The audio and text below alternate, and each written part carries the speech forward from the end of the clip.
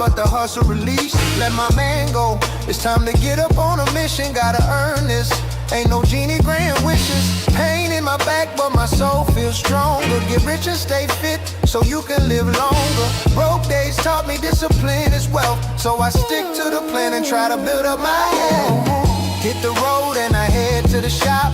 Fix a pot of coffee and let out my dogs. Online squad check in, me and Ben. 7 a.m., no excuse, we with friends. Neighbors still sleeping, the sun came up. Stretching, getting ready to get my miles up. Red eye, zombie walk, but my drive ain't deceased. I jog through the fog just to sharpen the beast.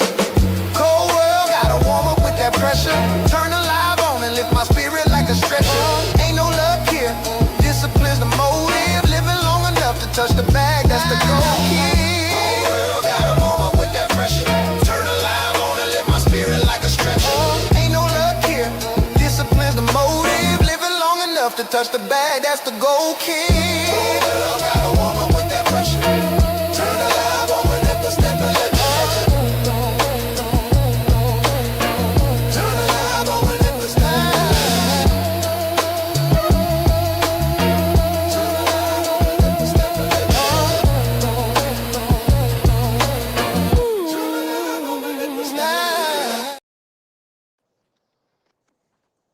What up, what up, what up? Oh, shit, camera.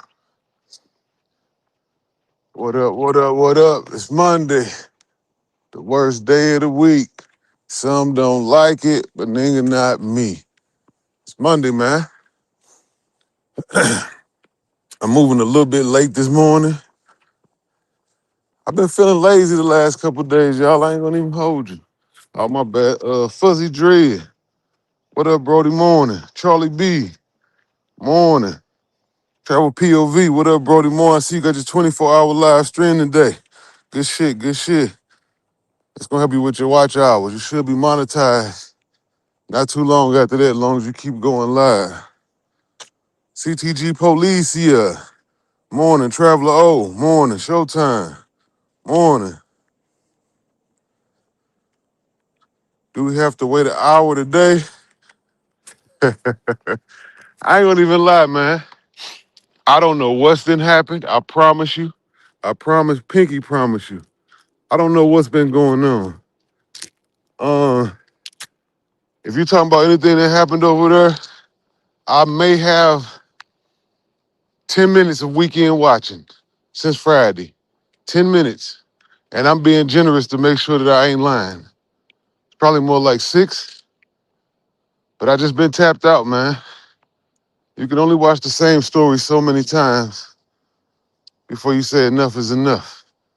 And I was trapped in the matrix myself. I was over there for a long time, so I ain't knocking nobody. I totally understand it, but I'm out the picture. Super Trooper situation, man, I'm gonna say it like this. Shout out to Super Trooper, he just wrestling. That's all he doing. Cause when he first started his rant, I was in the chat. I was like, come on with it. Let's get it on before I go to bed.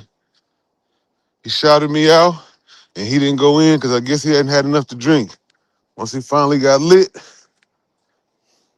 earlier that morning for me, which was about 5 a.m., I seen that's about the time he started trying to go in.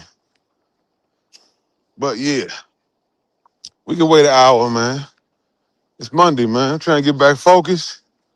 I done pretty much, hey, I got again yesterday, y'all. See, this is the thing about YouTube. I'm gonna come on here and I'm gonna tell you the truth. I got again yesterday.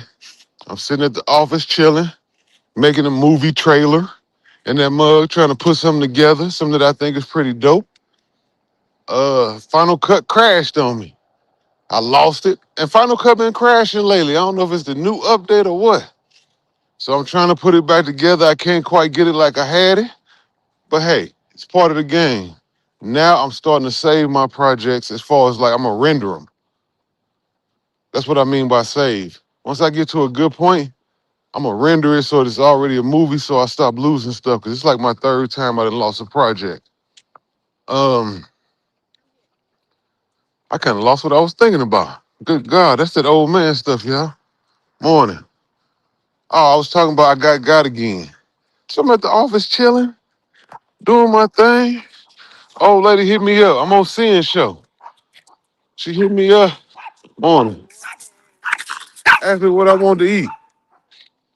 Cool. She cooks, brings me the food, hands me the plate. The plate weighs about 9 pounds, y'all. 9 pounds. It felt like a weight. I'm like, what the hell? She's like, whatever you don't eat, just put it in the refrigerator. I said, oh man, you know, I just laughed. I said, okay, yeah, whatever. Sure enough, 2 chicken legs cooked perfectly, 3 wings, a little mini bowl of green beans seasoned up the right way, mashed potatoes, and some fresh baked dinner rolls. My God Almighty! Come on, man, fat man problems. She know damn well I wasn't gonna put that down. Once I got that motherfucking taste buds working, like, ooh. That's exactly what I thought. Ooh, good God. Sure enough, ate that whole motherfucker. Sure enough. I said, you know what? I know better. She can only get me because I know better.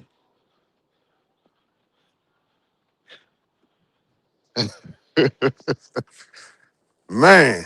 So here we are today, fighting the battle again. Fat man problem. I know a lot of y'all youngsters, y'all well-disciplined guys don't have these problems. You would have been able, you would have easily ate 1 chicken wing, a couple spoonfuls of mashed potatoes, and put the rest in the refrigerator for later. I can't do it, fellas. But you know what? Let me turn the camera around. I'm tripping. I'm doing better than what I was doing. So I don't want to take it lightly and be like, well, I am doing better. I'm still beating myself up, but at the same time, I gotta realize that, okay, I overate Sunday. Not Saturday or Friday, but we back out here, man. It is what it is. But yeah, we're gonna wait that hour to get into the space talk, because ain't no need for it. I overslept, got to the office a little bit late. That's why it took a minute for me to set the live up. Let's see if this little dog try to get me. It will. We're having dog wars, y'all. They seem to be pretty.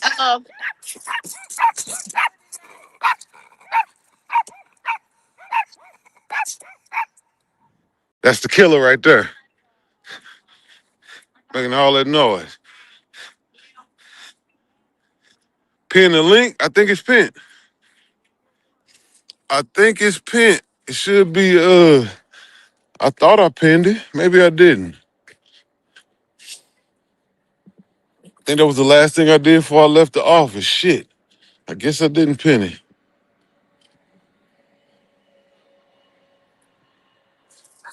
I mean, I could drop it real quick. CTG says there. It's pinned.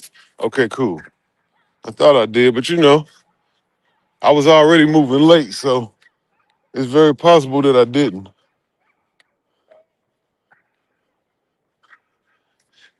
I had the other lady trying to show the old lady how to train her dog because she can't get it together for nothing. The little puppy getting out of control. That mother tried to bite me the other day. That mother nipped at my pants.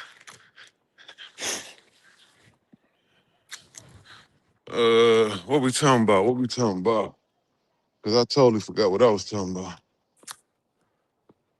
Oh, there it is.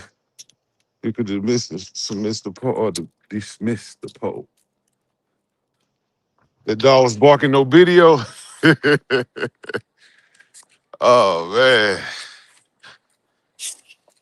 So yeah, we back out here, man. Start the week off the right way. Gotta try to stay focused. Kind of had a conversation with my old lady yesterday when I got back in the house. But I know how it is. She trying to make sure I'm full, because that's how I was brought up. You eat till you full. especially when you only eat once a day, twice a day. So yeah, I'm gonna go and cut through the neighborhood right now. Let's just switch it up a little bit.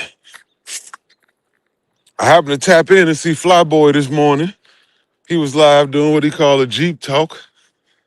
He was spitting some knowledge, you know. He was talking about stages of life, how he's about to start locking in for his retirement so he can retire by 50. Shout out to that, bro. Seems like that's a good age where people want to check out the game as far as working. Look like he got a plan together. He said he got a couple properties. You know, he's shaking and moving with a couple business deals. Shout out to him. And 50 is a great age. That's about the time I wanted to retire. I just wish that we would start looking at this type of stuff in our late 20s, mid 20s. I know it's impossible because we still kicking it, enjoying our life. Even me, including myself, I didn't get serious until my 30s about retiring at 50. Same kind of schedule. And got their yard together. All the leaves out of there. Shout out to them. Y'all got curbside pickup like this? Where y'all from? You just get all your leaves together and they come with a machine and vacuum up all your stuff, depending on what city you live in. Yeah, so they got a huge machine over here that come down the street and vacuum up everybody's leaves. They get it together. But back what I was talking about, that retirement talk. Yeah, I retired a little too early. I'm definitely going back to work this spring to grab this extra cash out of the work field. I don't know how long I'm gonna work. Maybe the Trump get up out of office or either he get hit. There's a lot of people starting to say he gonna get hit. You know what I mean when I say he gonna get hit. Then we get a different electoral win. Shout out to the 41 people in the building, man. It's Monday. Let's start this week off the right way. Hit that like button, guys. On folks' grave. Yo, man. Salute to everybody that left a comment on the little video that I made over the weekend. It's got a lot of engagement. The views are okay, which I wouldn't even going for nothing to hit out of the park. It was just a little spur of the moment ideal. But the engagement is raw. It's got like damn near 100 comments. Shout out to everybody that commented on the video. I prefer the engagement more than the view count. That makes it seem more organic. It makes the content creator want to do more things like that. Because after I seen how that was going, I started making a trailer. I'm like, shit, I might have to put out a series. Let me start practicing. I up my credits and my AI shit. Threw another couple bucks in there and started whipping it up. Actually even learned a couple things, y'all. Got me an AI agent now to help me whip up my prompts. They help more with the actual AIs that I use. What they call it? Chat GTP agent. And I found a program that does Sora and does not watermark it. So I guess they got the API for Sora. So now I could act, which Sora's free for me. That's the only thing that sucks about it, is I could do it with the watermark all day for free. But if I use this program, it charges me like, I think it was like $1 and a quarter. $1 and a quarter to make a video on Sora with no watermarks. I also found a program that removes the watermarks, but it don't take them all off. So I might have to try that. And that only costs like 2 cents. to remove the watermarks. Maybe I just got to run it more than once. Like run it once, get rid of a watermark or two, run it again, hopefully get rid of others. So that would be a lot cheaper. Because I think Sora pretty much watermarks your stuff about 5 or 6 times in different spots to make it harder to remove the watermark. That's why you see that Sora watermark jump from left to right, up to down. Confuse the other AIs when it comes to removing it.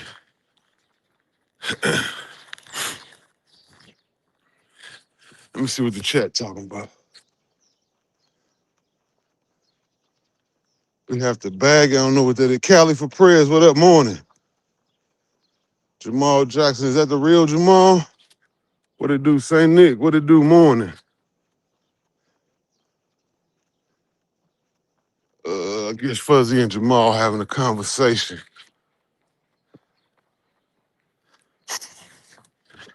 So yeah, I spent most of the weekend just editing, playing around on the computer. Hopped on Sin City joint with him for a minute. Sin always over here showing support, helping out. Add whatever little bit of extra I can. Not much, but Sin pretty much well-rounded. He can rock out. Listen to K9 most of the day yesterday. Cause somebody had asked me about what they was doing over there. And I was like, no, I've been watching K9 all morning. Or all evening, whatever it was.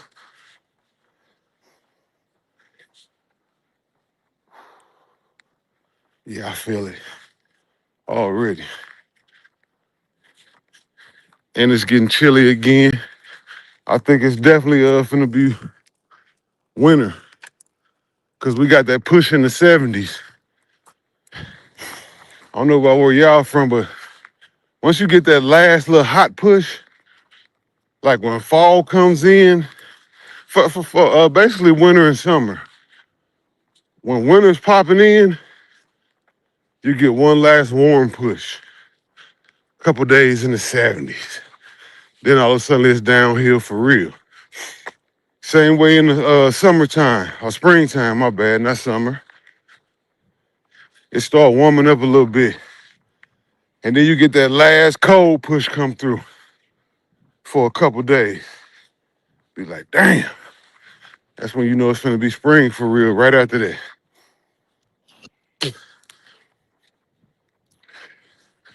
So it definitely look like it's about to get cold, y'all. We're gonna crank that gym membership up.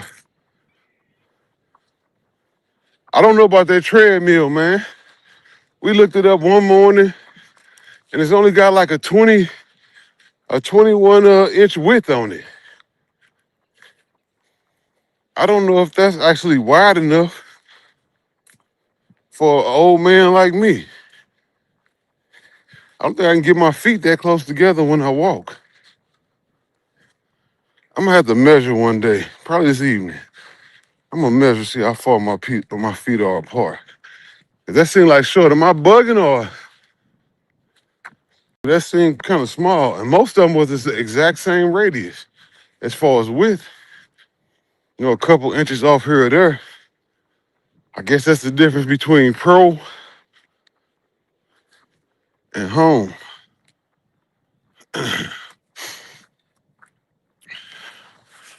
Let me see.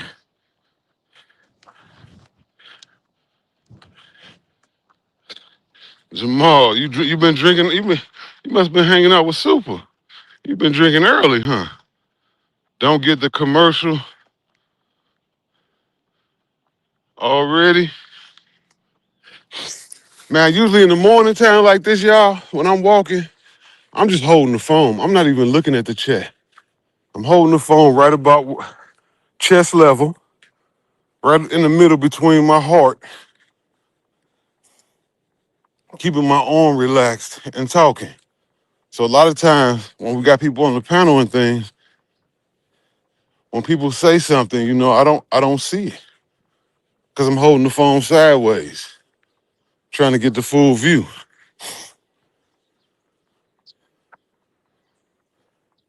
Let me see. But what about the commercial? What happened? Don't get the commercial. Was I glazing? ordered a Sasquatch model.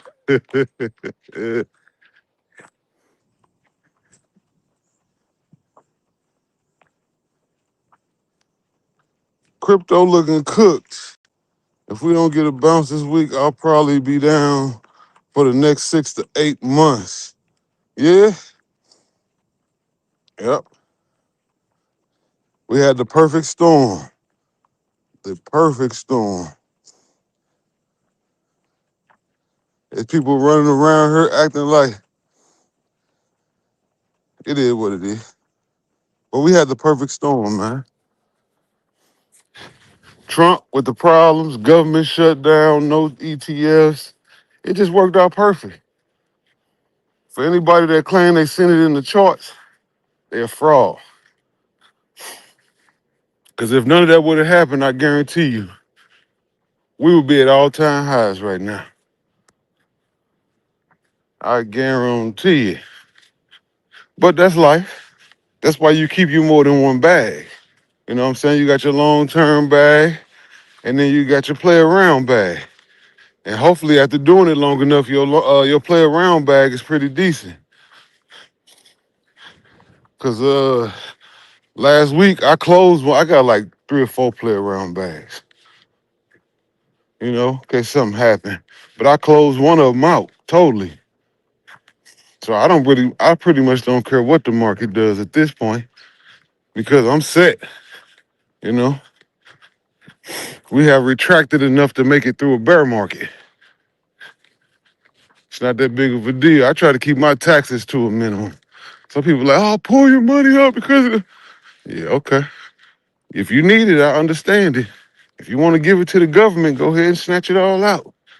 If this is a long-term play and you need it for the future, shit, don't touch that bag, man. Let the volatility go down.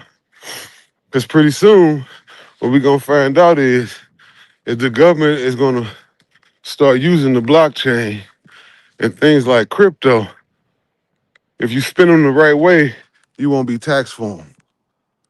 You dig? That's what's going to eventually happen. It will be tax-free. If not tax-free, it's going to be at like a flat rate tax. And for everybody that was able to hold and not cash out, you're going to have a great, great return on your investment. Because see, that's what most people do. They trade themselves out of most of their money. It's good for the second. Like Travel POV, he a hell of a trader. You know what I'm saying? He makes some great deals to keep his portfolio. He's always hedging, all of that. And he's in the right things to not have to pay the most tax. In the stock market, you can do that. But he still is probably paying in taxes what some of y'all make a year. I can almost guarantee that.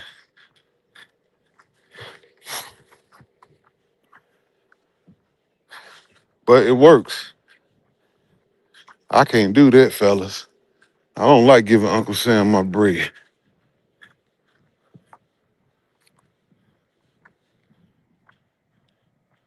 Vaughn, what it do? What it do? Top of the morning, salute, Brody. Let me go up. Every economist predicted that Trump's tariffs would. The tariffs ain't wrecking the economy. Wow.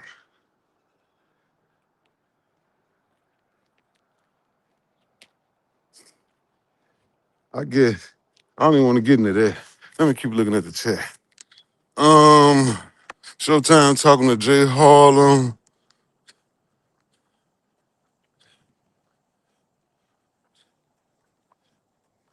Everybody having their own conversation. That's what's up. The chat is rocking out, doing their thing.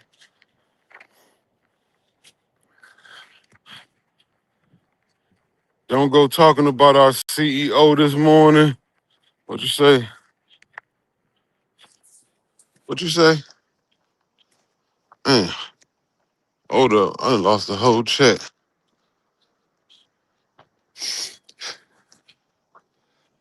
Oh man, that's a troll. I don't know who that is.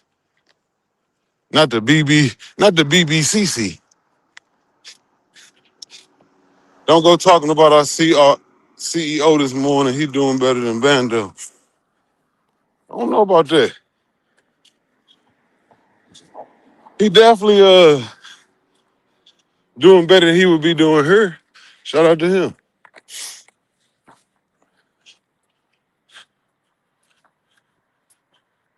CC kicked me out Future's chat the other day. What was you over there doing, CTG? You probably was over there causing ruckus. You know? They locking it down over there. That's what's up.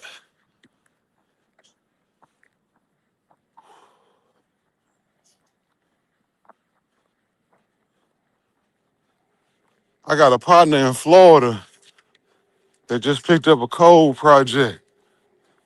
I might go down there and do some work with him, y'all. This is getting a little too repetitive.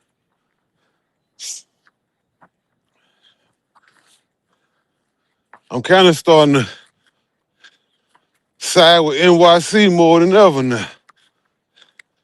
I was in the past. I told y'all when a nigga said, if I don't go live, y'all gonna suffer type shit.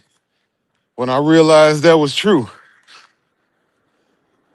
people was begging him to go live. And now that he is going live, when I do pop my head in over there, I see a lot of familiar names of grown men that are in this chat. Whether they heckling, talking shit, whatever they doing, well to do grown men. And I'm like, oh man, this shit is sad. That's why I just tap right out, y'all.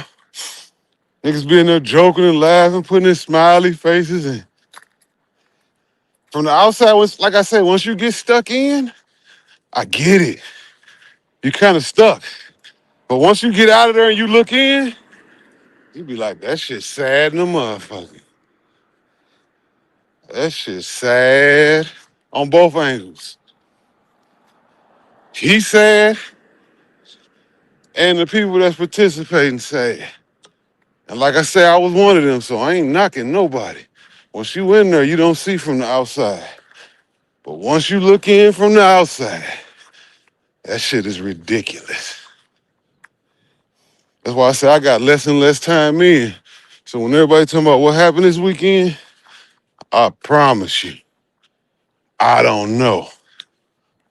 I have not been looking. That's becoming a waste of life, waste of my time on earth, waste of my energy. I'm getting too old to be wasting that. That shit too valuable for that.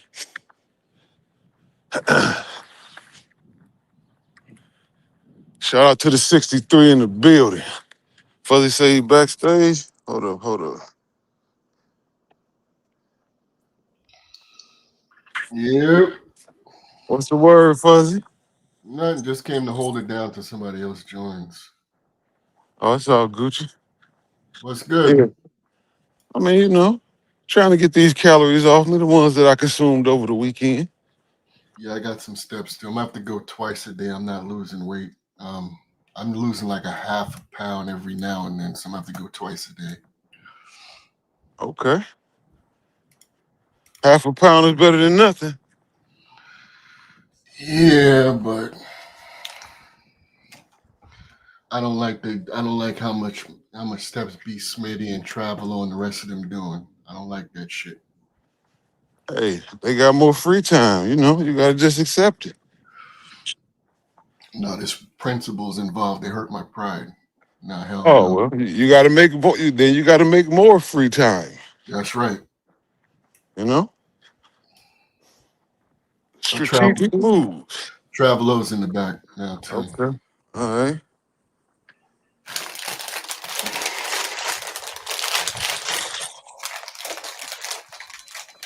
Travel. Oh, Morning, what's the everyone. word? Oh, not much. I was just hearing Fuzzy talk about like free time. Fuzzy, you know, there's 24 hours in a day, and how Yeah. you use that time is critical. So we all got the same amount of time. Bro, if I could reach through this computer screen right now.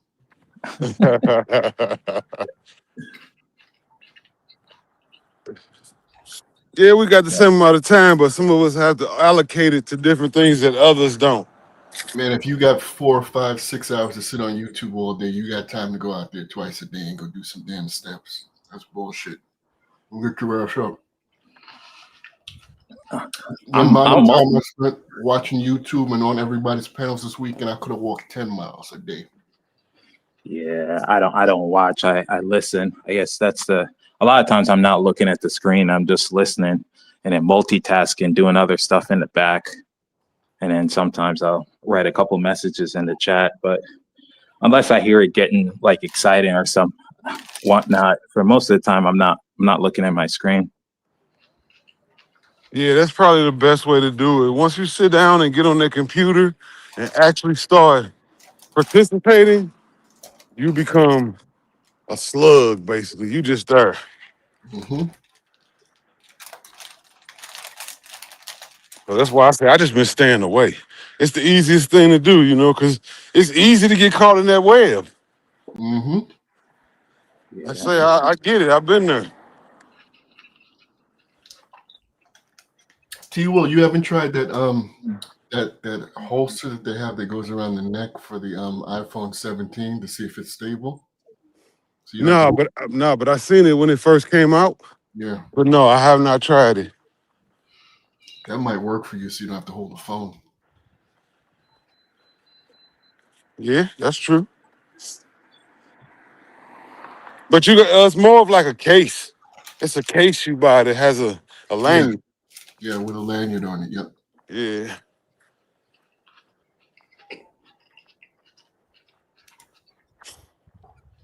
But what stops it from swinging like this while you walking?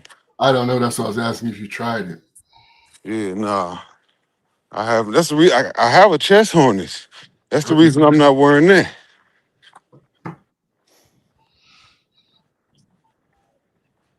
But it is what it is. I would like the ability to be able to swing both my arms instead of just one. Mm-hmm. Yeah, you're gonna need a walking stick in a couple months here.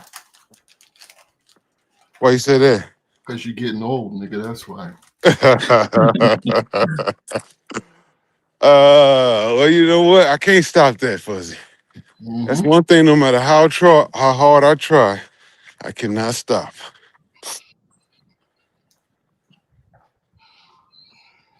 And I told you, I'm just to the point now where I look in the mirror and I see an old man. That's crazy. I never seen that before.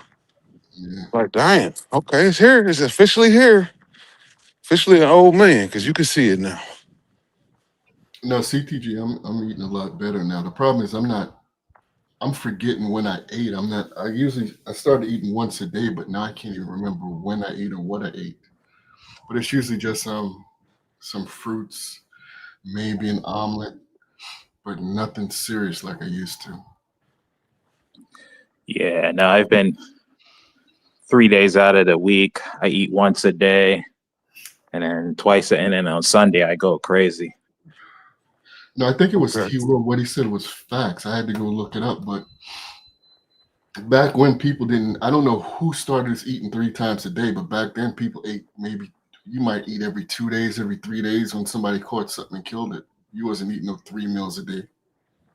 I don't know when that shit started. Once life got super easy. Yeah, but they tell you you have to eat so many calories a day, or you can only go so many days without eating. But shit. It's about you could be okay eating 2 to 3 days, every 2 to 3 days. Yeah, but you won't catch cancer like that. You won't need a doctor to fix you if you do it that way. More than likely. Yeah, you lose weight. Well, Fuzzy, do you think part of it is, back then, people were probably more active, you were doing a lot more outdoor stuff, moving around, maybe a little bit more than nowadays, especially with the computer, we're in a more stationary position, not really, burning too many calories. No, But wouldn't that mean you would need to intake more? to be able to, Yeah, sustain. and that's when, because I'm thinking back when I was younger and my family members, and people weren't obese, and a Jamaican diet and what we used to eat for breakfast. Now looking back, I'm like, wow, I can't eat all that heavy carbs and all that other stuff. And back then, it was never a problem. So I don't know. I was just thinking, in my opinion, one of the differences that I've seen. But if you look at the actual food intake and what people were eating, like it's we'll say it's a lot of calories. No, I think I think part of it is that we're addicted to the sugar, and part of it is the food. I was reading something where, do you know, I forget how many, it's like 30 years ago, eating one carrot, you'd have to eat like a bag of carrots to get the same nutrients you got out of one carrot. The food isn't the same, and you're addicted to sugar and all the other processed shit in the food. I think that's part of it. Yeah, we cooked. And then I was looking at labels. The shit that they put in the food here and the shit that they put overseas is totally different. They can't use the same ingredients. So even Coke has a different formula. Everything has a different formula overseas. Right. So I would rather hear the passport bros say shit like that, like, I'm going overseas because I want to eat healthier, because I don't want all these GMOs and extra products. Yeah. That would be way better than saying I'm going for culture.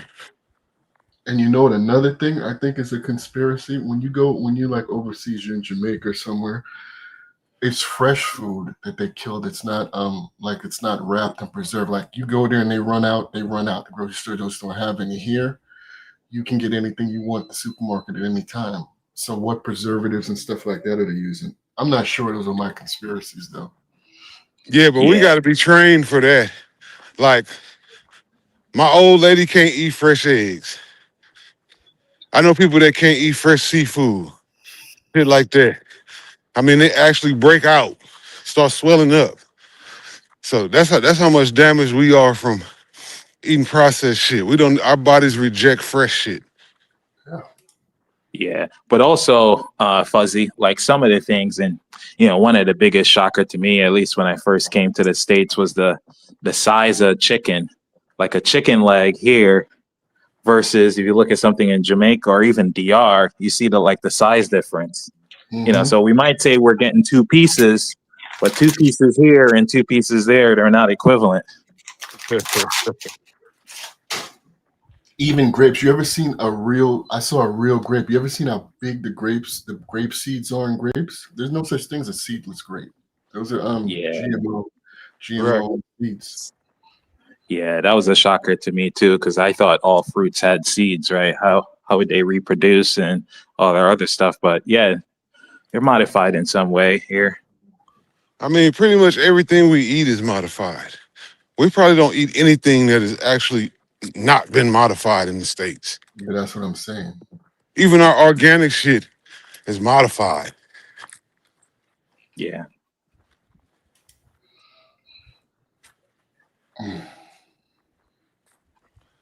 But hey, welcome to America.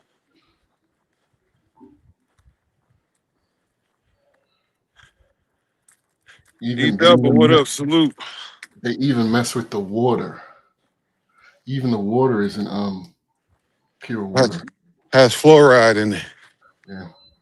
We ain't got nothing, that's pure.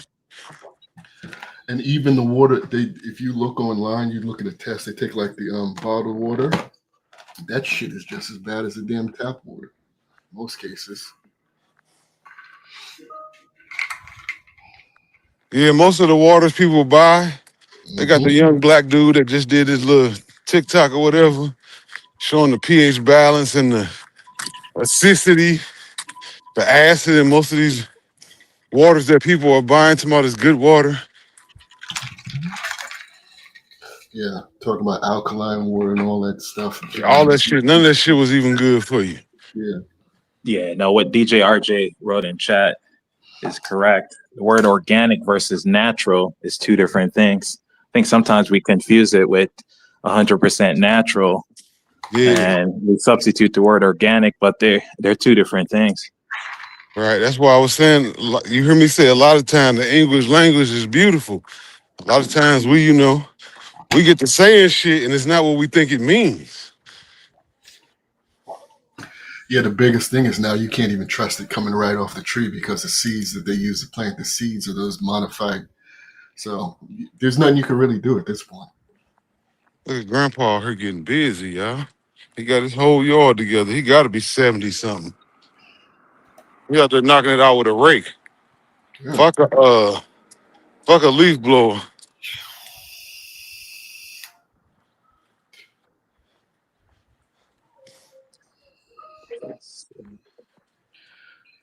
And you need to call code enforcement to get them to repave that damn street. Nah. They shit. You see what they did to the main street out there? They'll get back here eventually. Shit, they just redid the main street for about the whole township over here. Yeah. It's What freshly blacktopped. what is that neighborhood about 4.5, 500,000? Yeah, yeah, Yeah, they should fix that damn. Look at all the oil spots and stuff like that in the street. They should. yeah. Hey now, every time you see one of these and the house come up, this joker will not be vacant for more than 30 days. I can promise you that. Either somebody gonna buy this bitch and tear it down, or somebody gonna buy it and come put a bunch of money in it. Yeah, that's that has a basement too. That's a nice little spot. Yeah, definitely has a basement. Everything around here got a basement. Yeah, we don't have those in Florida. We can't drill that deep. Yeah, when I was in Florida, I remember the hotel I was staying in had a pipe bust, and they dug it up, and shit, you could see the water table. Mm-hmm. I was like, man, this for somebody like I know you used to it if you know you've been in Florida forever, but I was like, this shit is crazy. You can't even dig 4 foot in the ground. You gonna hit water. You know what they do in Florida too? They'll build like if you have a multi-story house, they'll build the first story in block and the second story is all wood. So when the hurricane comes through, your ass got a 1-story house. Well, that probably is good enough for the hurricane code, so you have a safe place to go to in the house. And there's no rebar in there, nothing. And they got caught. A bunch of people got caught a couple years back using some Chinese concrete that wasn't up to standards, Somebody in the back. and all kind of shit happened with that. Wow. Social owner, what up? I just seen you was in the back. Chilling. Good morning, everybody. How we doing?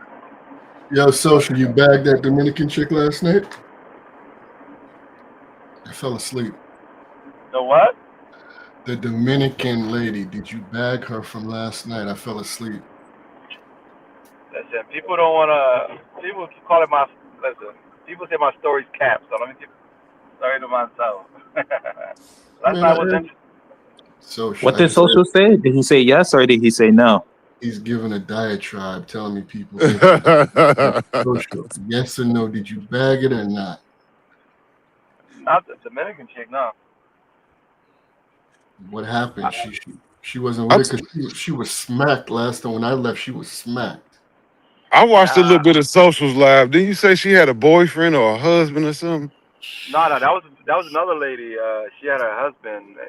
That shit was. Yeah, cause I went on K9's channel. We were talking about that shit. They're like, "You lying?" I'm like, "Nigga, I'm not lying." It pissed me off that people always think somebody's lying. I know y'all used to liars. You got to understand, a lot of people around here be lying. Social. Sometimes it ain't about you; it's about the environment. Yeah, but at least I think I've earned my name. Like, not, You've earned. Everybody knows you as the Bank of Social, the guy that's what you've earned. Okay, you've earned a guy that's going to pay you to do some crazy shit or some dumb shit, not crazy. but also not lying. I should also be known as not the nigga that's going to cap. Like shit, if I wanted to cap, I could cap easily. Yeah. Man, did you bag or didn't you bag? What's good? Answer the question, nigga. Nah, I ended up fucking the wife in the bank parking lot. Which wife? So about 3 hours and 25 minute mark, You got to hold on, time out. Let that one soak. You got the What time happened? mark. Hold on, Huh? let that marinate. You got the time mark in this. No, because because last night we was talking about it on K9 and shit. I had to find the niggas that was listening to what I was saying. They're like, oh, what the fuck are you niggas lying and shit. So what happened was I had got chicken wings. I was getting my chicken wings on Sunday. They $5. So I would get my chicken wings. And when I went to go get a bag for them, I saw this lady. She was by herself. So I had said something to the waitress lady, something about I don't mean to be annoying, but can I get a bag? She's like, there's nothing definitely annoying about you and some shit like that. Which y'all niggas would disagree, so fuck y'all. But so yeah, we started talking and shit like that, and she was like, she said, I love my husband, but like he can't be the only man satisfying me, and he can't satisfy me, and some shit. And then we started talking, and then she took me to get Taco Bell, and then we chilled for a little bit, and then we ended up going to a bank parking lot because I don't be taking these bitches to my house, especially married women. But this shit happens. Algorithm got him. Yeah. He's out of here. So but he said he boxed up his chicken wings and then went with the married chick to Taco Bell. Social usually eats 3 or 4 times on a live. Yeah, That is not, nothing weird about his live. He starts it by eating. I think Social eats when he's nervous. Probably. You could tell he's driving though, so he's probably in a bad area. He said he bagged. No. But the fact that he had the timestamp is hilarious. No, he had a good excuse, It made perfect sense. He had to go through those K9s already. I guess he knew he was going to get called out, so he made sure he has his receipts ready. So maybe did some homework. I don't even think that's it. I think they actually went through the live and he found the mark. Okay. And I didn't even see it, but I could imagine that's what they did. They shuffled back through the live so he could show exactly what part it was. It makes sense once you get the hate out your heart. You know what I'm saying, Fuzzy? Travel home. Yeah. I don't have any reason not to believe him. I take his word for it. Like, it doesn't hurt me. Like, if he feels like he needs to cap about it, that's on him. Bro, in this space, there's no shortage of box. Everybody has a certain amount of box. There's no shortage of box. Oh, sorry. He's back on stage. Yeah. So what happened? Sorry, I got cut off. What happened? We was talking about how you was capping last night. You know damn well you left with a old girl husband. Y'all went to Taco Bell and What happened? had a pagan show. What happened? I ain't got a cap. Y'all niggas, like, come on, man. Y'all niggas know social don't cap. You know what I mean? Like, shit. That's the last thing. You happy like you got some box. I have to give you that. What happened? Fuzzy. Shit, he's supposed to be happy. Yeah, you know what I'm saying? You got some box. That's just the ex just got some box, cheese. No. I don't give a fuck about that. I told you shit. Mostly I did it for the plot. I did it for the story. But you did it for the gram? All right, Social. I hear you. Weapon? You did it for the gram. I hear you, Social. Yeah, no, because it's because I be telling people my stories, right? Uh-huh. And they be like, I understand, like, when you're so used to niggas capping, I get it. So it's everything.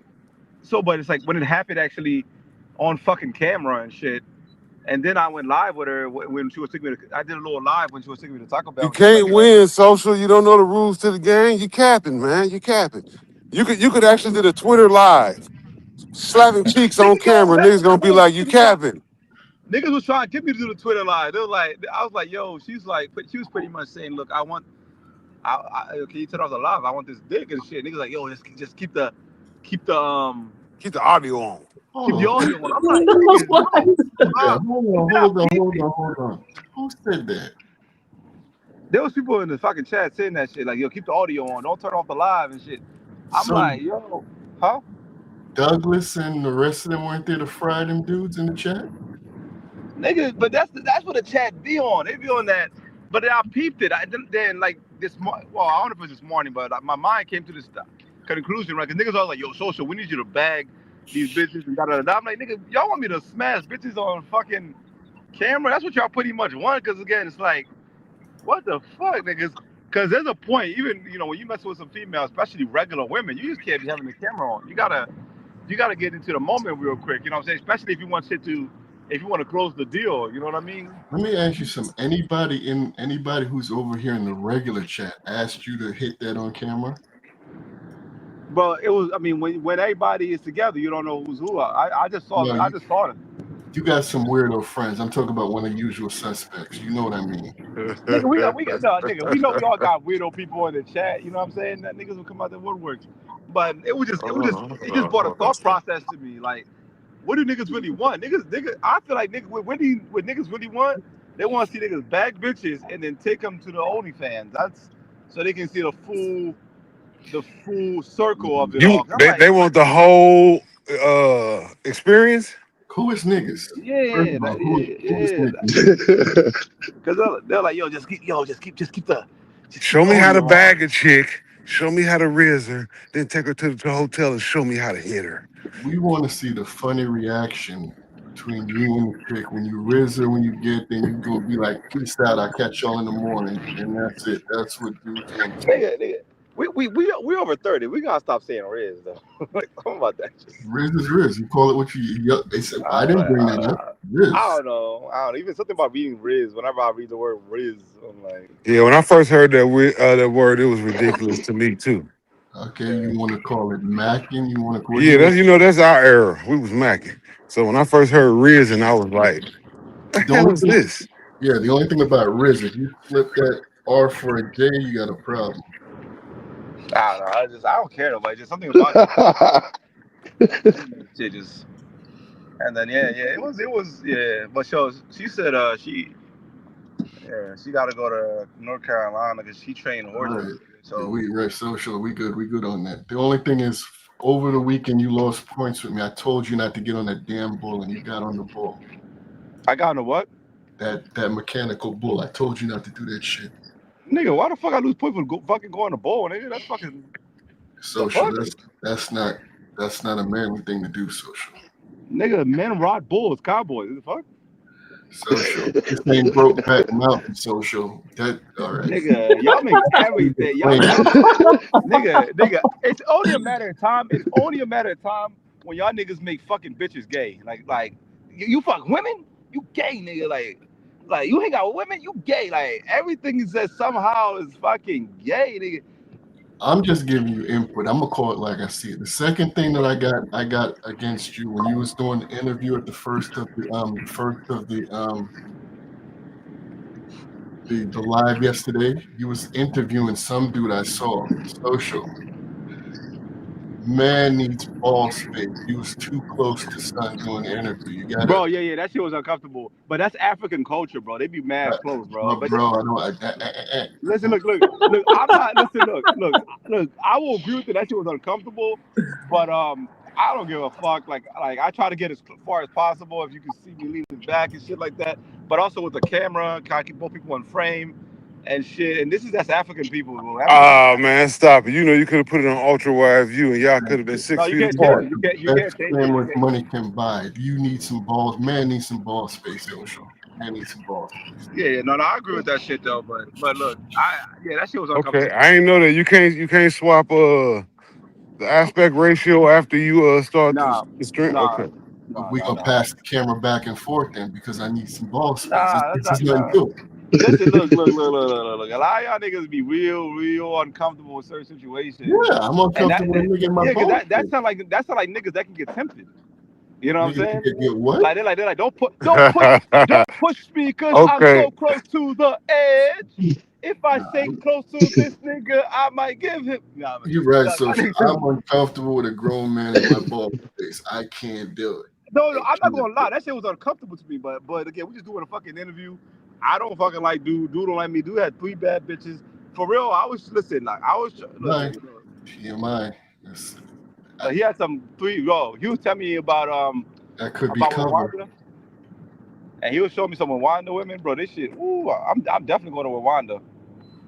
he could show you at arm's distance. Is my point. He don't have to be like whispering in Listen, your ear to show listen, you. I'm not gonna argue with you. That shit was. I'm not gonna argue with you. That shit wasn't. I'm not gonna argue with you. That shit was a bit uncomfortable. But it's just some cultures, man. It's just like Indian culture, Right. African culture. Our They just. cultures, we need ball space. Our culture, ball Listen, space. listen. I get it. Trust me, I get it. I would not disagree with that shit though. But it is what it is. That's the second one. The third one I got a problem with Damn, is third, three. yeah. Yeah, There three. might be a 4. He's just at number 3 right now. Third one.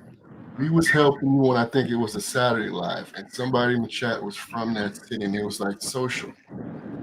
Park in the parking garage, right?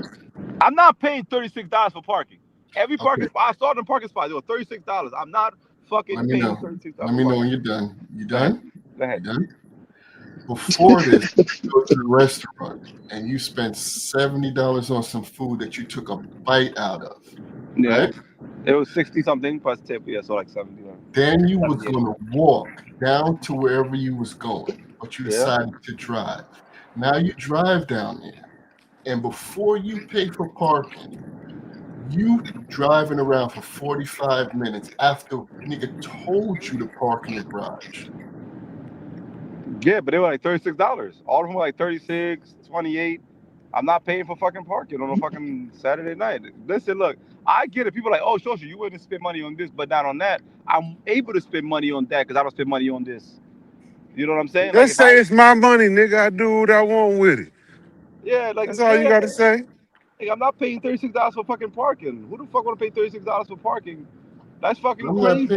I'm not paying $70 for and take a bite out of the food. Listen, So but it if was an experience. I got me a nice mango juice. That's weird. I got me a I got me a fucking I got to see the belly dancer. I got some content. I got to experience a different restaurant. I got y'all niggas 10% off if y'all say y'all know social. The dude we say ain't anybody. staying, we ain't going there social. We are Listen, not. listen. If you do go there in Baltimore, you We're not. go to Jazz Bar, you get 10% off due to social. We're not Listen, going. look. There's a difference between paying for an experience, which is something like tasting the food and stuff like that, than paying to leave my car in a fucking location for $36. That doesn't make sense to me. You It niggas is wasn't a hard. When you like who. turn on that camera, you are an entertainer. That's facts. And also, if y'all want me to park so bad in this fucking $36 parking lot, y'all Here send we it go. in. Send it in. I'll Send park wherever the it fuck y'all want me to park, in. nigga. Here $36 we parking lot, you send it in, I'll park right the fucking. And then also you got to think about it, right? When I go in there, it's like fucking $36. It's fucking like $15. Let's say I get in there and I don't fucking if it was and I don't like where we at. Now we got to go to another spot. That's another $36. Because even And then, even when I okay, got there, we ended up going to another spot. I gotta think it in sense of movability also. If let I me know knew when for you're done. huh? Let me know when you're done. Let me know when you're done. Keep talking. Let me know So when as I you're was done. saying, if I knew I was staying there for the rest of the night, I could move around and my car's gonna be safe. Yeah, I could see how the $36 would be reasonable. But if I feel as though I'm gonna be driving around and shit, Mm-hmm. I add it up. It just doesn't weigh that I'm gonna spend 30 fucking $6. So how And then much? again, How and then much again, would? for future. So you remember future in the future, right? If you ever want me to do something and I refuse to pay for it, and you feel so heavy about it, please Send send it it in. Wrong attitude. But let me in. Go ask you a ahead. question. An Uber from where you were at the restaurant to where you were going was $7, right? I'll say 7, but it's like $8 now, maybe 10, depending because they Right. have a base Uber fee. Right. And the reason why you couldn't get an Uber was why? Because I don't have Uber in my other phone though. But even then, I still want to pay for that Uber. I'd rather fucking drive and find a parking because again, if I take that Uber, that's guaranteed an Uber back, and then we still present the same problem. If I don't like where we are now I'm essentially stuck because I'm not. Again, this is how you end up spending money crazily. You spend $10 here, $10 there, $10 there. You back at $36. You have $40 for what? And then it limits your movability, especially that I'm a content creator. So me going somewhere as soon as it's shitty, I gotta be able to move. If now let's say I was in like Brazil where Ubers are $2. Fuck yeah, we're doing Uber all day. But in the States, bro, fuck out of here. I've never seen you go nowhere and just leave right out social. I don't That's care why. how dead it is. You're going to at least buy a drink. You know, you're going to, yeah. Yeah, I'm gonna buy a drink because okay, if I go to somebody's establishment, I gotta spend some money in their establishment. It's just a thing that I have. I'm trying to work on that, but I don't like to enter people's spaces without but yeah. So for me again, but I don't know that. Like I don't know that. I'm pretty cool everywhere. I don't give a fuck. I'll chill and wait till people interact or we do something. But then again, I'm doing IRL live stream, and this is why I always tell people go overseas because it's cheaper to move around.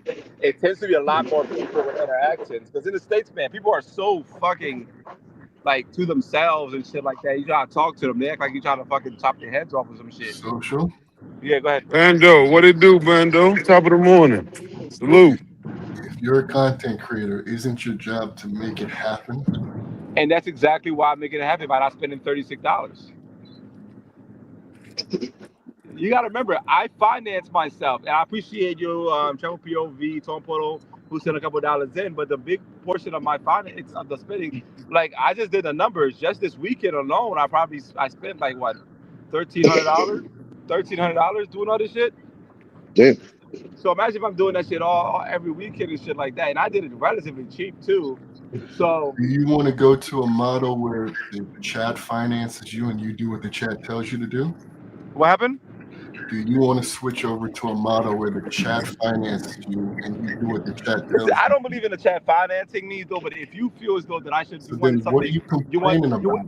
what I said, like, just like I do, like with when I do with Floyd in Future. If I feel as though I want him to, like, even with Super Trooper, I say, Super Trooper, I want you to go to this area in Brazil. So I said, I'm gonna send you I'm gonna pay for the Uber, I'm gonna pay for your first couple of drinks because I'm requesting something. Now Super Trooper can say, "Look, I got it, it's cool, whatever," and that's something that I might do if it's not crazy too. But if you specifically want something, shit, I can't be at the whim of you telling me go do this, go do that, and it's fucking ass, and there's no real investment in your part. Like you know what I mean? But I don't Okay. want. I'm not in a model where I want people to pay for my shit. Why are we even arguing there? That So, makes perfect sense. Why are right. we arguing that point? Social. I want you to work on something else too. And I'm not trying to be funny or beat you down. When you're talking to people, us is different thing. When Give me you're a second. talking to Sorry. people, Give me seconds. Give me a second. I'm having an issue hearing you. Could you go ahead again, please? yeah, when you're talking to people, I want you to be conscious and try to count to 5 after you say something. You start to ramble when you start talking. I'm not trying to be funny. I'm dead ass. You start rambling. You start talking to people. Yeah, my mind talks fast. I'm pretty much undiagnosed ADHD, so you're right on that. Thank you for that, dude. That's something I definitely see that I need to work to when you mentioned it the other day. I'm not trying to dish you or be No, it's not funny. this. It's a fact. It's a fact. I talk fast because again, I I think fast, so I talk fast, and sometimes my thoughts jumbled up, but in my mind, I'm actually having the full conversation. So that's something that I've been accused of doing. So Yeah, I've known people who have had that, and what they do is they either talk slowly or they count to 5 after they're finished talking, and it helps them. yeah, that's thank you. Yeah, that's something. Yeah, that's something that I need to be cautious of because because again, I was listening to it. It also makes my voice high pitched because of this it's like a fucking bullet train. Meow, meow.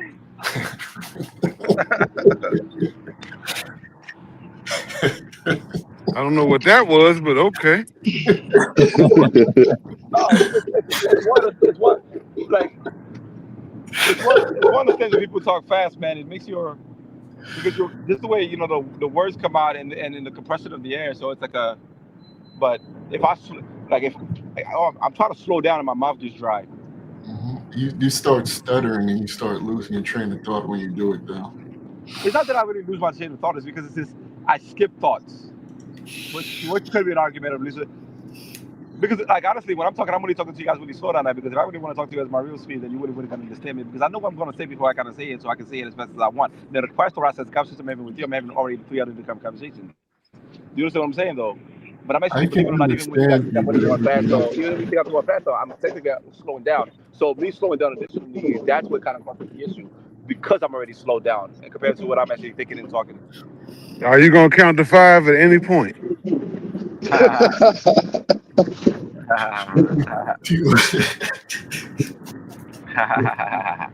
Yeah, no, but I saw somebody yesterday was saying is Cuba canceled? Cuba is not canceled. Cuba is very high on my list of place I want to Hey, go. hold up before I forget. I ain't trying to cut you off, but they got Uh, somebody got a 4K Cuba channel. I've been watching it for the last 3 days.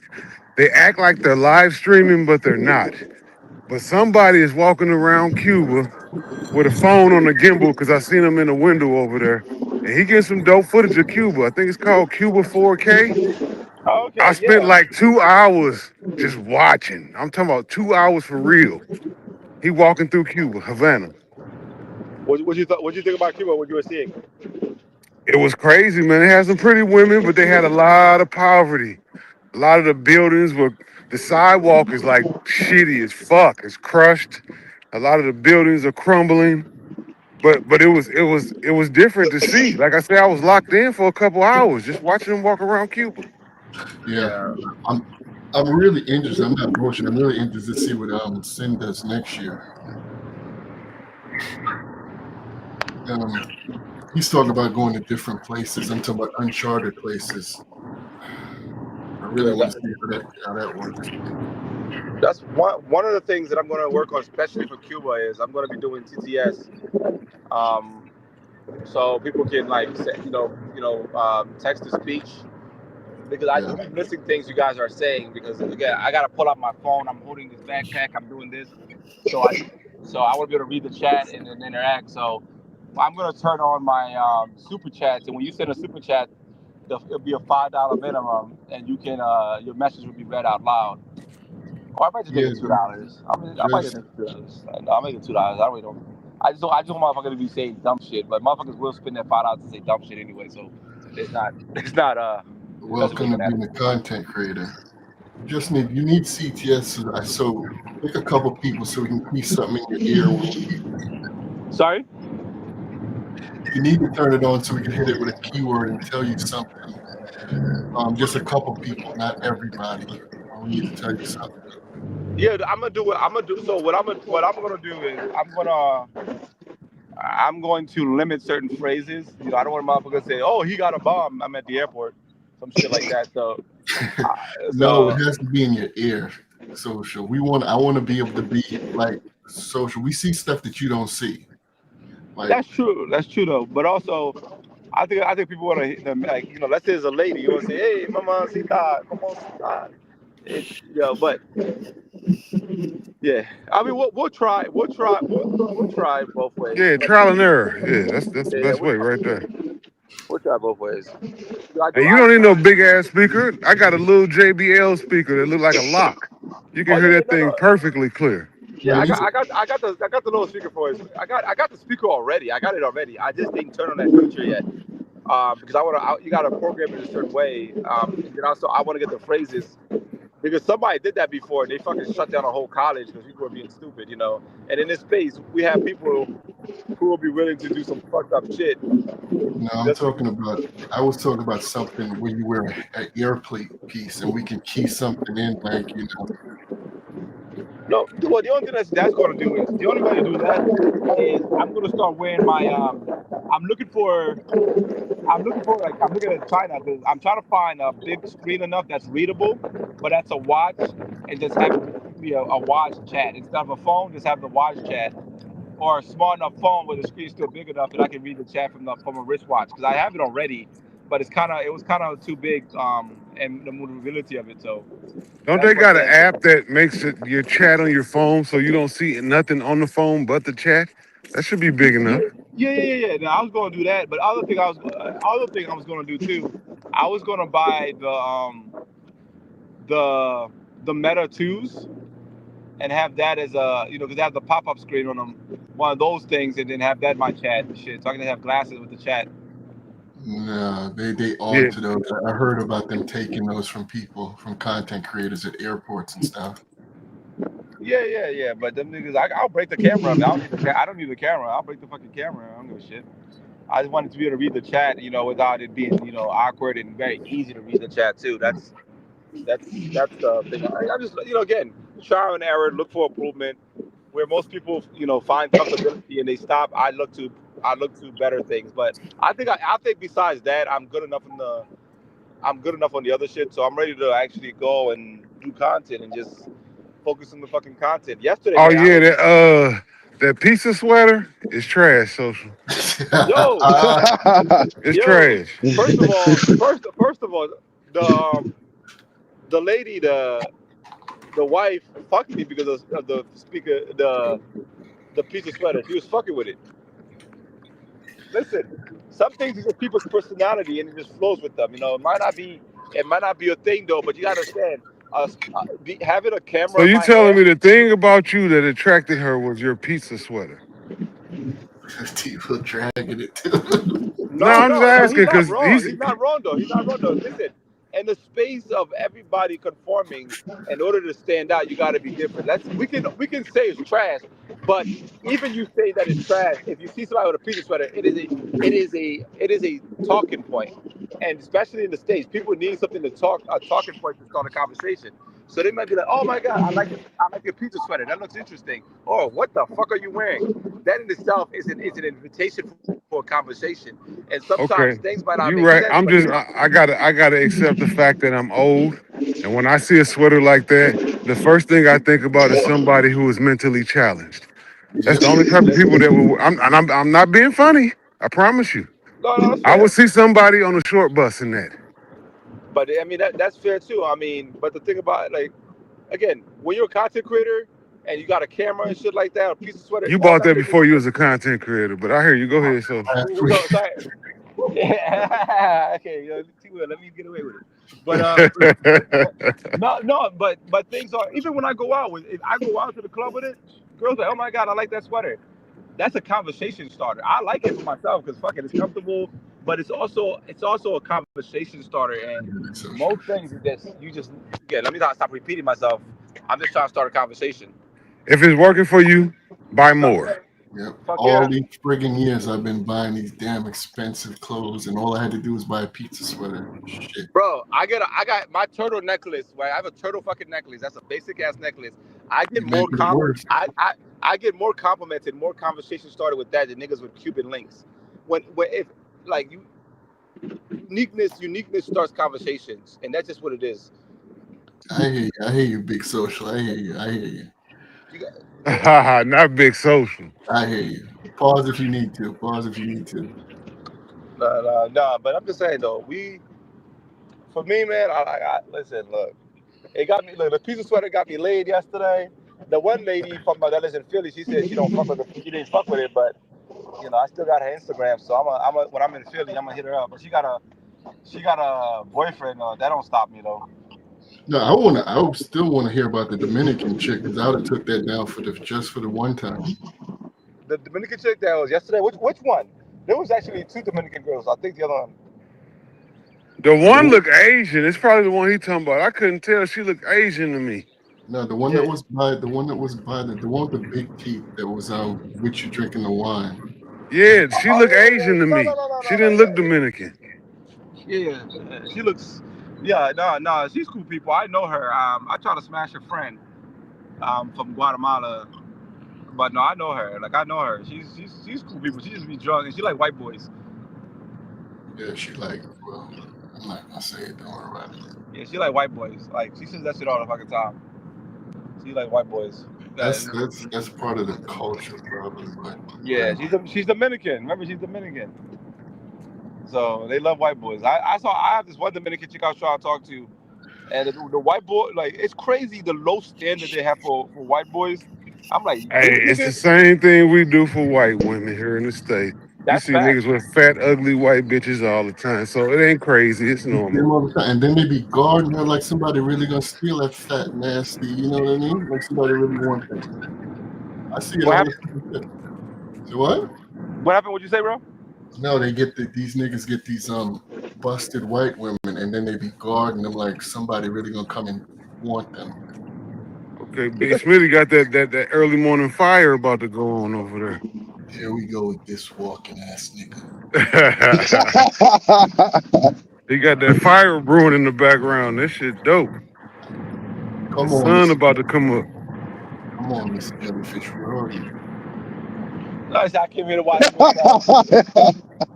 Yo, so you know what's fucked up though? You know what's fucked up? I told Future, yo, you gotta pay me my money when you come back. This nigga decided to go live in DR, yo. This nigga hiding. This nigga say less. This nigga got an apartment in DR. I'm like, It's what the cheaper than paying you back. nigga it is. I think this nigga's gonna be back in like 2-3 more days, maybe a week. This nigga said, fuck it, I live here now. I ain't Yeah. never coming back to this nigga, bro. I was like, this nigga. I mean, technically, as long as he can stay overseas, he ain't got to start paying you back, right? Bro, I hate to admit it though, but that really is. But I did say I did add in a reasonable time. So that was my only saving grace. A reasonably time after he gets back, right? Don't swap it out Nah, now. nah. But yeah, but I mean that could honestly that could be argued. I can see that argument being made. But because oh my god, this nigga said, oh, you want me to pay you when I get back? I ain't never leaving. All right. For real, nigga. I was like, this nigga. I saw that. That nigga said, I got an apartment for a month. I'm like, this motherfucker. All right. Panel's full, so I'm gonna drop down. Y'all take it late. Yeah, I'm gonna drop down as well, same time as Fuzzy. All right, All fella. right. Appreciate Yep. y'all. I'll be in the chat. Yep, yep. That shit crazy, man.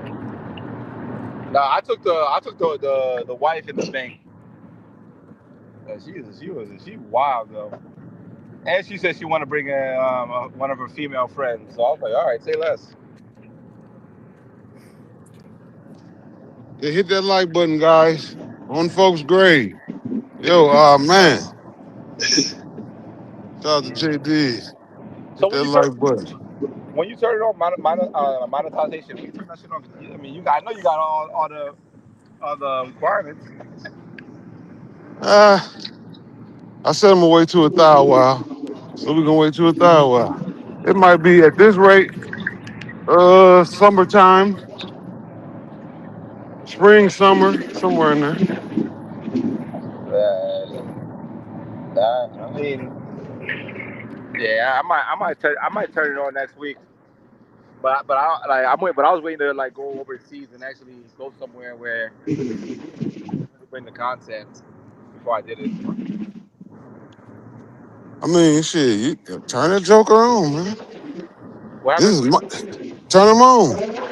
Ain't nobody holding you to nothing. Turn them jokers on. No, I am. I had a plan, you know. Like I had a plan. I have a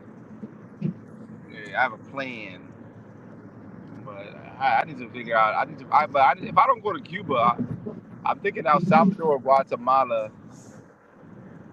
shit, or I'm thinking like I'm just trying to think somewhere that would be definitely lit. I would say Mexico, but I fucking hate Mexico at this point. I've been to Mexico way too many fucking times.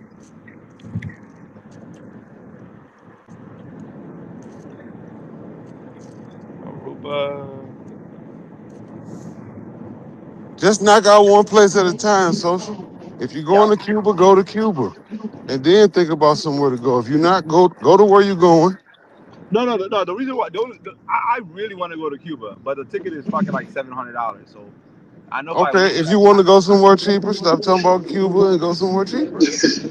no. So no, that's the reason. But then also, I'm thinking also like, let's say I do pay the seven, and it's not a, you know, I'm going there to experiment on doing the IRL live. So if it was like a place, I'm like, all right, I can definitely get that off, and I know for a fact, I'll be more, you know, yeah, let me do that. But it's too many. But yeah, I think I'm just going to probably do a. But I really want to go to Cuba though. I feel like Cuba is the only place in my heart right now. And everybody talking about Cuba right now, so that shit already got the space algorithm, you know, on the search. Especially you said you watched 2 hours of that shit. Yeah, 2 hours. Yeah, And that's the straight time. Now I tune back in here and there. Because whoever do it, they gotta have at least about a week's loop. And if you watch it long enough, you can catch them stopping. That's how I knew it wasn't Gotcha. live. That's smart though. but I love Cuba though. Cuba, like I really love Cuba. Even the dirtiness. If you're there, it doesn't feel like regular dirty. Like not somebody that don't fucking watch it. Like it's a dirty of time. You know what I mean? Yeah, I know what and you're that talking about just from watching it. yeah, Shit. Yeah. I get it. When people say, "Oh, the infrastructure and shit like that," and I get that. And them fucking roads, man, fucking bro. You look at a car, you know how you like. Let's say you go to Detroit or somewhere, and you see a car that looks like it's been burnt down and shit. Like somebody just set it on fire and it's broken down. Nigga, you can if you sit there, somebody's going to get away, get in and drive that motherfucker away. That was the weirdest shit I seen. I was there. I saw this car too. When I told you, I thought this was like a fucking burnt car that somebody just fucking left on the fucking side of the road and gave up on. This nigga walked in that bitch with his grocery bags and drove off. I'm like, nigga, I didn't even think that shit would even turn on. That shit was weird, but it was very interesting to see though. It was very interesting to see. And one thing about Cuba though, they don't have homeless people because everybody's entitled to a housing, which is kind of. I mean, I'm not saying the best housing, but you'll be walking down the street, there'd be like ladies in like little alleyways, but that's like it look like alleyways, but that's like their house, and they be trying to sell you themselves. It's fucking wild. Real one, what up? Salute, morning. Showtime, what it do? OG the man, morning. Yeah, I don't know why I came to Philly yesterday. I should have fucking came later. I don't miss, morning. Really, Joe, what it do? Morning. Jay Harlem in the building, morning. E double. Salute to everybody in the chat. HD chilling. What's the word? 75 people in the building. How many likes we got? Hopefully we got at least 40 likes. We got 75 people in the building. We don't ask for much, just some likes. That's all we ask you for. Hit that like button, guys. On folks' grave. Yo, man. If you've been watching for over 60 seconds and ain't hit the like button, man, what are we doing, man? Come on, man. Come on, man. Get the hate out your heart, man. Hit the like button one time. Hit that like button, y'all. Come on, man. Let's go hit the like button. Yo, guys, we just had CTG said he's telling me where to go, so he said he's gonna sponsor the trip, yo. CTG, good look, yo. You got the cash out, CTG. You sponsoring the trip? I appreciate that. I'm gonna have a banner sponsored by CTC. And Well, where God, you gonna send you to? huh? CTG say shit, I would just go. And you know what's crazy? I just down there tripped. I'm not even looking at my surrounding. I'm looking at B. Smitty's surrounding. I just down there tripped. That's just funny. Well, where's CTG trying to send you to? Sorry, I'm not driving. I'm driving. I can't. What do you say? I said, where's CTG trying to send you to? Panama? Oh, okay. And he's gonna sponsor the whole trip up to Damn. 70%. I'm like, say less. Say less. We outside. I'm waiting for them to do one of those Brazilian body funky parties in New York and go check that shit out. What's it called? To do one of them what? They be doing body funky parties in New York. I mean, it's not quite the Brazilian ones, but that shit, certain culture just party better, man. I'll be real with you. Within the States, man, they just party better. Like, you have more fun in Spanish clubs than you will have in black clubs, in my opinion. Like, I do, anyway.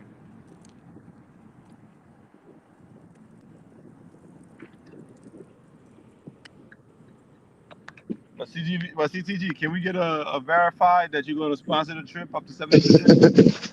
Because I'm looking at the Panama tickets as soon as you say, be clear. You know CTG can just go itself, right? Yeah, but listen, let me get my sponsorship. All right, listen, try to get my sponsorship. We got all the niggas in the space got sponsorships except social, man. I'm just sorry. I just need about $3.50. Nothing crazy. Okay. You I got you. I got $3.50. Now go and book your flight.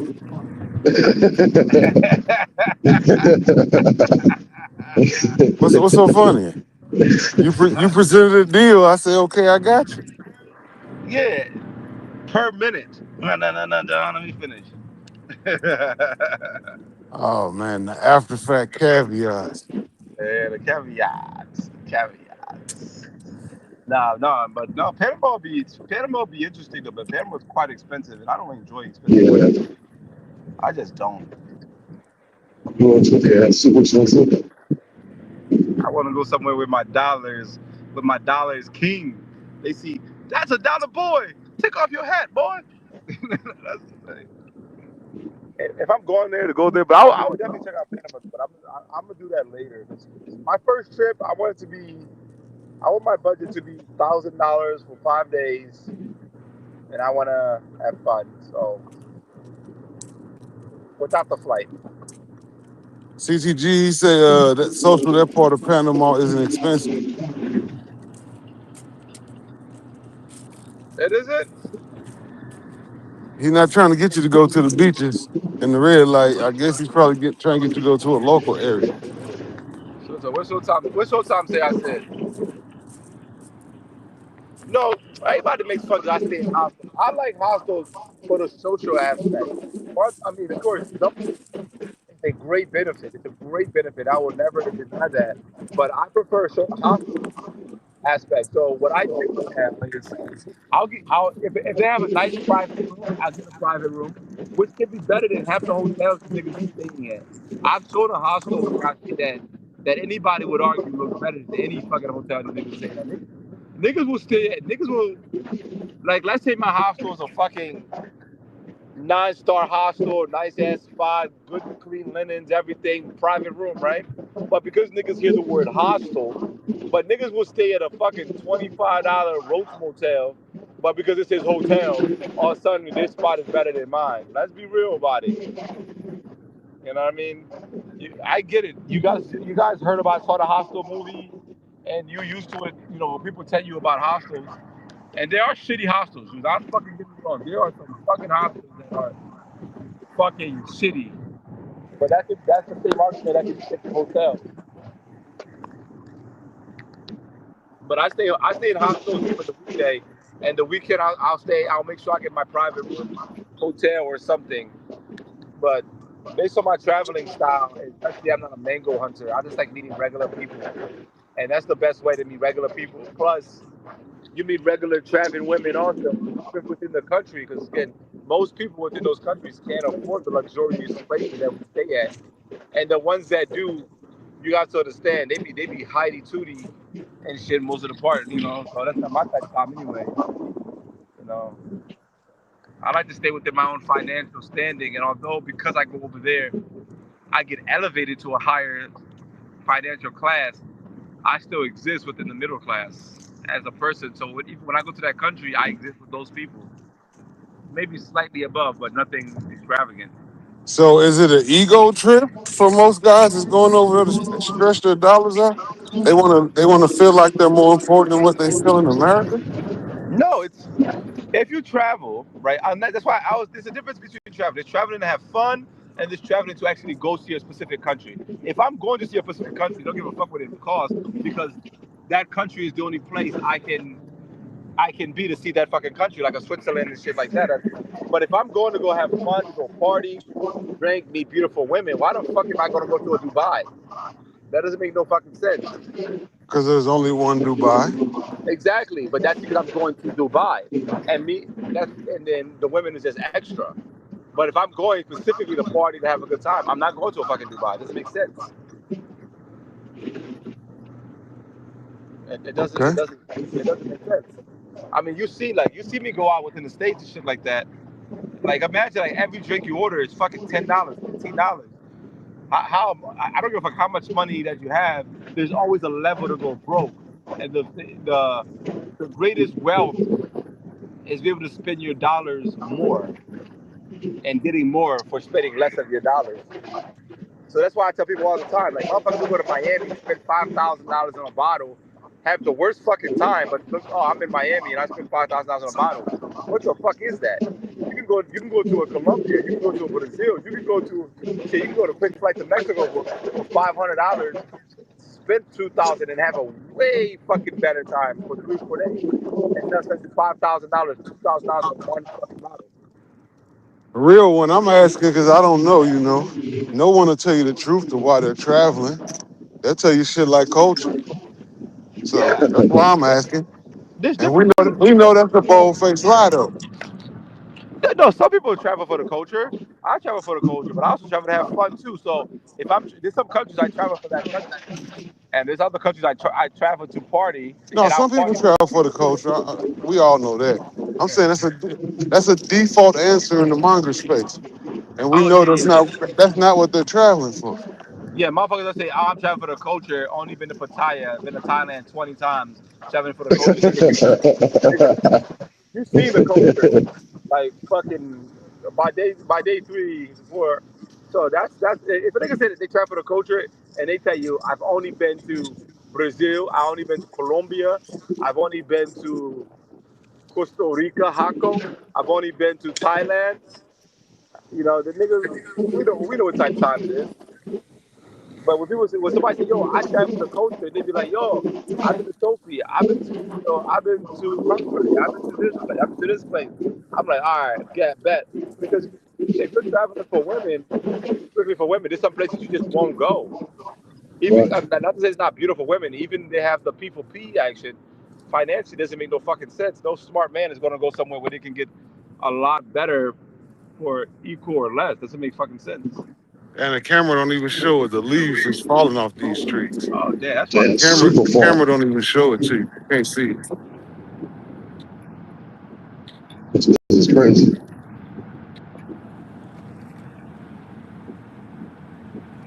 Hey, That CTG. sucks. CTG said he stayed in hostels. But CTG, you stayed in hostels. You like, bro. I've met Google engineers, Apple engineers. I met fucking high wealth individuals. You would never fucking know traveling in hostels.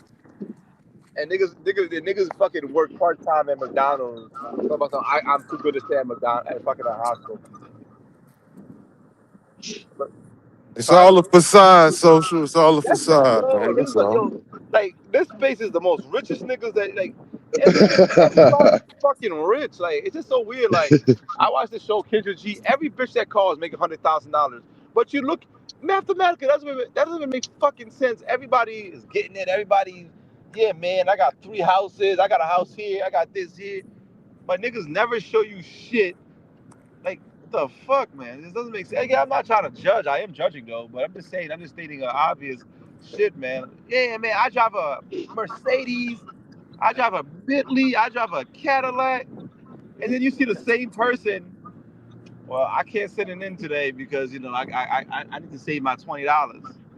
Niggas doing all that shit ain't really. I mean, again, that's smart not to be saving your money, but at the same time, come on, bro. Come on, bro. We all broke, all right. We all broke. Some of us just less broke than others.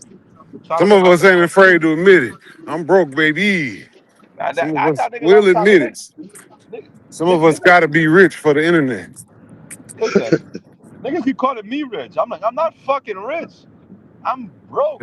I'm just bougie broke. You know what I mean? Like, call me a fucking trust fund baby. Nigga, I used to be homeless. I lived on the street, abandoned fucking trailer parks. I used to walk around the fucking woods so my footsteps wouldn't be seen as I broke into this fucking abandoned trailer so I could sleep for the night, then go wash my ass at a fucking college bathroom. Like, bro, like, go to fucking. But you know what? That's usually most people that get it. You know, most people that got money are first time, first in a generation to get money. Yeah, man. Like, I know it appears that I do dumb shit, but but again, I was sending money to help the motherfuckers because again, I didn't want to see them fucked up and shit like that. So, and the money has never been my motivation in life. It just never has been. I have a bad relationship with money.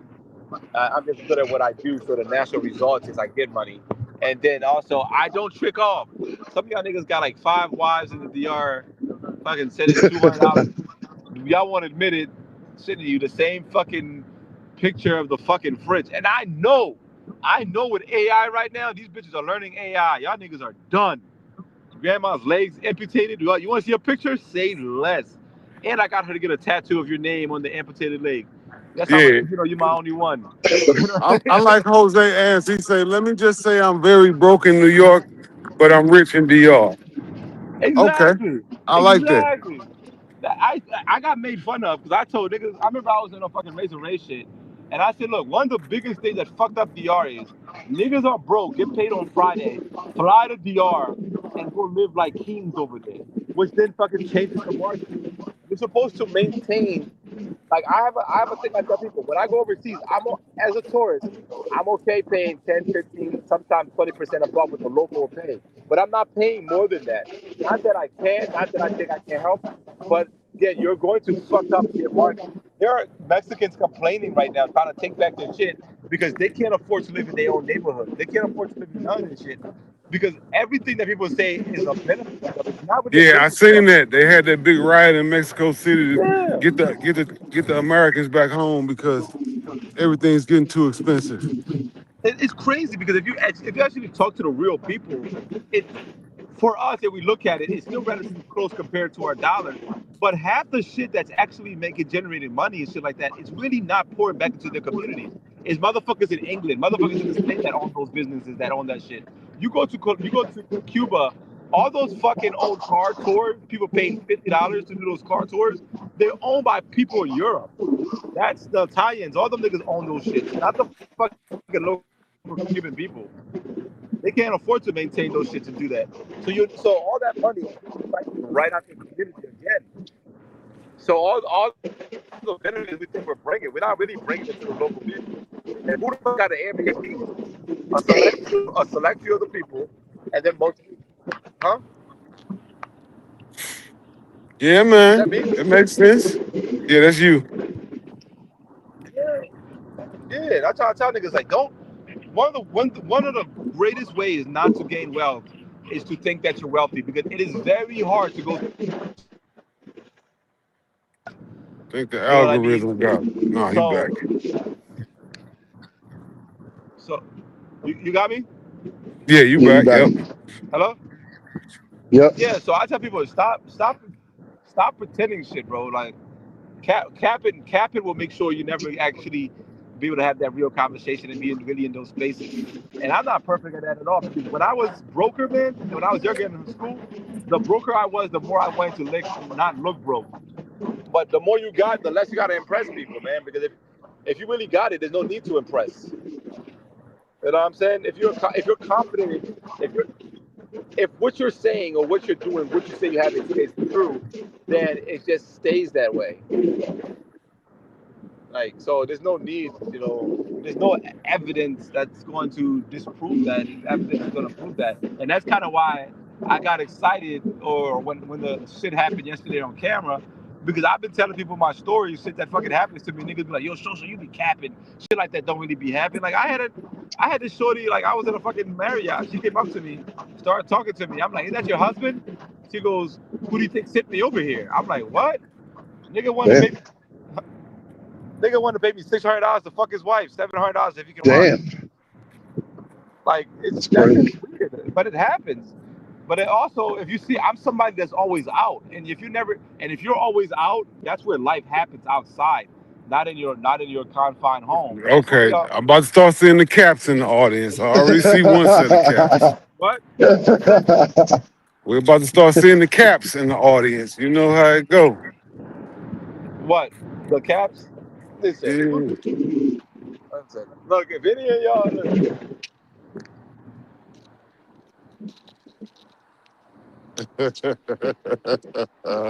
yeah. Wealthy people show their wealth differently. Like there's the idea that whisper. I'm not gonna say they act like they're broke and shit like that though. But there's no need to perform. Like some people perform well. Some people are wealthy. There's a difference between performing and just living it. You know The what I mean? easiest way I heard it, which I've already said a couple times, is broke people try to impress broke people. It's that simple. Exactly. Like niggas will go to DR with all Diored out and shit, all type of change to impress fucking $40 people fees. I'm like, nigga, what are you doing? What are you doing? The white fucking Germans been walking was walk. If you watch old videos of Secure, these white Germans are walking with shorts on, fucking Jesus flip flops, and they're $40 in their pocket. You ain't doing none of the extra shit. Going to club, throwing money on bitches, doing this for a bitch, doing this for a bitch. Nah, they give that bitch $40, get her a Happy Meal, and call it a fucking day. Tone Polo, you something else, man. Something else.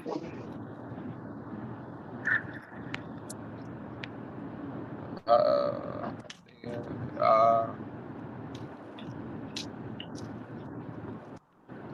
how does he peep the cock holding me? He's a cock holder. She wants me to fucking wife. Yeah, that doesn't make no sense, bro. You found that? You found that comment?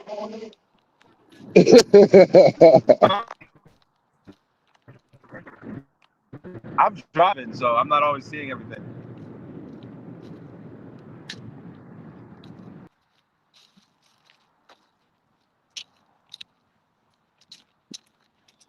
I think the algorithm got them. Yeah, I can't hear him. They just It trying to just impress their future esposas. Okay. And that's when you see him on her crying about the bitch took everything. That'd be the next part. Somebody in the back. Oh, that's social. What about now, social? Can you see me? can we Is what? that We can me? hear you. Because I can't hear him. I can hear a little. Oh, actually, I can't hear him anymore. I think he dropped out. Let's try this again. Oh yeah, can you hear me? Oh, yeah, it's Yep. me. Let me go. Yeah, I can hear you. Uh, Who else? Yep, well, were you at home?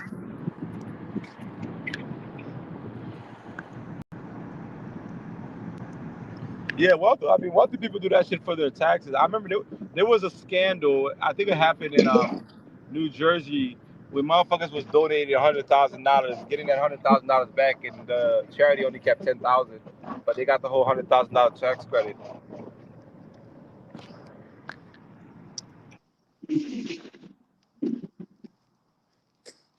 Fuzzy say new topic. What I miss? I had to go out and come back in. What's the topic, Fuzzy? Make the topic up, Fuzzy. Again, you gonna suggest it? Make the topic.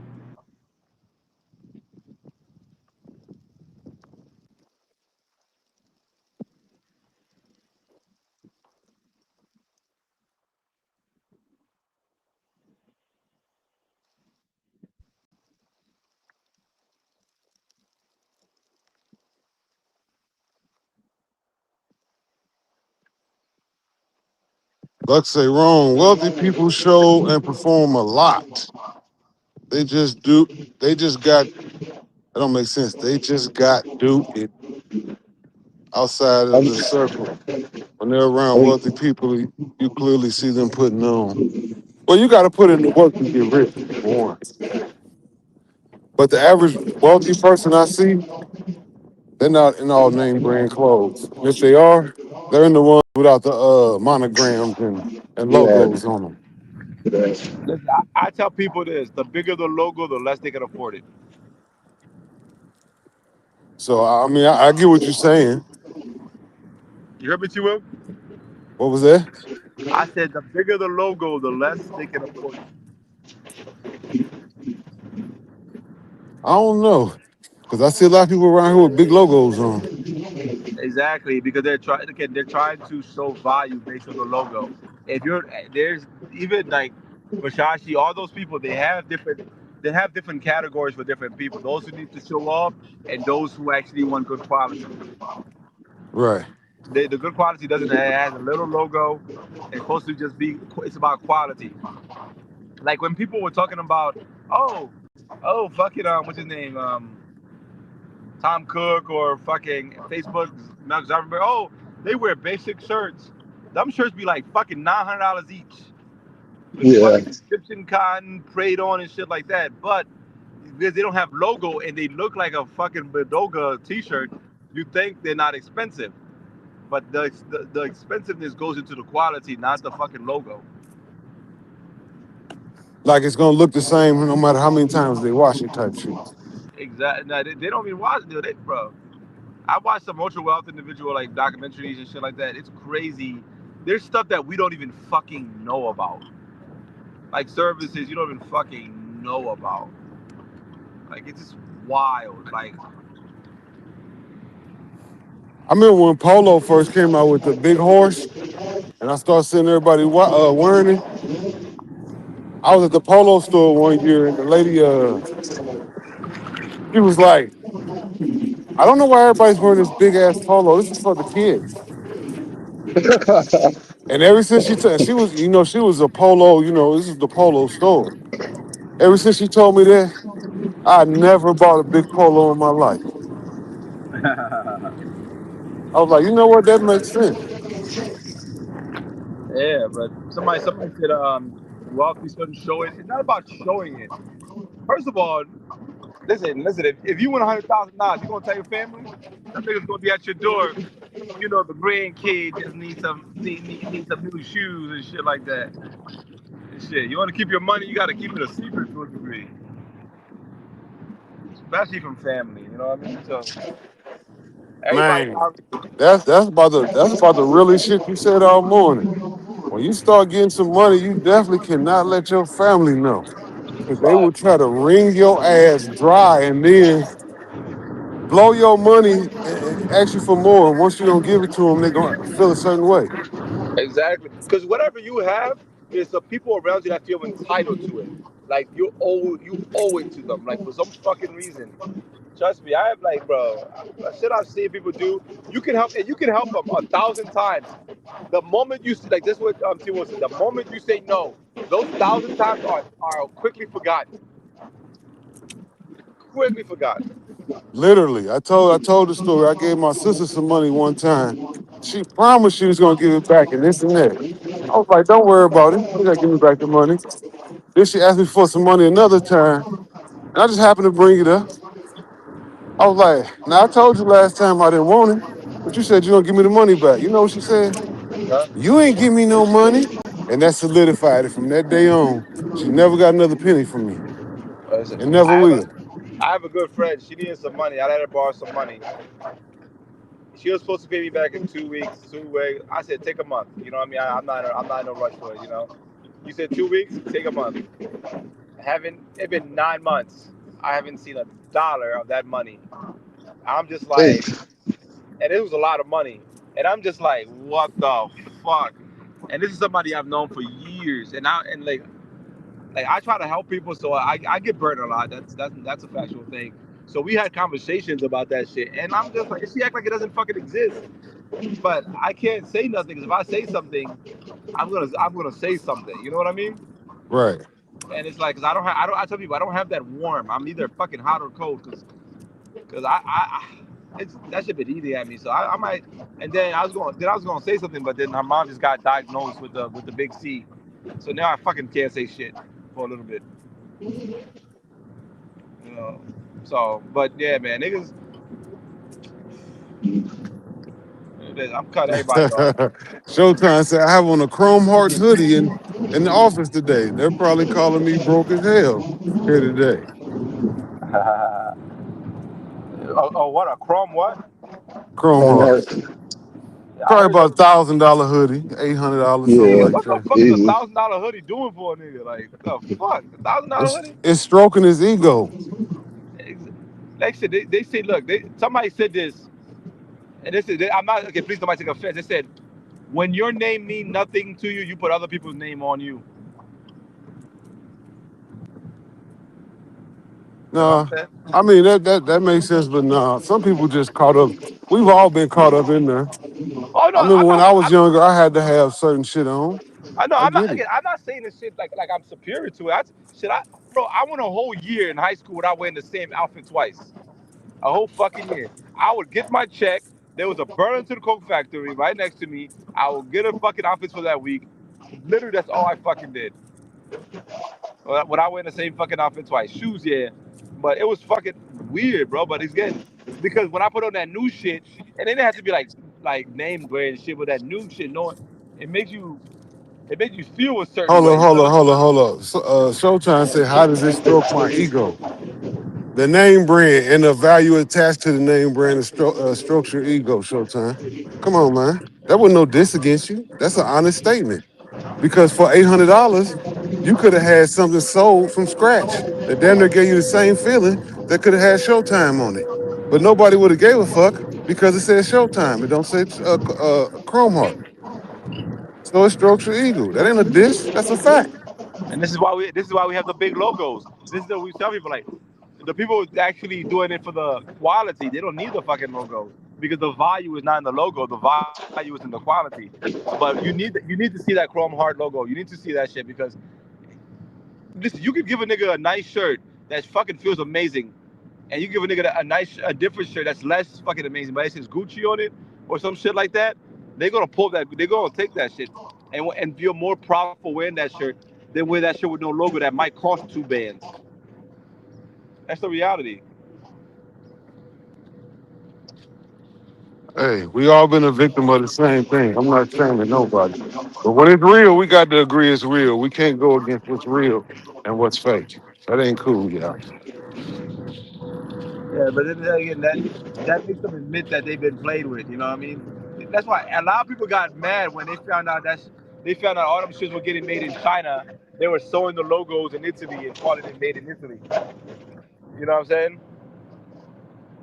Nigga, we were in the same fucking shit. Like I was watching a documentary about like jeans from Walmart, and it would show you the conveyor belt. One would go to Walmart and get that Walmart brand, and same fucking jeans will go to the other and get the higher name brand. Same shit.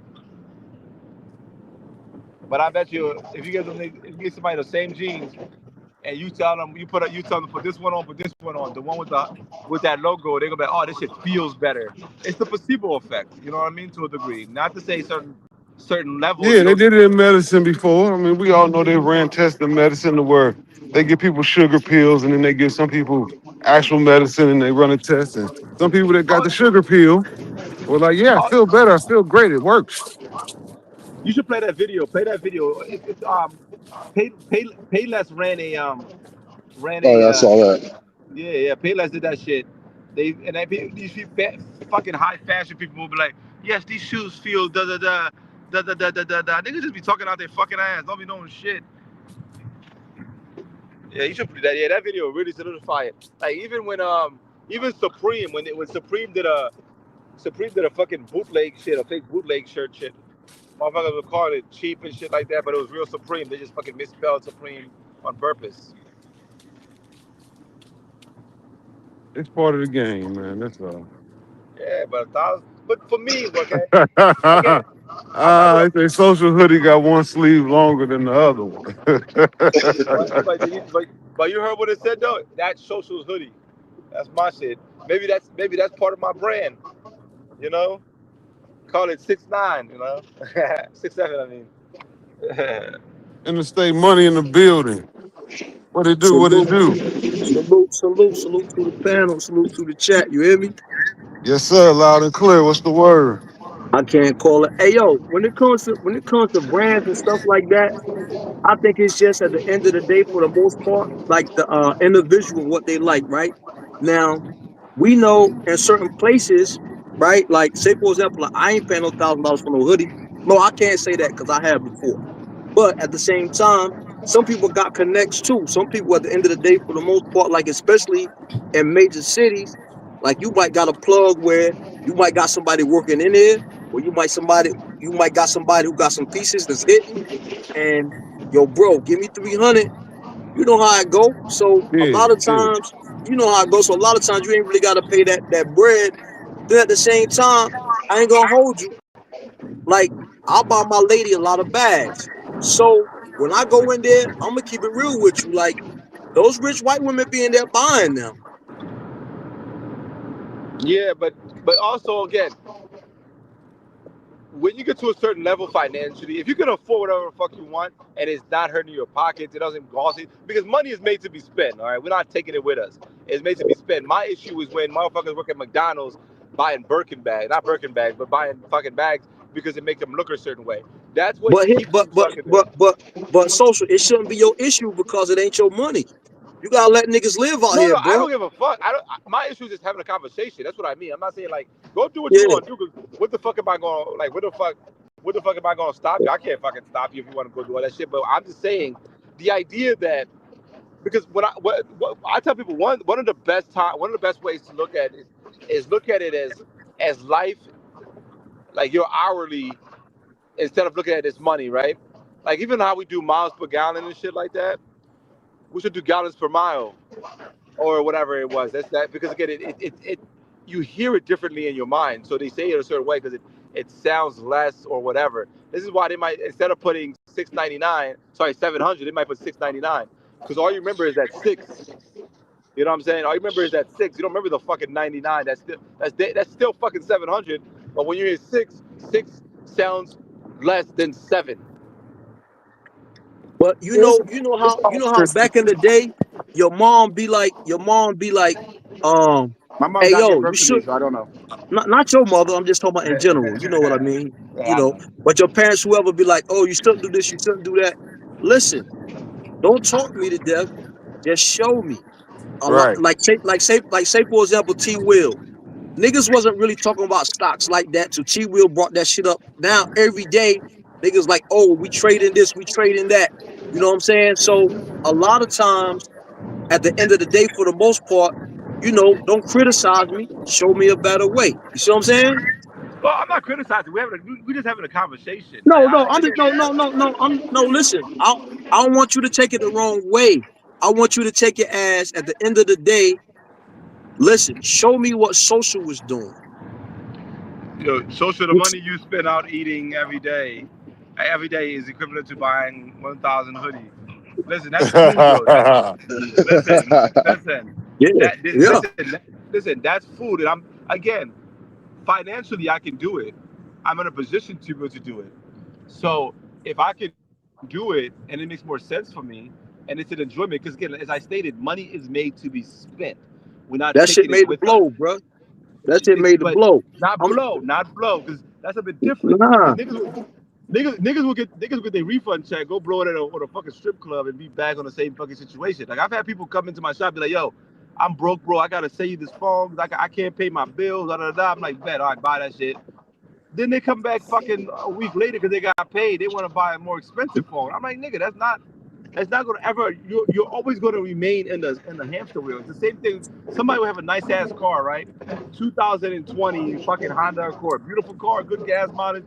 Finally pay that shit off. The moment they pay that shit off, first thing they want to go do is get a 2025 Honda fucking Accord, so they can be stuck back in the same fucking hamster wheel of payments. Nigga, I've had niggas have a whole conversation with me, yo, B, I see you just in Paris, man. I've been trying to go to Paris forever. Nigga, that shit bad, mad expensive. The whole time wearing a $200 t-shirt, $400 shit mad expensive, and it's always been their dream to go to Paris. Nigga, you wearing your whole Paris trip on you that you can't take with you, nor gives you any real good memories or anything like that. But if you just simply stop buying that dumb shit and really invest, and that means invest in actually experiences that fucking matter, and not just clothes. Now, if you can do both, that's different. But let's be realistic. Most Americans are living paycheck to paycheck. Bobby J The only, backstage? Okay. My bad, social. I just Hey, seen social. okay, you. Let me tell you a story real quick, social. Check this out. I got a cousin, right? My cousin, one of my favorite cousins. So we grew up together, but his mother worked for the hospital. So my grandmother had three daughters. They all three of them are nurses, right? So his mother was a nurse, my mother was a nurse. The only difference was he had his father in his life. His father was a military guy, right? They worked hard, did their thing, bruh. At the end of the day, his father died. When his father died and all that, left him, he had almost $1 million, bro, right? His father bust his ass because his son went to college. He was on the swim team. He did all that. When his son went to school, he didn't have to stay in the dorm. They bought a condo so they can just go visit him. And he had his own condo, all that, right? He blew the bread, bro. He exactly, because blew he the was money. So listen, so here's my point. His father should just went on ahead and blew the shit while he was here and enjoy his life. But he no, put but all his shit, on hold to make sure his son was good. So at the end of the day, for the most part, listen, you gotta live your life, bro. Like if you feel like if you ain't got your priorities in order and you feel like you want to blow that shit and next week you broke and come back and ask for bread, that's on you. Can I But ask if you a you question? got your priorities in order and you want to spend a little bit, bro, do your thing. You know what I'm saying? But Like, that's what you I'm saying know, though. Hold on, let me get in there 1 second, social. To that I say, he did a good job as far as putting the money together and saving it for his son, but he didn't do a good job of explaining to his son what to do with this money once I leave Earth. right? Because when I heard that his son didn't give a fuck about his daddy. If he blew his Yeah, daddy's whole life savings trying to impress a motherfucker, or however he blew the money, yeah, that nigga bogus, and I don't even know the nigga. so Yeah. that's what I'm saying. And listen, and this money ain't gonna follow you to your motherfucking death, right? It ain't But gonna that's not follow that. you. But this is the reason why we have issues where we have again. There's a difference with you spending some money and having fun because you're supposed to. That's what life is for. But the idea that $1,000 fucking hoodie, niggas getting that shit like niggas are getting $1,000 hoodie before getting the fucking job. You know what I'm saying? Niggas are getting fucking motherfuckers be like, yo, I drive a Mercedes. Like I had a dude, bro. I had a homie. We coming back from Philly. He's like, yo, the whole time he just asked me to borrow $800 to make payments on his fucking Mercedes. And then we get close to back to Lancaster. He's like, let's go out tonight. I'm like, bet. I ain't got nothing to wear. Let's stop at Kohl's. There's a Kohl's, and I Algorithm ate his ass up. Yeah. he's like, And nigga, look, why you want to go to I put Kohl's? a camera on so You you got, can see. That's all I do, nigga. Not, huh? I'm sorry for calling you a nigga, but that's all I do. Listen, look. All I'm saying is that people can take the advice. People listen. People can take the advice. They cannot take the advice. I blew a bet. I went to Brazil for the 2.5 months, whatever I was in Brazil. I spent $16,000, and I will never forgive myself for that shit. There Never you forgive go. myself for that. Because I went What's out up, there. fellas? I was like, social. You earned this shit, nigga. You've been frugal. You been this shit. Go out there and just fucking blow the money. Now I did a lot of charity work though, so but Yeah. a lot Hey of it was yo, but mostly look, charity. not to cut you off social. Let me say this before I get up out of here, right? Yeah. Hey, listen, and T Will, don't throw the glazing commercial on me. You hear me? But look, I check gotta this get out. it ready. Hold on, let me get it ready. Hey, listen, right? Hey, nah, on some real shit though. This should be the number one channel in the space right here, bro. Because look, on some real shit, you got brothers exercising every morning, bro. That's critical, bro. Just a year ago, maybe a year and a half now, I came back from out the country. I was in the UK. I went to UK to Paris.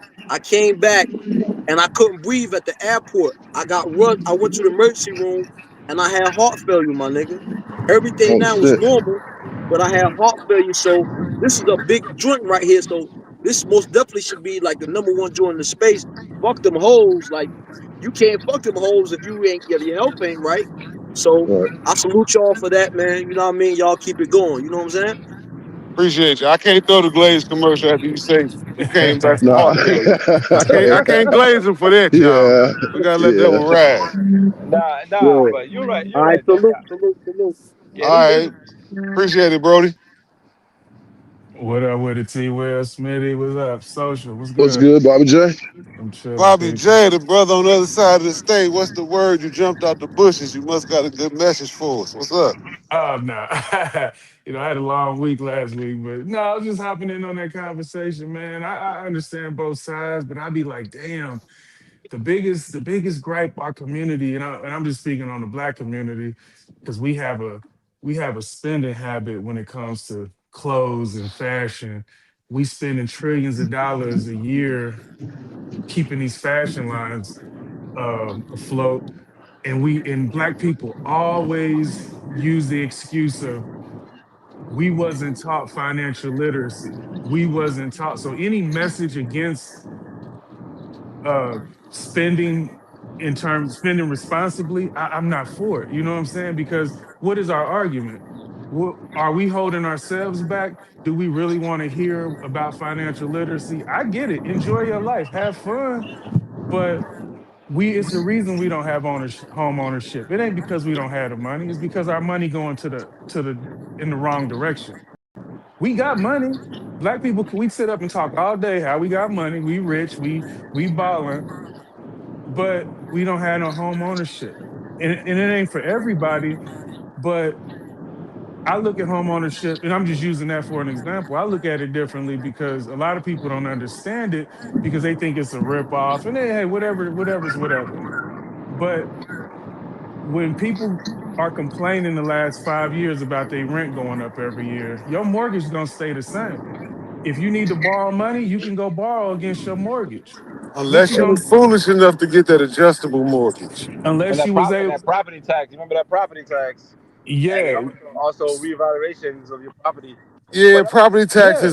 is a scam, but it's not as much as rent. Come on now, let's But keep it a but buck. but hey, but that puts you in the driver's seat because I always tell people they'll never win this argument against me if they advocate. Now, depending on your lifestyle, you renting, hey, renting's if you get a good deal, renting makes sense. But I tell people, I'm on my third house. My first house was 121,000 back in 2009. I was I was I was just average, making average money or whatever. But as the years went on, I automatically had equity. I automatically was able to get that money that I needed. Never needed it, but I'm just saying, if you move into an apartment and you move out, the only thing you getting is your $99 deposit. You leave out of a house, mind you, I paid $0 to get in this house. And my mortgage at the time was 667. Yeah, them If the I good old days. But check it. If I was still in that house today from 2009, my mortgage would still be $667. A 4 bedroom, 3 bathroom. Where can you get Damn. where can you get rent today for that? So what I'm saying is you control your outcome instead of the market controlling it because nothing changes. Nothing changes with your mortgage, like unless like T Will said, unless you get that adjustable rate mortgage. But those are kind of phasing out because it caused a bubble. You see what I'm saying? So I'm just using that as a reference. I get so many people I talk to, and this is then related to what we talk about with money. Oh man, I want to buy a house, but I don't want to. I don't want to have to pay for repairs. I'm like, look, I'm on my third house. The only thing I've ever had to change was a capacitor on the AC unit and a water heater in 3 houses over 15 years. Yes, there's going to be differences with things, but my point is people use little things that they fear, but then they go and say, "Oh, I'm gonna pay 700 a month on a Benz and pull up to this apartment complex." Well, that $700 wouldn't your house ain't gonna be if at the worst it's gonna be $700 for you to fix. But I'm just hearing this and I'm like, I get it, bro. I get it. Enjoy your life, also, we're but men. There's a lot of things you can fix your damn self. Niggas is forgetting that we're that men. too, that Like we're too, that fucking. They too. know. Listen, there's very few things as a man. Like I built a fucking bathroom and my shit. I fucking put a fucking new floors in. I just people said, "How do you know how to do that?" Nigga, Mhm. we live in 2025. YouTube University is free. YouTube Nigga, University. nigga, go do something because as you do more, it builds your confidence to do more. Life Hmm. is about learning and progression and shit like that. There are things that I won't do, not because I think I can't do it, but there's certain things I just say, look, let me let a professional do it for the safety, but a fucking floor ain't gonna hurt nobody. You know, they ain't gonna Yeah, set a Right. It just fire. might It be a might not. little uneven, but that's about it. Yeah, yeah, no, yeah, yeah. Listen, look, I'm extra careful. I take longer. I measure 9 times. I count once. You know, it might not be perfect, but it's shit. I ain't paying no $4,000 or $5,000 shit. I go fucking pay my. I fuck it. I'll take myself to fucking plumber school with that money. But what I'm saying is though, man, in life, man, we just, especially within the black community, because we collectively the GDP we have a GDP of most small countries collectively, just as black people in America, but yet we operate individually, and because of that, yep, we say this. They say there's no business in the hood, but you walk into the hood, all the businesses are owned by other races, and all that money is getting siphoned out. The money doesn't circulate within our community, and then when our people open businesses, we want to, yo, homie, can you give it to me for a better price? Can you do this? All this discount shit. Nigga, hmm if you're my homie and you want a business, I don't ask for a discount. If I don't ask for a discount, I'm paying you exactly what that shit costs, and I'm giving Right. you extra time. And I'm like, yo, hey, bro, you do plumbing, bro. Yo, I need some shit done, man. I need it done by then, though. But just let me know when you can get it done. You know what I'm saying? If I can work with them. and they want to work with you. You know what I'm saying? And they homie shit. They feel they can give you a little discount. Hey, it's a blessing, bro. Cause I'm gonna keep sending business your way. Social. You know why we ain't opening no businesses like Yeah. that? Yeah. Because why I've said this before, if you look at all these other races coming in, the Indians and the Asians and stuff, they are selling us the things that we like, but we can't sell ourselves this stuff. And then I'm, it's not cool. It's like nobody wants to say, I own a church's chicken. I own whatever. Like that's what they're doing in our hoods. It's We don't want to cool. own that. I won't cut you off. It's yeah. cool, but we don't want to be the ones to work in there. Yeah. And that's Like, more than likely what you're going to have to do if you get that business. You're going to be stuck in there 10, 12 Yeah, hours a day. but that's what it yeah. requires. T I Will, get how it. long you in your business? You know what's Man, funny? I Like, tell you, I do a 14-hour day is a regular day. But check it. But it's your business, so that Right. 14 hours don't feel like 14 hours, do it? it But if Nah. you doesn't. working 14 hours for somebody else, because remember you said they laughed at you when you opened your business up. Right. That's our problem. And you If know what you niggas said? You Mhm. think you white. You trying to be white. There you go. What? I'm trying to own a business. T I'm Will. trying to be white? That's why I say Damn. This black was people got to T pick a Will. struggle. Will. What up? I hear you. T Will. Can you guys hear me okay? Is that me cutting out like that or just y'all? Yeah, we hear you. One thing that No, I've we hear you. noticed, especially as a black business owner myself, and correct me if I'm wrong on this. I think as a black person, because when I had a white person in the face of the business and shit like that, bro, this nigga used to argue with people. They'll still come back. They'll pay him more. They'll leave him tips. I'm like, what the fuck? They over there begging me for discount and all type of shit. Nigga, we homies and shit like that. I'm like, nigga, homies don't pay my bills. You know, nigga, fuck out of here. If I go broke, can I come live with you? But one thing I've noticed though too is, I think as black people, when some black people see other black people running a business and being successful like that, it values them not doing their dreams. Because again, there's excuses that we have. Like, I can't do this because I'm black. I can't do this because I'm black. But when you see another black person doing it, it fucking devalues that statement. So in order to keep that statement strong, you don't want to support what looks like you. I have, like, it's just a thing that I feel. I could be wrong, but it's a crab in the barrel kind of fucking mentality. Because I see people, they'll gladly go to the white businesses. They'll gladly give white businesses second chances. They'll gladly do this. They'll gladly do that. But when it comes to black businesses, man, it's just, trust me. It's crazy. And I've seen how people behave with a white employee versus a black employee. I've watched this shit.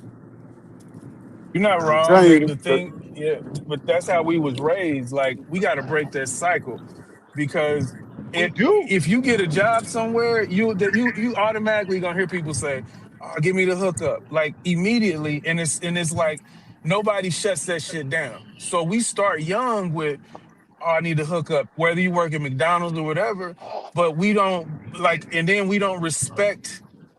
I don't know. Like you said, it's a crab in a barrel mentality. I definitely believe that. It's something that's holding us back. But like I said, black people got to pick a struggle. Either we can spend our money how we want to, or we wasn't taught financial literacy. Which one is it? Because if you're going to say But you're going to spend your money how you want to, how can people but teach you? But also, you remember the book How to Sell to a Negro, right? I think one of the other Yes. issues that we have though too is self-value and how we value ourselves. We haven't taken, because some, again, that's where people say, we lost identity and all that. We don't have all that. So we never want to become off all your broke or shit like that.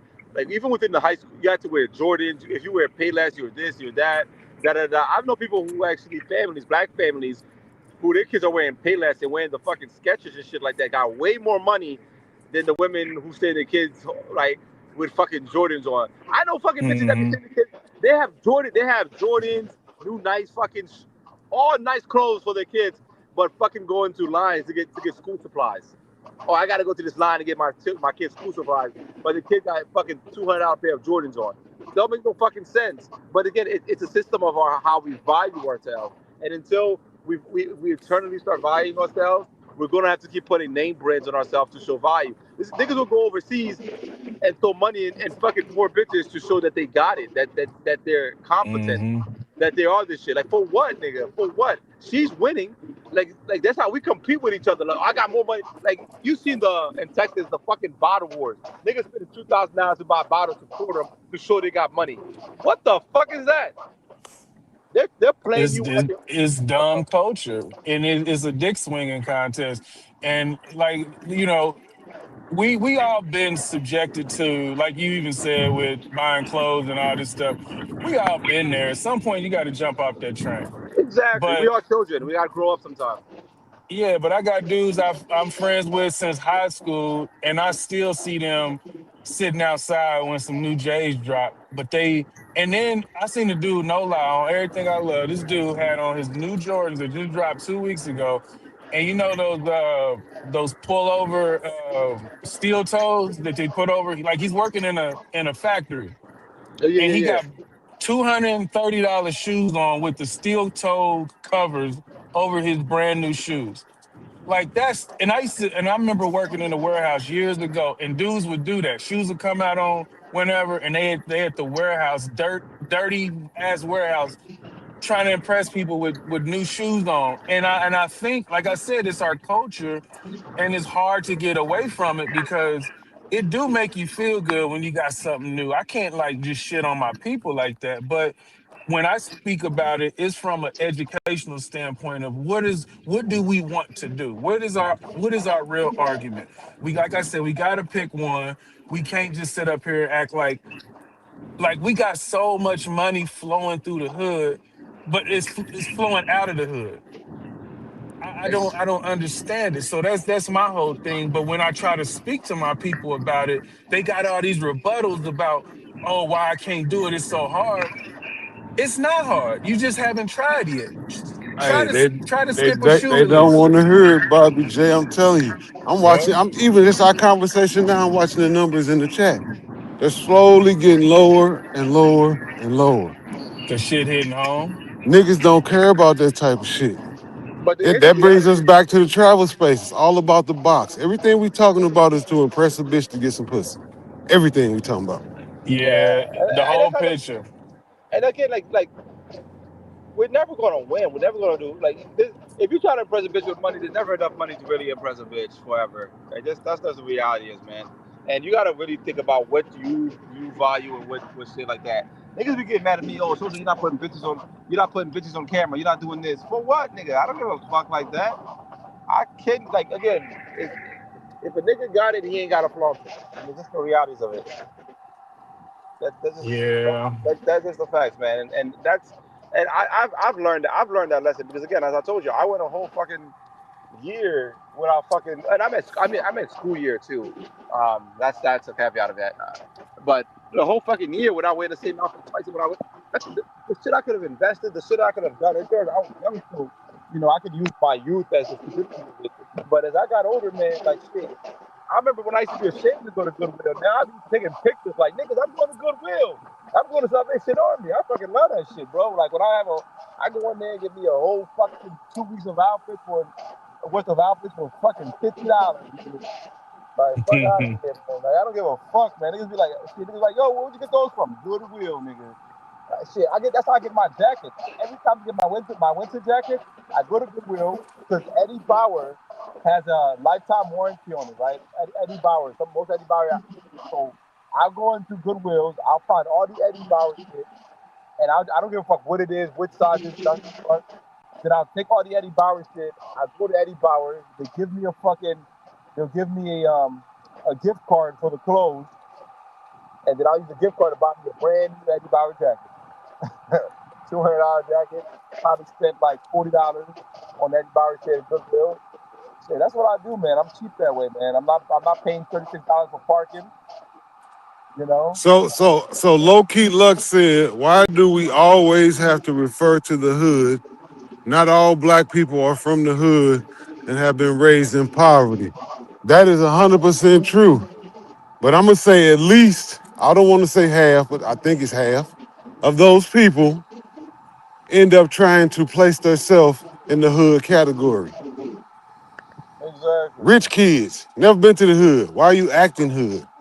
Why are you referring to hood shit? because the hood determines everything. Nothing is fashionable until the hood does it. Nothing is cool until the hood is playing it or listening to it. The hood moves the needle.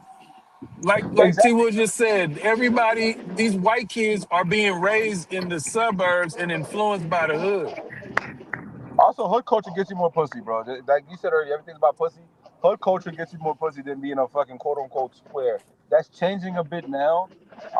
They're saying it's changing a bit now, but primarily, if you show some form of urbanness, you just get more pussy that way. It's easier, bro.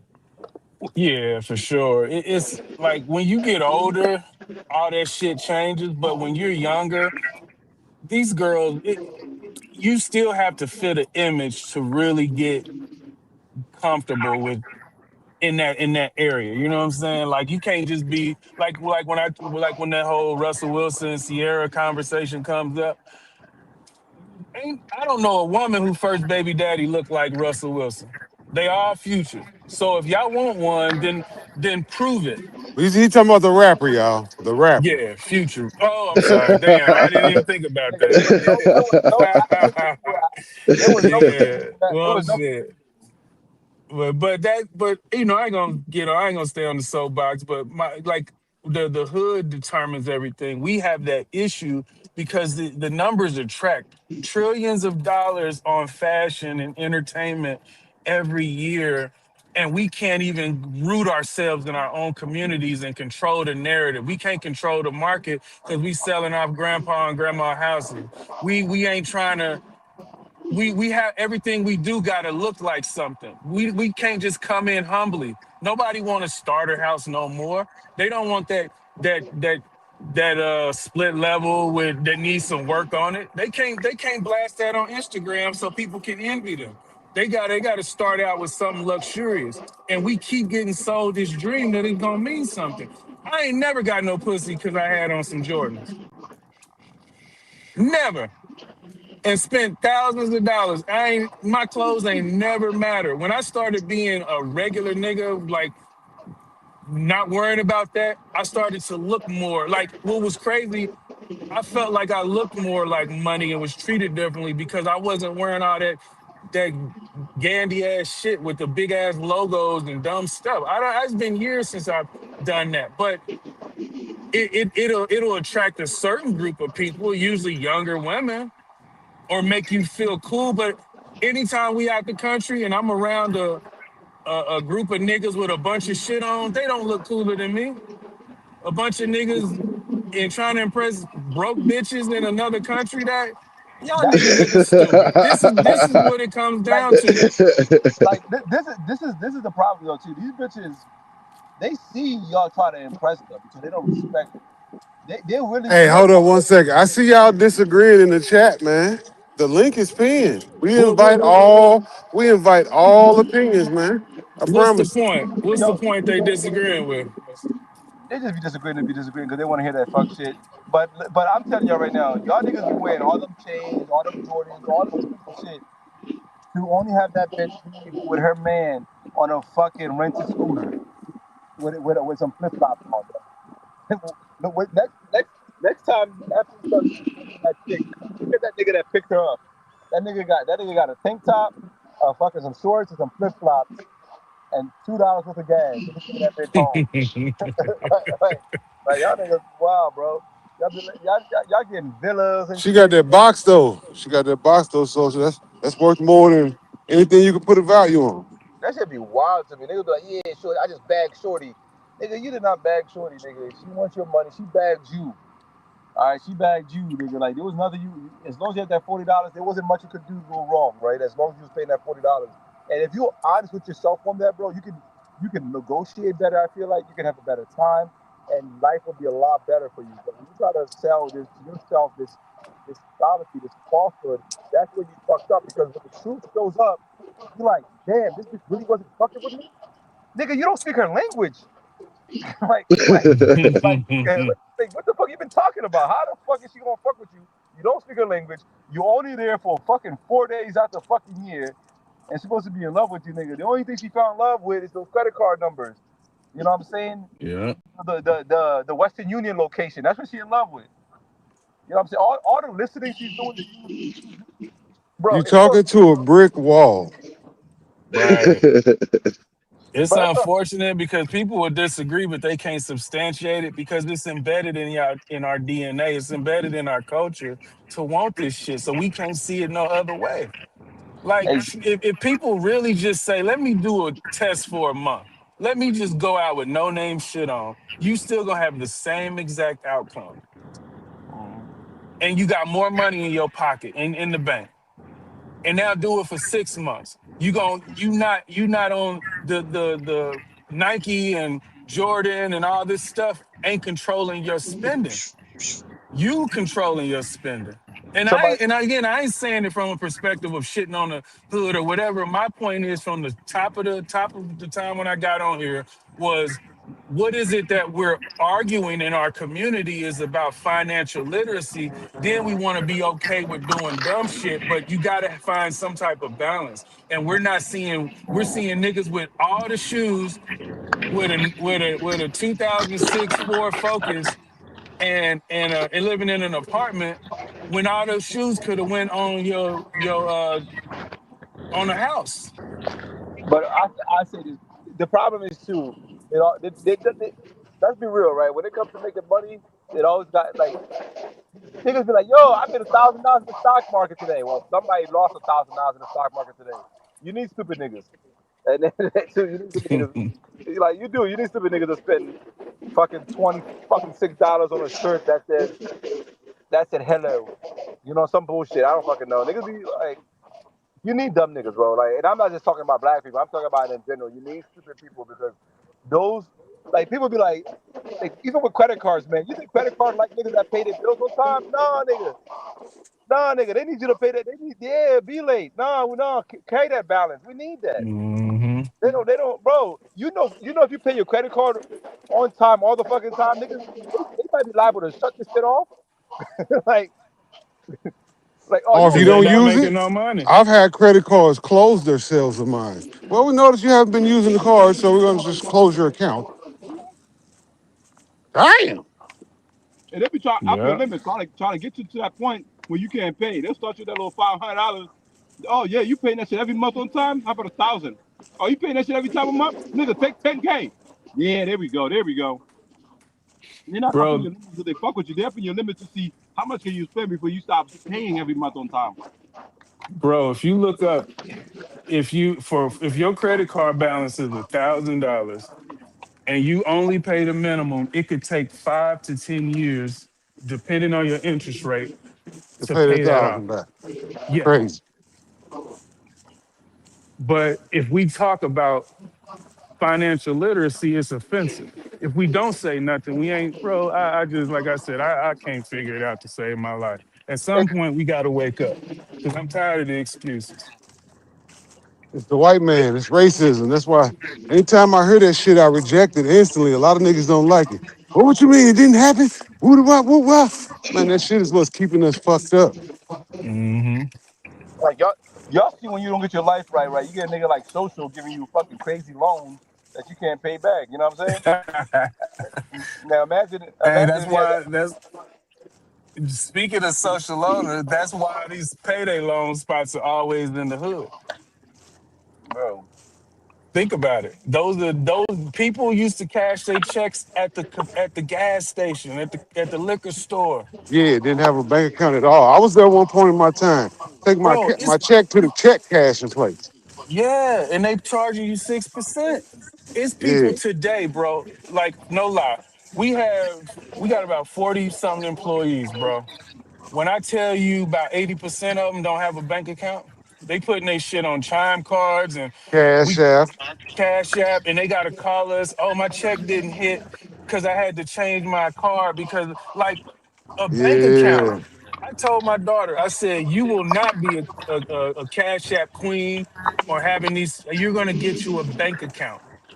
And she has a bank account. You're not gonna play these, my son too. You're not gonna play these little prepaid card games. That's not building you up to nothing. How the bank gonna loan you some money when they don't even know you? you know how many people I done had to pay, give them a little bit of their check because their bank account did something. They was on cash app and this and that. and motherfuckers act like it's your fault. Yep. They'll straight up act like it's your fault that they got that shit is fucked up. Well, I need my check. Well, ain't nothing. The information you gave me is not good. Yeah. So I used to hold a little. So we have a bank called Community Bank, and they let me host just a little financial meeting, help kids, get the first bank accounts and shit like that. And the shit again, it's when you know, right? It's hard to imagine not knowing something. But when you talk to these kids, man, the shit that they don't fucking know, they don't even know to go ask those questions. It's not even about not knowing. They don't even know those questions exist to ask. And it's so fucking weird to like look at them and you can see them something like 22 years old, 16, 13 and shit like that. And you can look at them, bro. It's just weird, bro. Like so I give people grace though, but I give people grace, but we gotta start taking the community's gotta start taking, you know, accountability for our own shit. Like when you're a kid, if you got a kid, when they turn 16, 15, put them on your credit card as an authorized user. When they hit 18, How they you gonna do register. that when your credit card already fucked up? So Yeah, exactly. That's exactly. Yeah, you know what? Well, you caught me on that one. Dude. That's exactly. But I'm telling people, man, we gotta do better, man. We gotta do better as a community. We gotta stop buying these kids Jordans and buying them bonds. You know what I'm saying? Buy them something cheap. Those Jordans gonna be gone. Fucking give it a year or whatever. But that money's going to grow, right? We throw so much money away as a community, and hey everybody can put man, money the together. perfect example that I always heard, you could die at any moment, not promised tomorrow.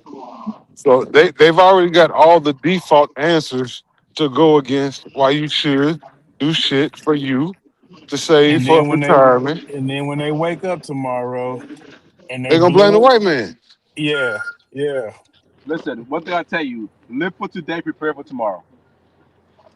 I told y'all, motherfucker said I was crazy. I still live like I make $8 an hour. You're not gonna get me to change that. I don't care what niggas think. But guess what? Who? Here's the thing: if you say it, people would never know that you live that way. You see what I'm saying? They can't count your pockets. You're doing your own thing, but that's what we got to understand. Nobody really gives a fuck. You living that way is smart because you're doing it for you. But if people looked at you, they would think you living just like they are. That's the So, difference. so Right. I was broke recently. I was broke recently, right? And I was talking to somebody, and they was looking at my account. They're like, "Nigga, how you broke? You got money right here." I'm like, "That's not my money. That's future social money." Future social won't. That nigga stingy with his money. He ain't let me borrow shit. That nigga said he gonna show up at about 60 years old. And he said, I want all my money when I'm 60, nigga. Don't be taking shit. Niggas don't understand that. You have to separate that shit. You have to just get it. If you don't separate your money, and with it, Dave Ramsey had that, give every penny a task, and you don't give your money a task and shit, your money go crazy and do all type of stupid shit. Hmm. Separate your money. I have money for retirement, I have money for taxes, I have money for this, I have money for that, and they don't know each other. They don't know each other. They don't. None of them are pre-approved for loans to none of each other. You know what I'm saying? Only thing that can override that, if I'm in the hospital, I'm about to die, and I need a heart transplant, all the niggas gonna come together and help me out. But other than that, if I'm we got sure both of y'all get that motherfucking mail at least once a week where a motherfucker trying to give you 50 to 500K. Every week you get that mail. Only thing you gotta do is just give us a call. Yeah. I tear that Here. shit up before I even open it. Once I notice the name, I shred that shit. Hmm. I When we don't want your moved, money. I don't want when your we problem. moved in, we got a fence built, and we had it. The builder set it up, but it was just an account. And mind you, we've been in this house 3 years.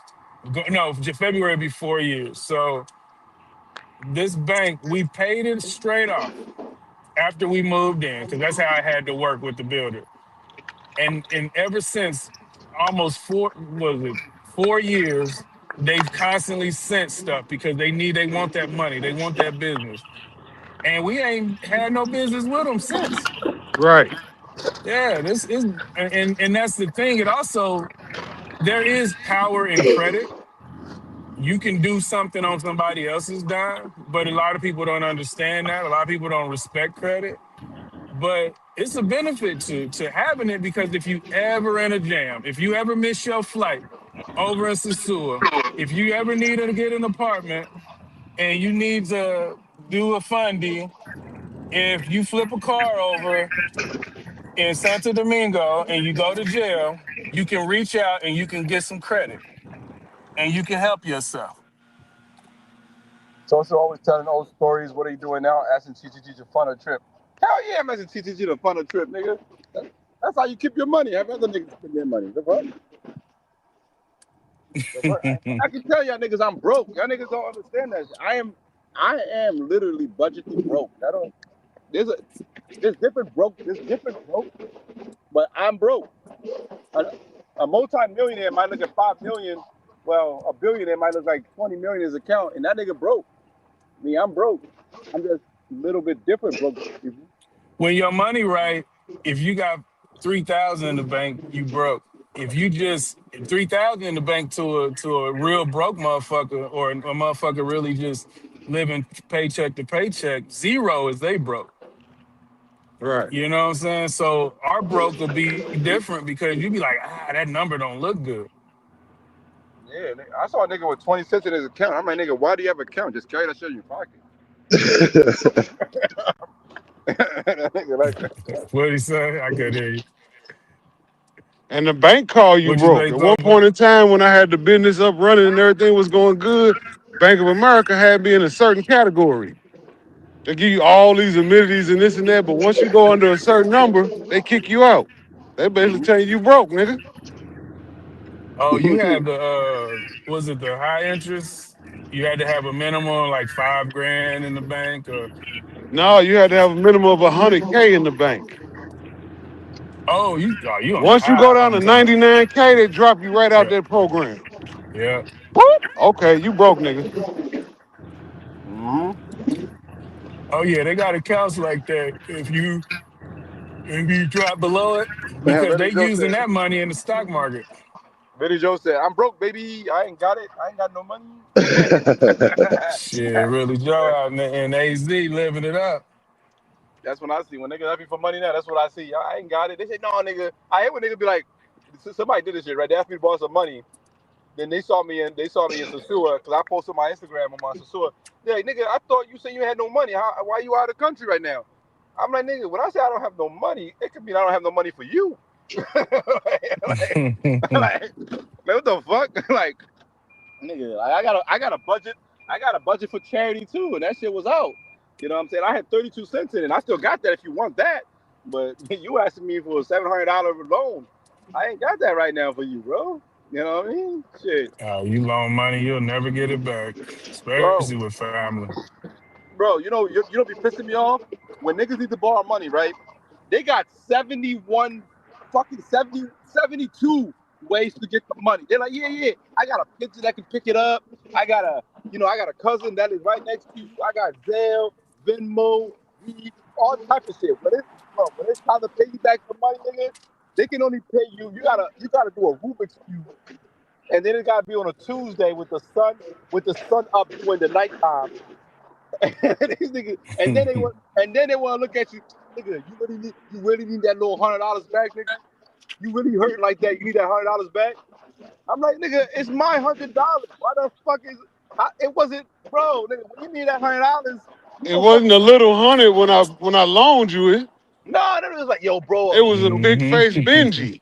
yo, bro, I need a big favor, bro. I'm really struggling right now. I need $100, bro. That would really, help me out right now. I know it's a lot to ask, nigga. You said those words. That's a lot to ask. How the fuck you gonna call my little $100, and then you said a lot to ask? Niggas be fucked up, bro. Hey, I'm gonna tell you one thing I learned. Niggas ask you to borrow money, and the moment you say yes, and they up the amount, they're not paying you back. I have never had somebody that said, "Let me borrow 50," and then when they get to you, they be like, "Oh, I can give you 60, 70. Pay me back." Never. I have never had somebody to ask me for it. As soon as you That's get them it, taking advantage of it. bro, the moment bro, I have never in my life once had somebody. I had this nigga. He said they borrowed 200. He was in Mexico, and then he's like, after I send the money, yo, he's like, I need 200 or 250. Don't care. He said, yo, I could use another 50 because of the conversion. I'm like, nigga, we talking about the conversion. It's Mexico. It's a fucking better conversion. You get it more. If you was like sooner he said that shit, I'm like, I don't think this nigga prepared his live properly. Guess who never got that money back? Oh, you You. never will. I will never, you never, bro. It is. I've learned it is better to say no now and have a mad at you and lose money to a friend or whatever than say yes, bro. It's just better to say I ain't got it. And that's another reason why I tell people if you have money and you come from a certain environment with certain people, you gotta pretend you don't have it, bro. Like I bet you right now, go build a pool in your backyard. See how many family members you discover you have. I had that happen to a neighbor of mine. That nigga built a fucking pool in his backyard. All of a sudden, all type of cousins. Hey, cuz, how you been, man? I heard you built that pool, yeah. Oh, my floaty, don't worry about that. Don't worry about that. I'm gonna go get the rest of it. That's a scam shit, bro. People really be believing your shit, your pockets is their pockets, and really be they. When niggas check me on my own shit, oh, social, you just bought another laptop. I thought you had no money, bro. You told me you couldn't let me borrow that $50 so I can get formula for my kid. I'm like, nigga, you got 4 kids. If you asked for $20 for condoms, I would have got you, bro. I would give you the 20 for condoms, or like nigga, like what the fuck? Like they be, oh man, I have a bitch right now, right? He brings all types of games. King Sims, what up? Oh man, What's this good, shit. T. Will? What's good, panel? It's I good. rolled up. What up? Nothing. I was trying to catch a break in there to say something, but social kept going, man. I Oh, think that was the my bad, third brother. story since I've He been up forgot the here. 5 second rule already. But one of the things that I wanted to push back on, there's really two things, I guess. One of them was what you're talking about is financial literacy. I know you don't like the term, but that's kind of what you guys were talking about. Hmm. And then the They Yeah. got second, over here today. Oh, go ahead, CB. I just want to see what they got over here today. and then that's a nice Hummer. The second thing I wanted to push back on was home ownership. Oh, Um, drop head. I think in this day and age, 2025, the game's a little bit different as far as real estate goes in most like metropolitan areas. Um, the GT3, your way to enter buying a home isn't going to PTSD. cost a couple outfits. You know what I mean? Like we're talking about putting down 75 grand and then your monthly mortgage with insurance and Eventually. taxes is going to be about 3,000. So not only are you paying 3,000 a month, which you could find something to rent for that or less, you're then also out of 75K liquid. Yes, but Right. also, Right.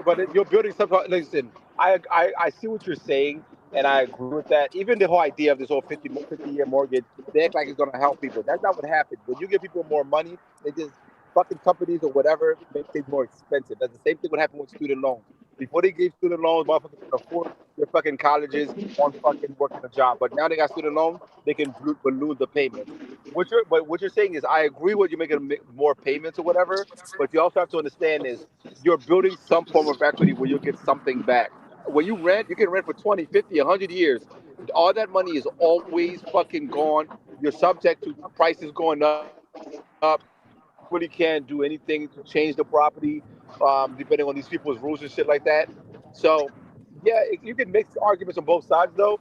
But the biggest argument is you're building some form of equity, ownership. Right. And I can't argue against that, but if you're financially literate, you might be able to make better moves with that 75 grand than get that return on that home. But check this out. What's your But name, bro? Nick, chicken burrito. Oh, for sure, Nick. All right. So here, this what I was referencing, right? When we can go on a home site right now, and what I was saying was saying earlier, people don't want to go to the starter houses anymore. Like I said, my first house was 121,000. I put zero down because it was the 8,000 tax credit. And then it was a first time home buyers FHA. So I actually got money from the government.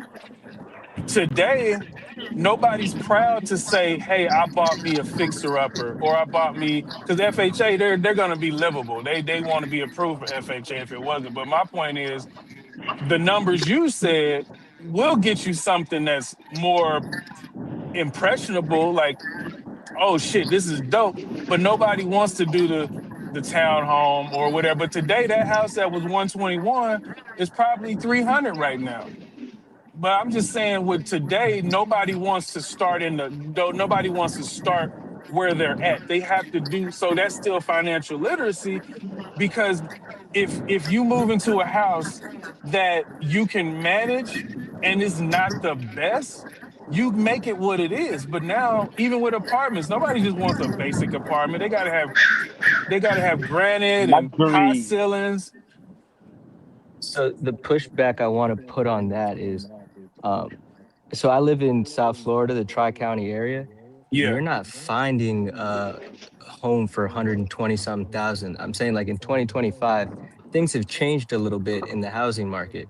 Mm-hmm. Um, and most people, even if you're a professional, you can be a lawyer, an engineer, you could be a nurse, you could be a fireman. Mm-hmm. You probably aren't going to be able to afford that home on your own with a single income. Um, and then the other part with the FHA loan, you're making your mortgage more expensive. Putting zero down, I don't think that's necessarily that financially literate. No, check it. Remember what I did? I had FHA, I had an $8,000 grant from it was the home buyers grant. My mortgage was $667 a month. Today it Ooh. would still be so when we like if like let's compare it to the crypto market, right? Those now I see what you're saying with you being in Florida in that area because you're next to $1 million condos that Chinese people own that don't even live in it. So they're hiking up the market and things like that. So you're fighting against something else. I'm in the Midwest in Kansas City. So yes, that doesn't apply to your area.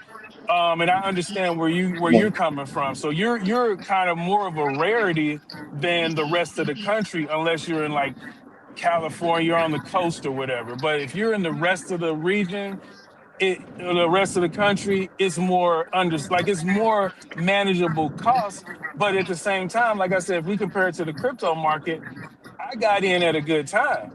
And now I'm benefiting from the increase. So I'm taking this 200,000 that I made on my last sale and I'm putting it towards my next house because I wasn't afraid to go in and work on a house or put a little work into it, do a little remodeling. And then when the market boomed again, I sold it, got out, went to the next one, did it again.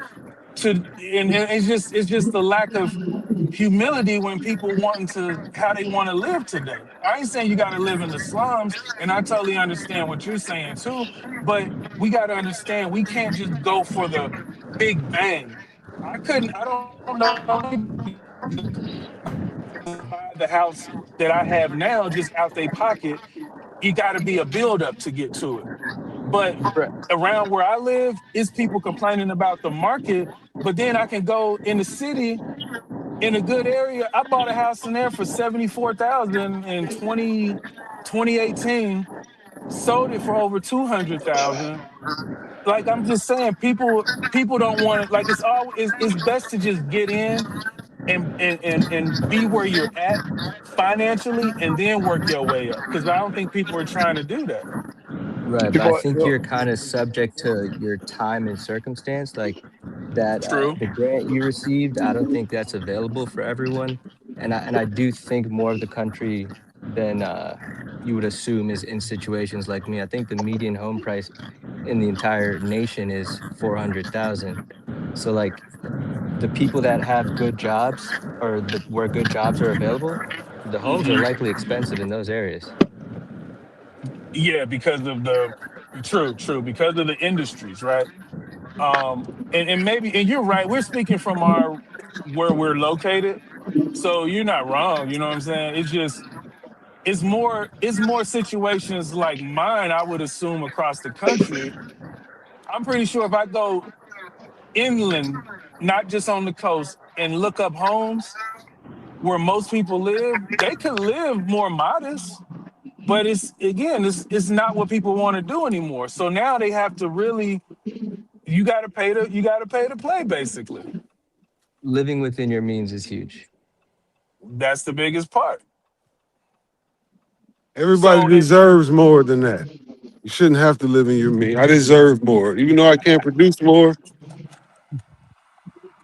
Yeah, right. that ain't how it works. right. But that's all I'm saying. Like I had humble beginnings, and I'm just saying it's just sad to see people not want to have humble beginnings now and then complain about their outcome. We can't all win. Your first car, like you even see these kids now, their parents will give them a car, and they on the online not even happy about it. They just like, oh well, I didn't want that car. I wanted a BMW.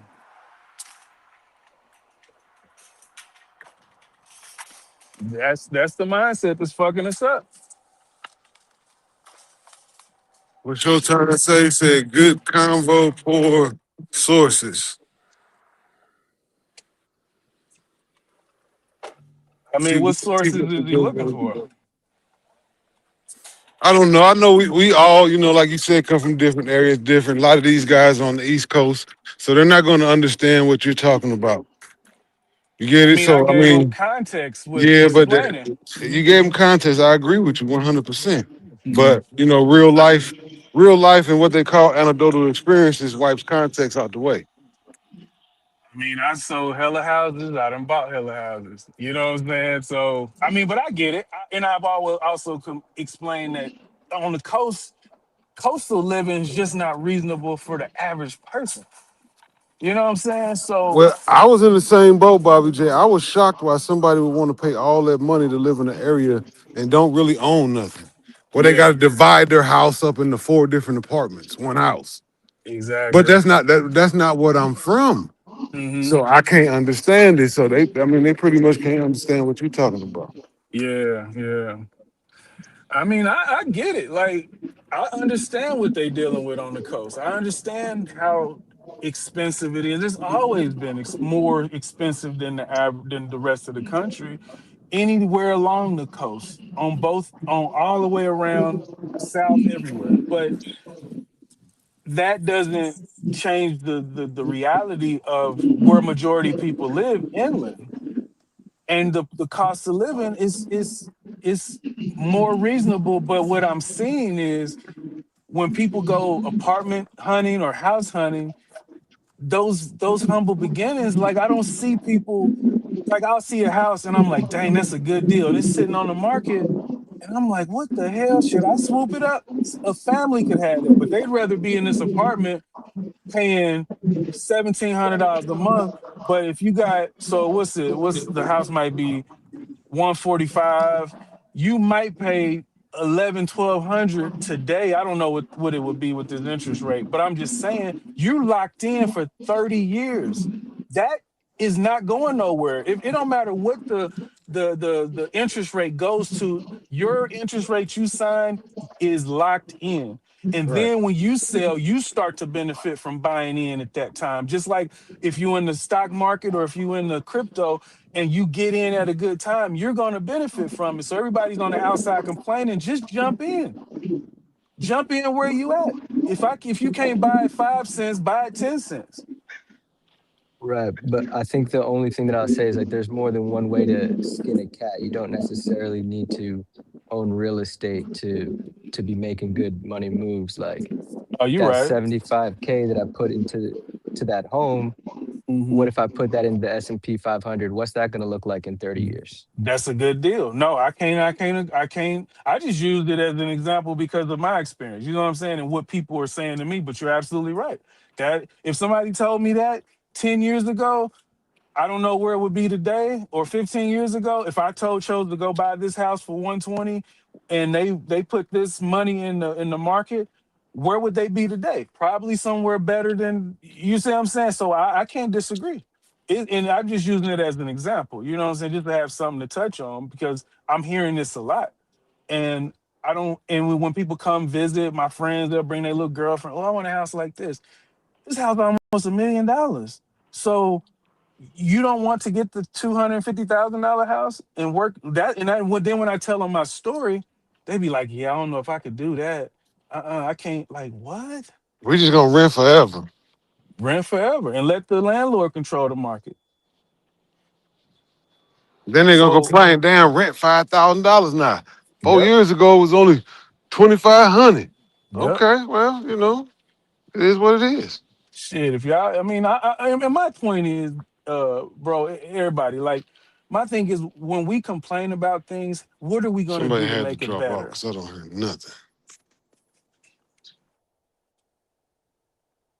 Yeah, and I think one of the major things about home ownership really is by the time you do want to retire, you want to have something paid off. You don't want to have to be reaching in your pocket for 2 grand, 1,700, 3,000 each month.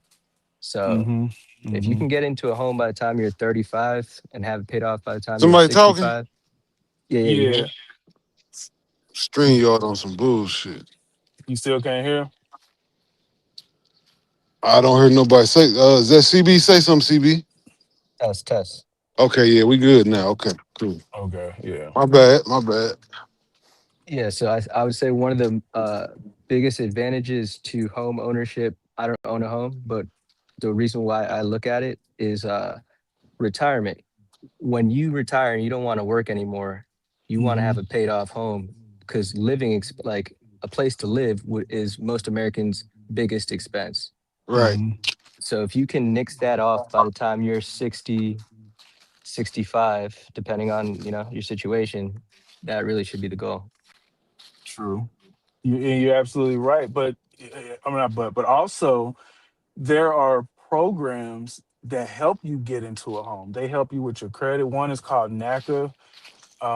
They help with grants and like again, we just have to. I just say I'm just using that, and I not this ain't end all be all, but I'm just using that as a reference point to like when I'm hearing the this is the like I don't know where you can go unless you got money in the market or in a house to where you can borrow a lot of money that you already have.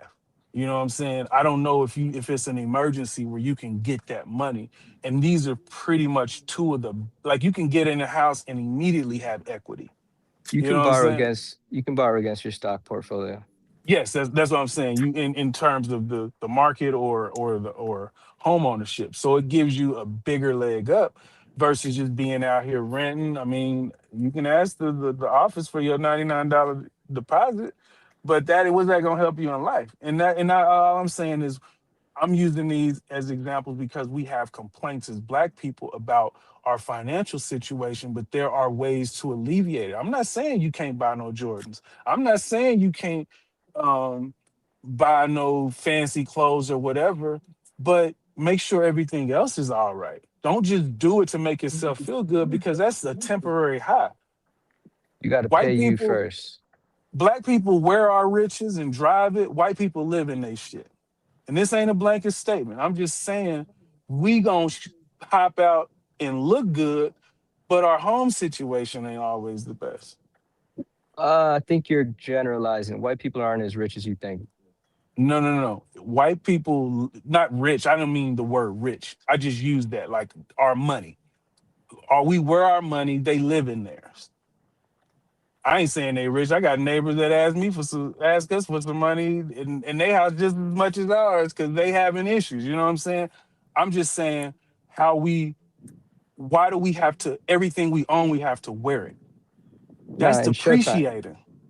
in Showtime, I agree. I think if you're financially literate, which is why I kind of said like financial literacy is what this guy was talking about, is you can buy Jordans, you can buy Gucci, but what else are you doing with your money? If you're not doing nothing else with your money but buying Gucci, you're just not financially literate.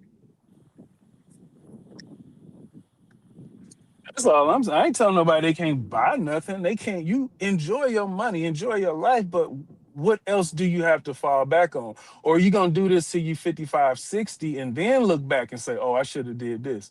Ain't nobody doing that shit satisfied with their life at 60 years old, and they got a bunch of bullshit in the You know closet. what they got for you?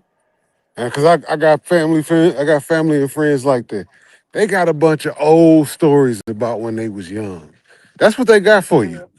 I used to have a Grand Yeah, I been when National we with this. yeah, yeah, that bullshit. That's exactly what they got for you. Yeah, yeah. I'm gonna mute it real quick. I'm about running this store. Okay, okay. Let's see what we're talking about in the chizzy. Let me take it off me real quick. There we go. Say, I'm not buying a house. I don't even have to put money down. I don't want problems to come with ownership. F that. It's a personal choice. That's a fact. That's a fact. But see, this is my thing with y'all New York cats, man. And California, not just New York. Y'all so programmed where y'all at, y'all think that's the world. You know what I'm saying? New York is cool. I've been there. It wasn't for me. I for real, at some point, I want to get the hell out the city. I want to live in the country. As far as I can see, I want this to be like my yard. As far as I can see. That's the type of shit I'm going. I know everybody ain't after that. But I'm saying that's my goal. I ain't trying to have no motherfucking neighbors and hear a bunch of noise and all that shit.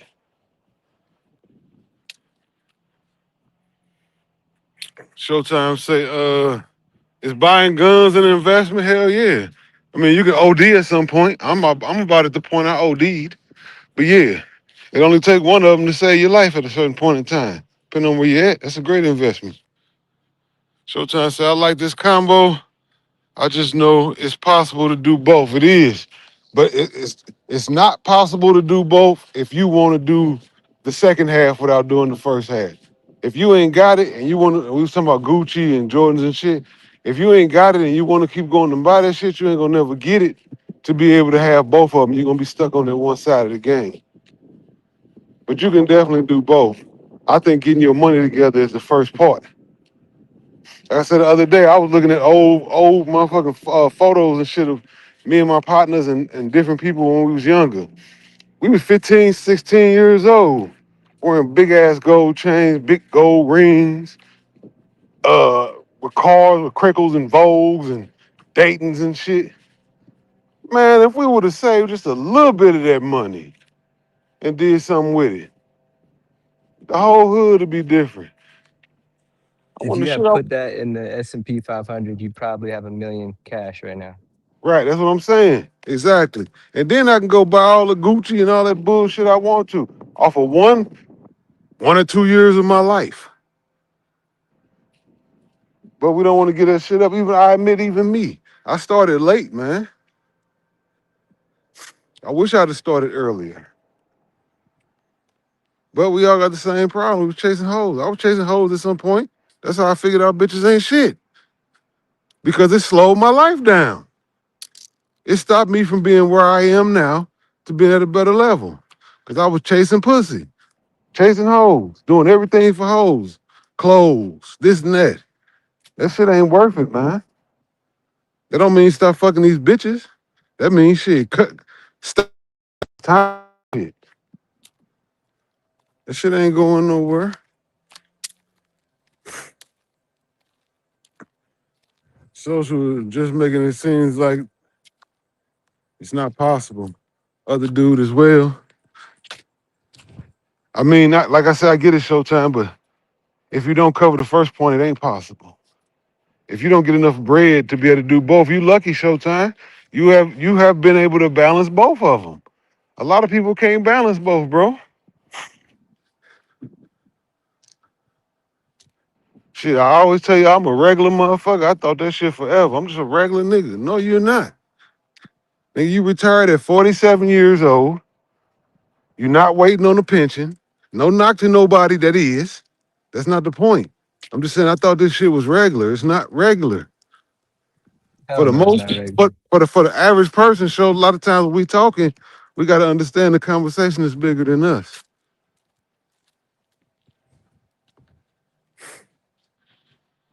Hell To no, it's talk not that shit. regular. Talk this. I hate talking shit because anybody can do it, but most people won't. That's why I feel like I'm regular. Because the shit I did, I don't feel like there's nobody in this chat that could not do what I did. They just didn't do it. So that ain't shit to brag about.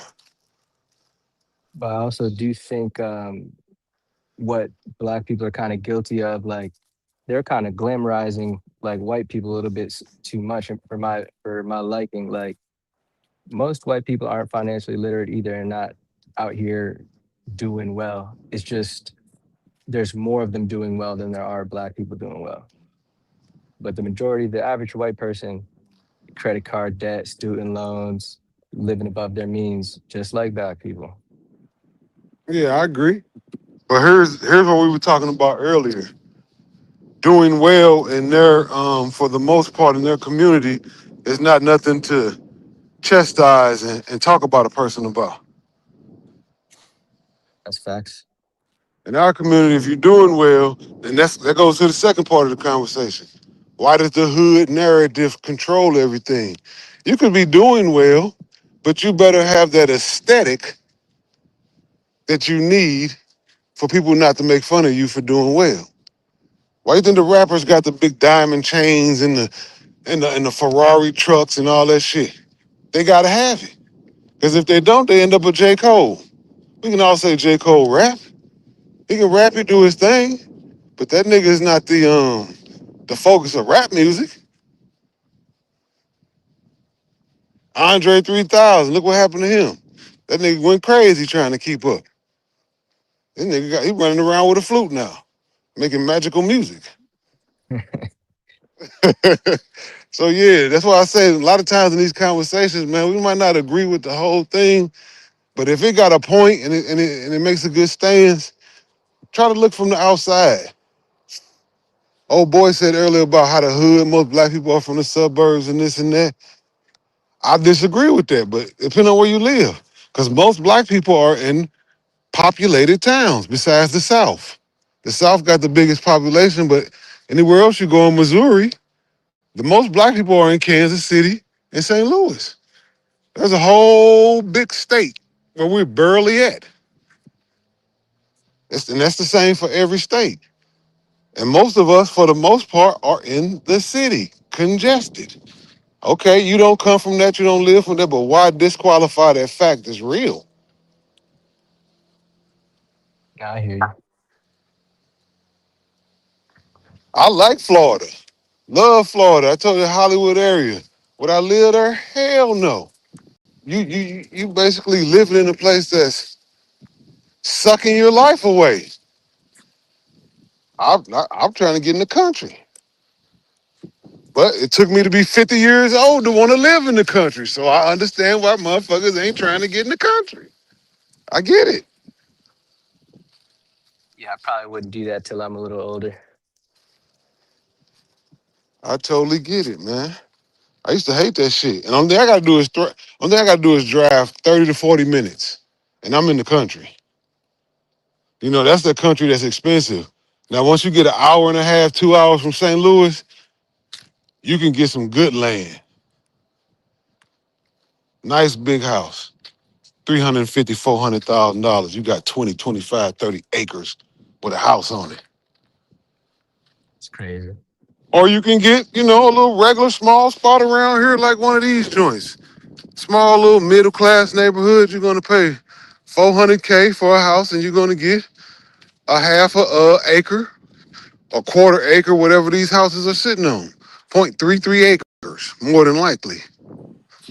See, well, that's my thing, right? Like, what again? It's only I only said everything I said because we are saying stuff about nobody taught us this stuff. What do we mean by that? Like, what are we needing to be taught, and what are they So asking this for? this is what I'd say, right? One of the differences that I kind of see between, and this is probably personal experience between like my family and maybe some of my white friends' families, right? Like school's not going to teach you financial literacy, Hmm. but their parents might have had a little money, even if they weren't rich. They had something. They Right. knew about the stock market. They knew about credit cards. Where my parents come from, like Hmm. my dad might Hmm. not have shoes on his feet. Their parents didn't have nothing. So it's I think it's within the family is kind of Yeah. usually my main point is where these lessons need to come from. But I when agree. true, it starts there, right? So if nobody's teaching it, I'll go ate them up. Yeah, the algorithm. I don't know if you can hear me, but the algorithm got you. I think, but from that point, I think it goes back to the basic understanding. Like I say, my old lady got a friend that's a teacher, and it's amazing the story she tells about how many kids come in there because I think she teaches a low grade that don't. Yeah, but she got to because she say how many kids come in there that don't know how to read and write the basics. You want the school to teach your kids that shit. I know for the most part, like I said, I told the story, so I want to keep going back into it. But for the most part, when we went to school, we already knew the basics. We already knew how to count to 100. We already knew our ABCs. We was already practicing cursive, shit like that, before they was teaching it in school. That's the one thing when my daddy was home, he did not play about. And you are not gonna be like me, nigga. You gonna learn this shit.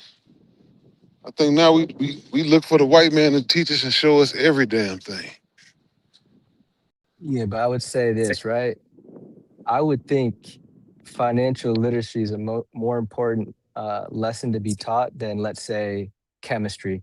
Like, maybe I there are agree. people out there that need to know chemistry, but I bet it serves the general population more to know some financial literacy. I agree. Like why do if unless you live in a certain area, you did not need to learn Spanish. Right. You didn't need trigonometry. Shit, you didn't need social studies. A lot of that shit you just don't need. But yeah, it comes to down to the family to teach you some of those things because school really isn't out here to I wouldn't say it's not out here to educate people. It's also to teach you how to learn, but it's kind of just to make you an employee at the end of the day. Small and say, I work in education for 30 years. These kids can't read or write on the basic level. They can't tell time unless it's on a digital clock, and they still put them in the next grade. Yeah, that started when I was young. No, you know, at some point we got bussed out to a white school, right? They was passing me with all D's. I had an A in math. It's the only class I liked, math class. Every other class, I was like, fuck this, I'm not doing this dumb shit. So I passed all through middle school with D's, but I guess they say D's is passing. And I wasn't doing the work for real. I was fuck this shit.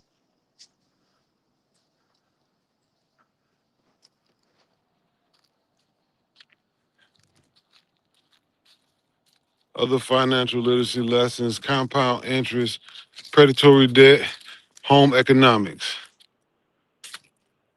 Yeah. The most important out of that list for me is compound interest. Cause you can get home economics. That's why we gotta start young. Where I'm at on this thing too. Let me look. We've been talking. It's been a great conversation this morning. We've been everywhere. I ain't even looked at my watch. We're gonna look live together. Almost 11 miles. I appreciate y'all, man. Straight up. I ain't even looked at this joker. We 11 miles in. In case I forget too. Hit that like button, guys. On folks grave. Yo, man. it's the type of shit we should have been doing while we was down there. T Will got us big. Since he been going live, we've been killing it. Hit the like button. Hit the like button. I consider this part of the manga space the early morning guys. The more educated, well, not educated, the more based in life. Most of us are at work. Most of us got our shit together. I tell you, most of the late night crew, which is some of us too, including myself when I was, and sometimes do dip back into, got our shit halfway together. Yeah, don't get me wrong. I partake in the fuckery too. Yeah, me. That's what I'm saying. That's why I don't knock it. Shit, like, most of the times when you got them super long streams, guess who was the motherfucker that was still up the whole time, right there in the middle of the fuckery. So how can I knock you for what I was doing? You know, what's his face says he's back. Bobby J said he back backstage. Okay, right on. Appreciate that. Yeah, I don't know what happened, Oh my shit, I my just noticed guy. Bobby J got a new logo. Hey man, that's the start of my my travels, man. I You can't hear know. him. Oh, you can't hear me? Uh, his thing bugs out sometimes. His StreamYard when people come up or down, he can't hear. Oh yeah. You can hear me though, right? Yeah, I hear Yeah, I you got now. you. Yep. Oh, okay. Yeah, I was saying that's the start of my I'm gonna start the channel up. So I pretty much got it going. So I got the graphics and stuff up and the banner and everything. So that's all I just did that last week. Okay. I see Yeah, the B so with the airplane in it. If I can give you one suggestion, I would mhm. take that airplane from the top and make that motherfucker look like a J with an airplane. So you got a J inside the B. Bobby J. Okay. I ain't think of that. Okay. Yeah. I'm cause like I said, I'm gonna start with I'm trying to figure between in January, Cuba, Haiti. I know I'm gonna do DR if I do Haiti, because I gotta come in the DR, but I'm gonna start this channel up, man, and then it, it ain't what was on my agenda, but we doing Cabo next month, and I'll be there for a week over right after Christmas, over New Year's. So I'm gonna do that, but I'm gonna hit some cool spots up, man. So I'm gonna get in. I wanna get this travel channel off the ground, man. Okay. Okay. Now it's going. You gonna have to come in on the level of an ace or a check, cause you know them. If you ain't got no holes, I don't care how good it is. The space over here gonna be like, that's all right. Yeah, yeah. Oh, They, but it's always a monger in space wherever we go, right? So I'm gonna add that in. That's the little piece to everyone. So it'll be. I, you said ace or check. It'll be like that, but I'm gonna definitely uh,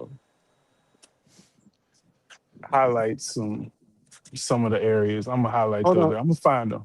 Is that a palm tree? 'Cause somebody said in the chat that looks like a palm tree.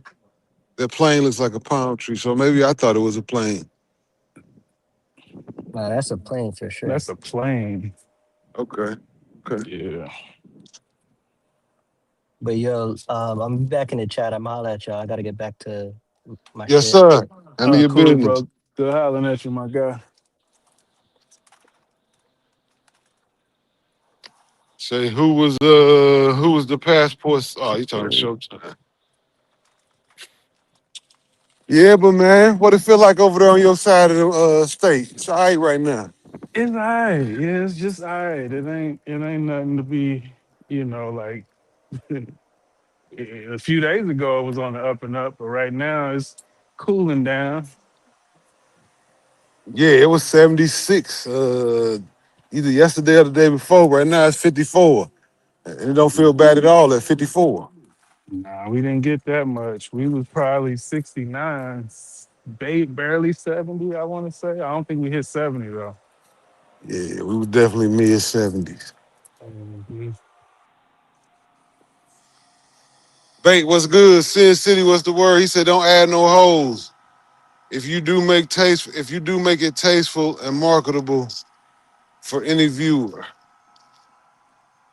Let's put it this way. So when I go into those areas, my goal is to have everything set up before I get there. So I would meet with a couple of them. We'll talk, walk and talk in a sense. and just kind of see, why they're doing what they're doing, what's the culture there in regards to that type of living or whatever. You know what I'm saying? It ain't gonna be no, oh, I'm here on a date with such. No, it won't be nothing like that. It'll just be more insightful. The mind of the mango type shit. I like it. That's it. Yes, sir. Rocky, what it do? Salute, salute. I sent you your message on Instagram, Rocky. We got to figure that out. So yeah, man. I wanna see how it come out, man. Now I did go with the I got the Insta 360. I got two of them. I'm gonna show you Oh, you because got the I know you the Go Ultra because of because it was a to me I did you it was the one you told me to get. You said I think you said a DJI. yeah, the DJI. I don't think it's out yet, or it just came out. One of the two. It I think it just did. I picked these up on Wednesday. I got them ordered because I got the creator bundle. But the reason I got them is because I can take one off and like it's magnetic and has that lanyard. I can just snap it on my chest. So I will have the one in my hand on the on the tripod or whatever, but or on the whatever they call it. But the one on my chest, if I'm doing something like just it could just be on my chest. It'd be a different angle, and then I can set up two. But the low light on it, when I was doing the comparisons, I think that was the best for me. It wasn't the best, but for what I wanted to do with the detachable camera that comes with it, and you can, it's small, discreet. I think that's why I went with it. So I picked them up on Wednesday. Okay, okay. So you already putting money on your business. Okay. Yeah, I mean, I'm already traveling and doing all this crazy stuff. I never document it. So I'm gonna run it back. We got Africa for next year. We haven't figured out exactly where, but um, I'm definitely gonna hit some areas for sure. Couple travel content go crazy. Well, it'll be just me, but she will make some appearances. Okay, only reason I said that because I remember you said, mostly your wife is the one that do the recording and stuff. Oh yeah, she do her own thing. Yeah. Yeah, yeah. I got to look at her stuff because even with her, it just be mainly her because I don't be, I'll be either behind the camera or I may make a couple jokes or something. But she, she's, she like I said, she'll be there for part of them, but she said she's not gonna do like when I do DR Haiti, she ain't gonna be there. Cuba, she's not gonna be there. Colombia, she ain't gonna be there. I'm gonna do like Venezuela. I'm pushing the limits, man. I'm Are definitely you gonna going push to the limits. Venezuela, huh? Okay. Yeah, I'm gonna try to. I don't know how to do that. I know how to do Cuba and I know how to do Haiti and Cap Haitian, but I don't know how to do Venezuela right now. But that's on my list. Why don't nobody go to Argentina? If everybody like that white phenotype, why don't you just go to Argentina and get you a super pale pasty one? Argentina? Have you? Is that something that people want to see? I'm not sure. I'm just saying a lot of guys like to go to that hemisphere, that region. Why not go on down to the, where you can get the whitest of the white at? Oh shit, I don't know nothing. I don't know nothing about it. I think I'm gonna do. Oh, and I was just thinking because I'm gonna do Nassau. Like a lot of people don't know about Nassau, and I'll be all over that island, man. But it's just little things like that. I know everything has pretty much been done, but when I see stuff, it's some things that I don't think they do well, and I'm like, okay, let me try to do this too. But I've been traveling forever. I just don't document a lot. I'm that dude that'll take two pictures and something in my story. All right, I'm here, and that's it. Low key Lux say Argentina is beautiful. They have glaciers. I kind of figured that. That's what I was thinking about. Who Mhm. has did a video at like, ain't Argentina like one of the most southern points at the bottom on the earth? Who has went to like the lowest part of the earth that you can be on a geological, whatever the hell it's called, lines for content. Oh, I that's a think good that'll be question. dope. Because Argentina is on the bottom of South America. Right. Yeah. Oh, I'm gonna be all up through there, bro. Yeah, I'm gonna be all up through there for sure. I'm just, and the thing is, it ain't like I'm new to traveling. It's just these areas. So so I ain't gonna be no. No, CB say National Geographic did that to you, Will. True, they did everywhere. He's right in front of me. Okay, Uh-huh. CTG said Ace did that when he went to Antarctica. Okay, dope. Really? Oh, that's crazy. I know Social trying to say with enough points because whoever he get his points through, they usually bid on a trip for two to Antarctica.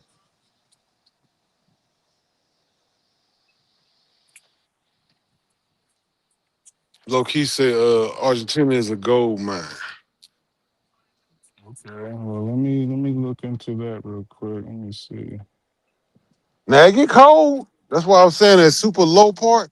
It got to get Hmm. cold down there. Make sure you hit that in very peak summer. Oh, it's only about 1,200 to. Let me see. It ain't expensive to go there. I mean, I don't know what's expensive to most people, but Well, they got a real, from what I hear about from a lot of people, they got a real colorist problem there. dark people. No, the white people run it. That's why I said, why don't people go there? They like the light bright, damn near white. Why don't just go Hmm. to Argentina and get the super white ones? And they still got that southern, South American type of esque that people are looking for. Mm.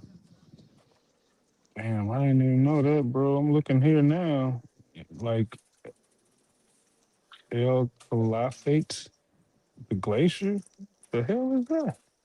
Yeah, it's so far low. They gotta have glaciers and shit. I'm sure it gets freezing. Man, Buenos Aires is 1,100 to go there. It take 13 hours. That ain't bad. Let me put that on my list. Hell yeah.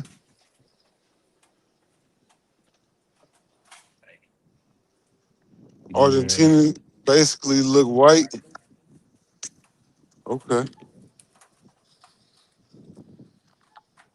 Zoe went to Argentina also. Okay. Okay. Yeah, I'm gonna have to look them up, man. I haven't really looked at anybody like to that degree, but I'm gonna have to look them up, and I fuck with Zoe too. Especially if you already, if you hitting South America, you in Colombia, you in Venezuela. Why not go to Argentina? Hmm. Oh yeah. That's a fun fact, Tone Polo. He said Argentina, they hid the Nazis after the war. I know why. Don't nobody go there. Hold on, I'm gonna mute you 1 second. I'm checking out here. Yep, yeah. Said my boy been there 4 years. He loving it and it's cheap. If you were getting paid USD. Okay, okay. That's pretty much the southern hemisphere, but yeah, some places are a lot cheaper than others. I get it. Fuzzy talking to Rocky. Buenos Aires, is that how you say that? It's like visiting Europe. They have a connection to Italy. Many Argentinians, get it right, get Italian citizenship. So there's a lack of color there, but they are respectful and great food. Okay, that's good information, Lux. Good information. Argentina's economy is not good, and their beef has disease. We got conflicting points about the food now. An Argentine girl teaches me Spanish online. All right, Tom Polo, You do a lot more than what you show online, man. And you take a lot of trips. Shout out to Tone Polo. Travel solo. Yeah, man. Shout out to the 67 in the building. If you ain't yet, hit the like button, man. Come on, man. Hit the like button one time. One time. We ain't asking for no money. We ain't turned on the partner program for monetization. You can at least hit the like button. Pay me in likes, man. That's all I ask for. Hit the like button. America just bailed out Argentina. Go in there now. You'll have a great benefit having USD. Okay. Just don't go there with the fuckery right off top, y'all. Keep it, keep it a gym for right now. You know? Yeah, for sure, Rock. Like I said, I sent you Instagram message. We just got to figure out a way to line it up. And I was telling my old lady, the pin, I said, I'm doing a case study on Rocky. She's like, who is Rocky? So I showed her your thing. I said, if everything work out, I might have to go. I doubt if I get veneers, but I'll definitely go to Colombia to get some teeth work. Shit, 2,500, 3,000 to get all your work done? Hey, man, that's worth taking a trip. Fuck the rest of the shit. That's worth taking a trip. Because she just got some shit done. She just spent a couple racks with insurance. The boy got he got some wisdom teeth growing in crazy. Been hurting his mouth. They talking 2,000 to get him taken out.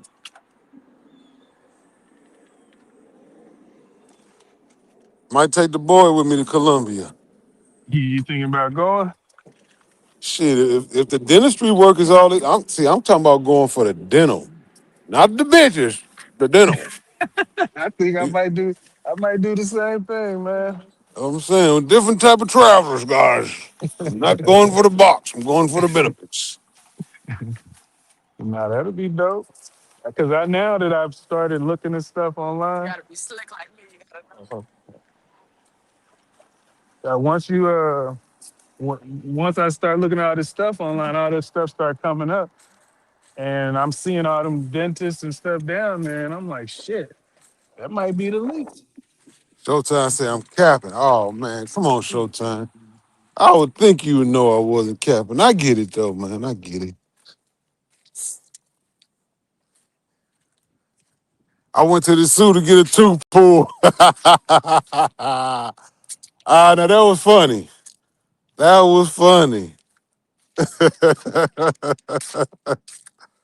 Damn.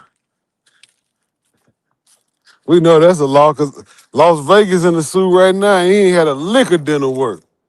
Not a lick. I don't know how much it is in the suit. My partner, he broke his back tooth, and he went to the dentist across from Tiki Wiki, and what is that, Blue Ice? He went over there, and he got it like got a crown on it, and I don't know what he paid. I need to ask him, but he did it right before our trip, and he got a crown on that mug, so he's been doing all right. Okay.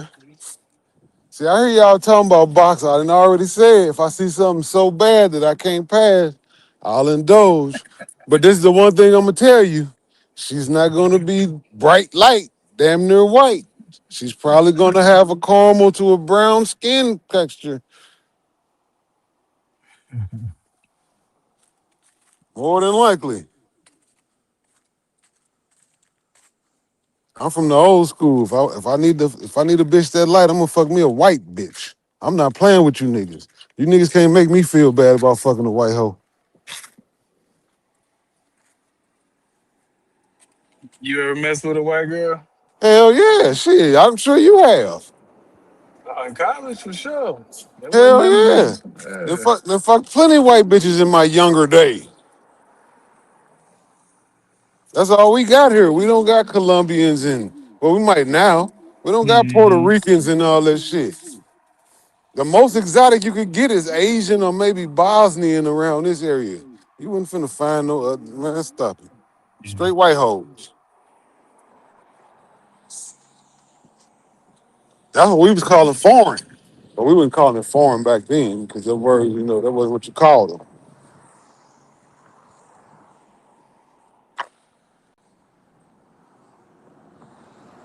So I hope T Will didn't leave the speaker on in the studio.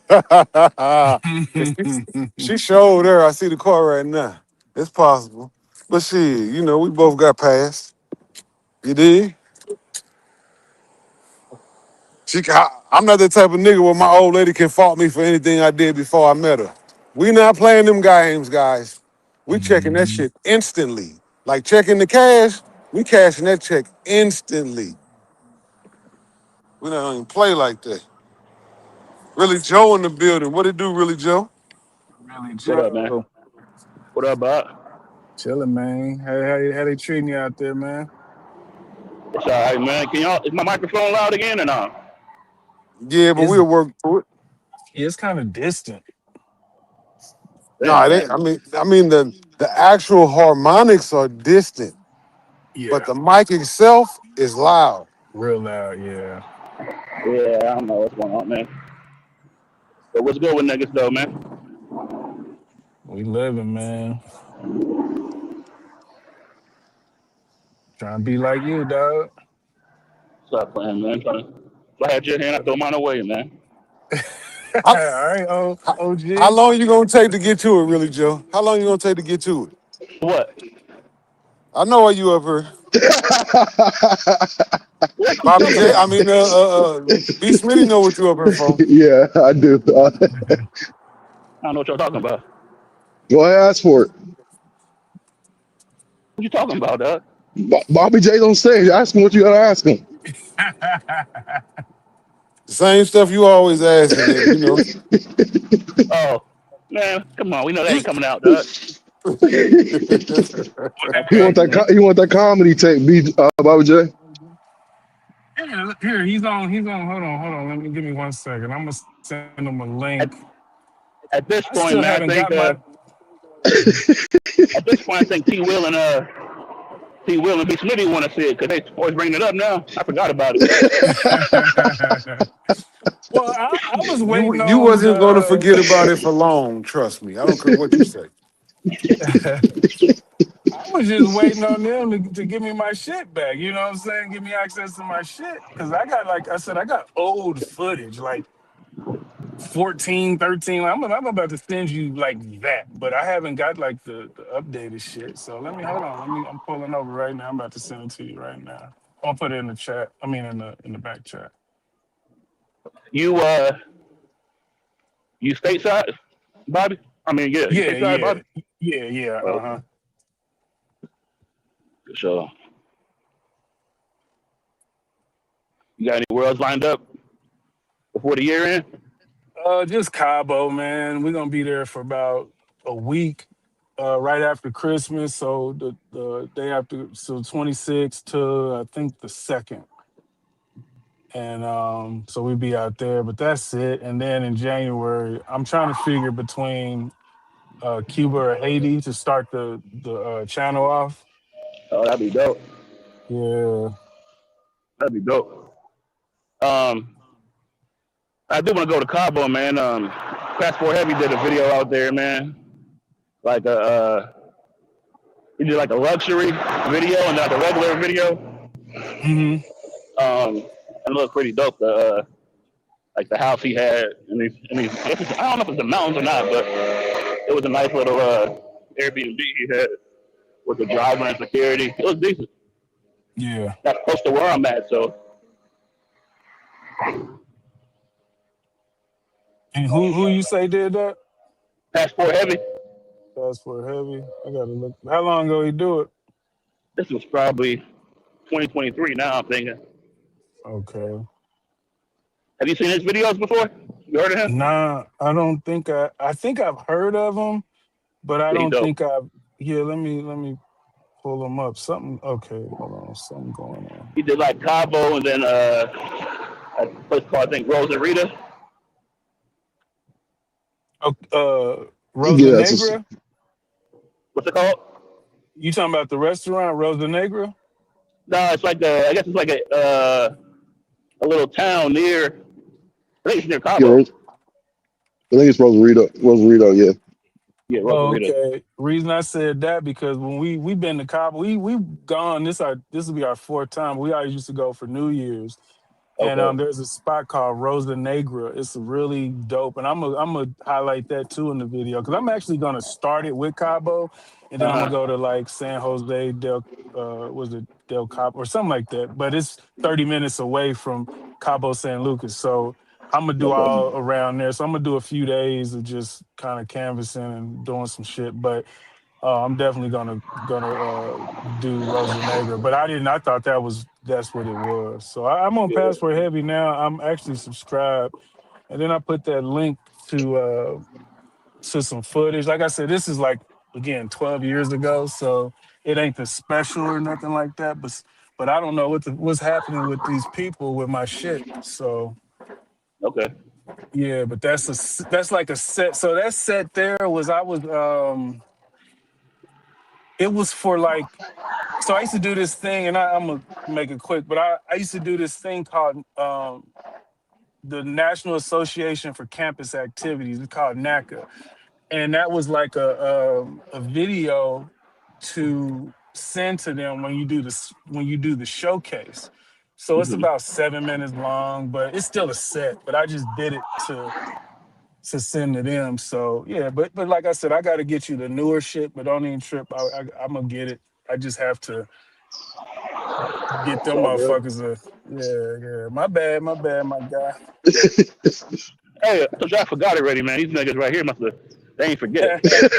Oh, hey, I respect you reminded me because, like I said, I just be going and going, and it's just kind of in a back thought. So I ain't tripping shit. That's cool. I'm glad you reminded me. So that, like I said, that'll show you what I do on stage, right? But Hmm. again, it's 12 years old, but but still, I still got more footage. I just got to get it through them. So. Yeah. Hey, where you plan on going in Haiti? Hope in January. It's between Haiti or Cuba. I think because I can do a twofer with Haiti because I have to come in to DR and Yeah. then I'll drive over to Cuba and then start from there. And I got a guy that's going to be like a tour guide. Oh, dope. Yeah, so I've been talking back and forth to him. So I just don't know exactly which one, but I'm gonna try to do one a month. So like it'll either start with Cuba, then next month Haiti DR, and then from there just kind of go down the list or vice versa. But I'm gonna do one every month, and then like everybody else, I'm just gonna have to milk the content, do different types Hmm. of parts to the content. So Hmm. Have you been to Victoria Falls? no, where's that at? Uh, Africa. yeah. It's in is it Mozambique? I forgot what country. Oh, yeah. Oh, Zambia. Yeah. Yeah, it's all right there. Yeah, Oh, you was there? I was there. I I went there a couple of years ago, or before COVID, right before COVID, actually. okay. Shit. So the only Yeah, we're spot you gonna went to was Kenya, or where else you been in Africa, Bobby? Kenya, Nairobi, Tanzania, Serengeti, and I think that was it. Okay. Yeah, because we did a week. Well, we did 5 days of the safari. We came in, did the the uh the hotel with the giraffe manor. Yeah. Yeah, that video is on my wife's YouTube. Uh, and then we did an elephant orphanage. But the safari was crazy. We're gonna do it again. We're gonna do it again next year. But I definitely got to do that safari, man. That shit was Yeah. crazy. So, did you You do want? the Did you one. do like different time of days, or did you do like one? Every morning we did it every Yeah. morning. So we would leave Okay. about 4 in the morning before the sun come Hmm. up. Right. Yep. Hmm. And yep, and then we would eat outside. And we got. I mean, I think the one video I'm gonna drop my wife's YouTube in here. Let me do that real quick. But I think hers. Let me see how long it is. Uh, it ain't really long form, but let's see. Africa, Great Migration, 25 minutes. Oh, she got three parts to it. So she got the Great Migration days 1 and 2 and 3, then the last day. So yeah, but I'm a It's it's crazy how much bigger African elephants are than Asian elephants. Yeah. That shit is. Them African elephants, man. That shit's crazy. All right. I put both links in the back chat, yeah. But yeah, that's the first video for Africa. Let me copy it before I forget. Oh, dope. Okay. But yeah, we gon' like I said, I'm gonna try to do something every month, man. And I think even I never thought about Argentina. I don't want to. I mean, again, everything's been done. It's all been done. There's just ways to do it, and I'm just trying to find a new way to do some things now. When I'm seeing things, I'll be like, damn, they just out there. They not really exciting as much, or I don't know. It just some dudes be out there. They've got some good content, but it just be missing something. So like I said, I just hope that I could, just put my foot in this space because I've always been a traveler. I just never documented. So I mean, it's pictures and stuff, but I don't do I'm not a footage person. Yeah. Yeah. Sometimes you just gotta people gotta find which traveler is more like them. You know what I mean? Because you can watch two different people and one will be whack Yeah. and one be like, damn. You know what I mean? It's kind of dope. Yep. That's exactly it. Yeah.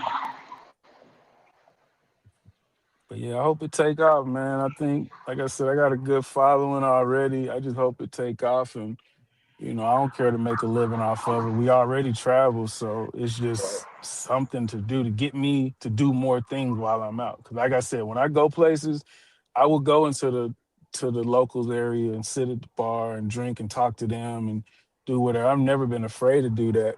But then when I think, man, I missed out on so many opportunities from 7, 8, 9 years ago. Ain't no telling where I could have been today if I just would have just documented it.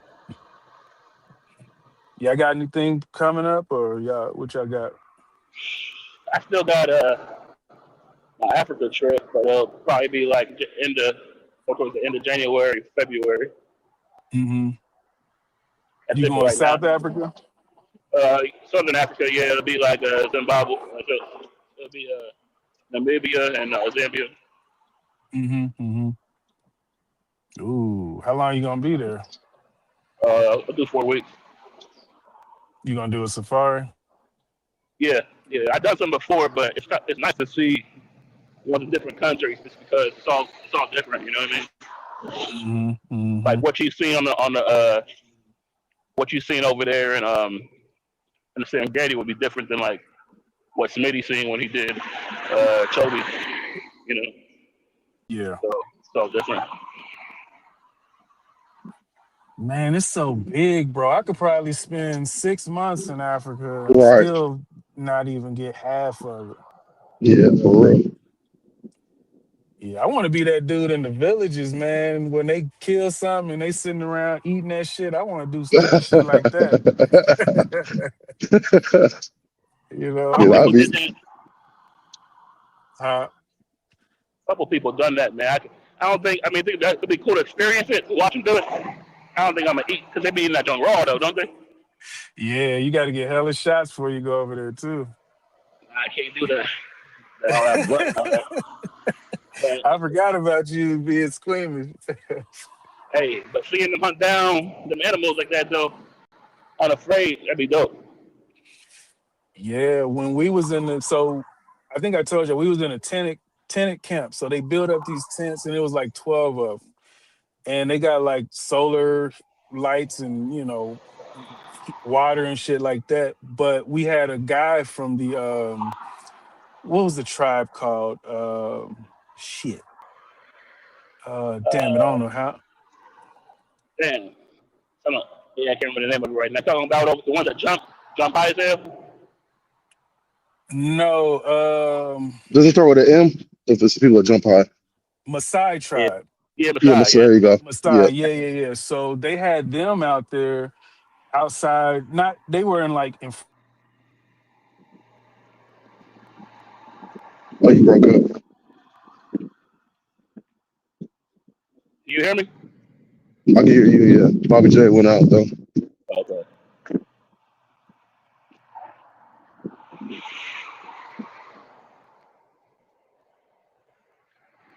Isn't it like the tallest people in the world, too? The Messiah, the what he called tribe? I don't think so. The tallest one I think are in Sudan. Oh, so okay. Got you.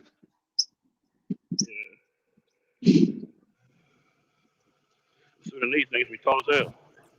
Hey, I just dropped the travel POVs link in the chat. If you able, you got more than one screen, go over there and show the brother some love, y'all. He here every day with us. He doing a 24-hour live today, trying to get his Oh, watch hours up and everything. okay. I'll go over Definitely there. yeah, check it that out. cut out. Yeah, I got him Yeah, he cut playing. out. I got him playing in the background right now just to help him with his hours. I'll do that when I get back to the office. Yeah, I did cut out, but my bad. Yeah, we ain't hear You you. You said good? that you talking about the Maasai tribe, though. We didn't hear what you were saying. Yeah, I was saying how they had them spaced out in our camp with bow and arrows, and they would be there all night. Uh, And then you like they was just their main focus was the hyenas because the hyenas are the most dangerous in terms of like just attacking people. And whenever we would walk towards the area to get picked up with the safari trucks, we had a guy with the bow and arrow walking with us. And I never seen him hit anything, but I did see him draw on the bushes that was in the distance because they said they saw one, but I never seen it. But that would have been dope to see him like kill one. they got that tribe in Nigeria, man, where they got snakes and hyenas it's like pets. Damn. Oh, I did see the hyena. Yeah, I seen that. Yeah. Not the snake part, but yeah, the hyenas. Yeah, big Hyena ass is a chains on pet. them. Yeah, I've seen that before. It's crazy. They train them niggas, man, and like basically like walking and chilling with them. You'll be on some like big ass chains. Hyenas got them big ass nets on them and everything. Teeth is crazy.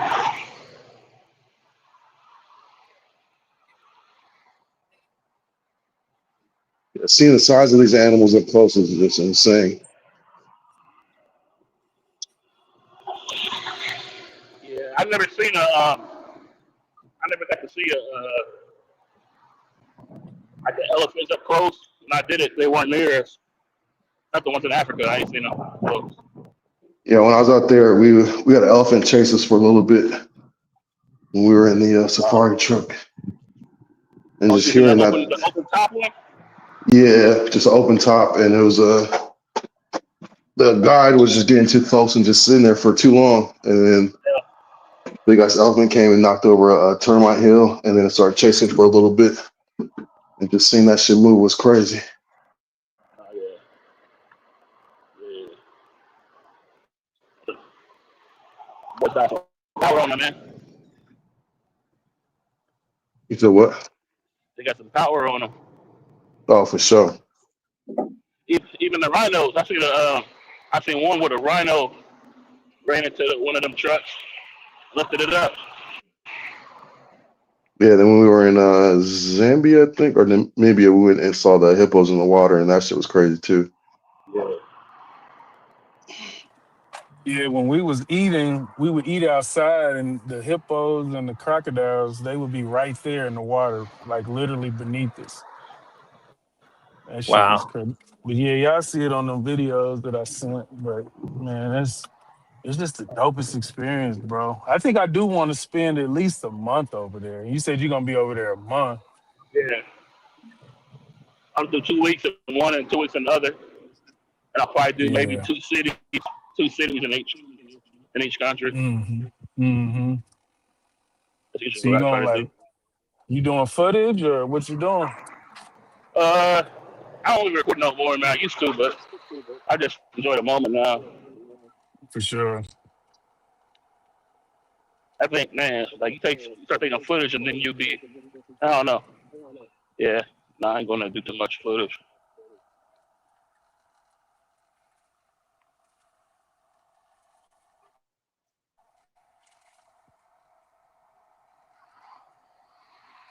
Yeah, I have a journalism background anyway. That's what my major was in broadcast journalism. So I never Mm. got to do it.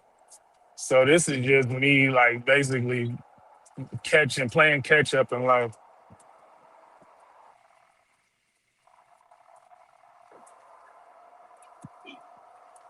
So outside of YouTube, do you normally just record stuff? I guess just internally, just to watch back at a later date.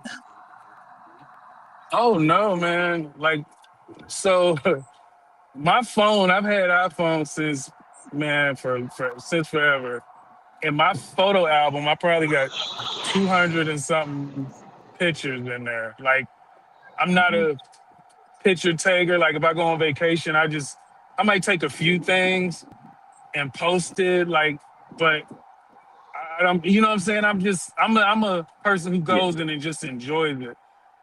But when I Same. would put things in my stories, people would always ask a lot of questions, and it was always like, damn, maybe I should have elaborated on this because people got questions about things that we do, and I didn't realize that side of the travel space that people really live through you through your trips and things that you're doing. So that's why I decided to just do that this year because I do film production already, like actual movie stuff. So it's Hmm. not it's always been my thing. So I'm not afraid to shoot things and film or whatever.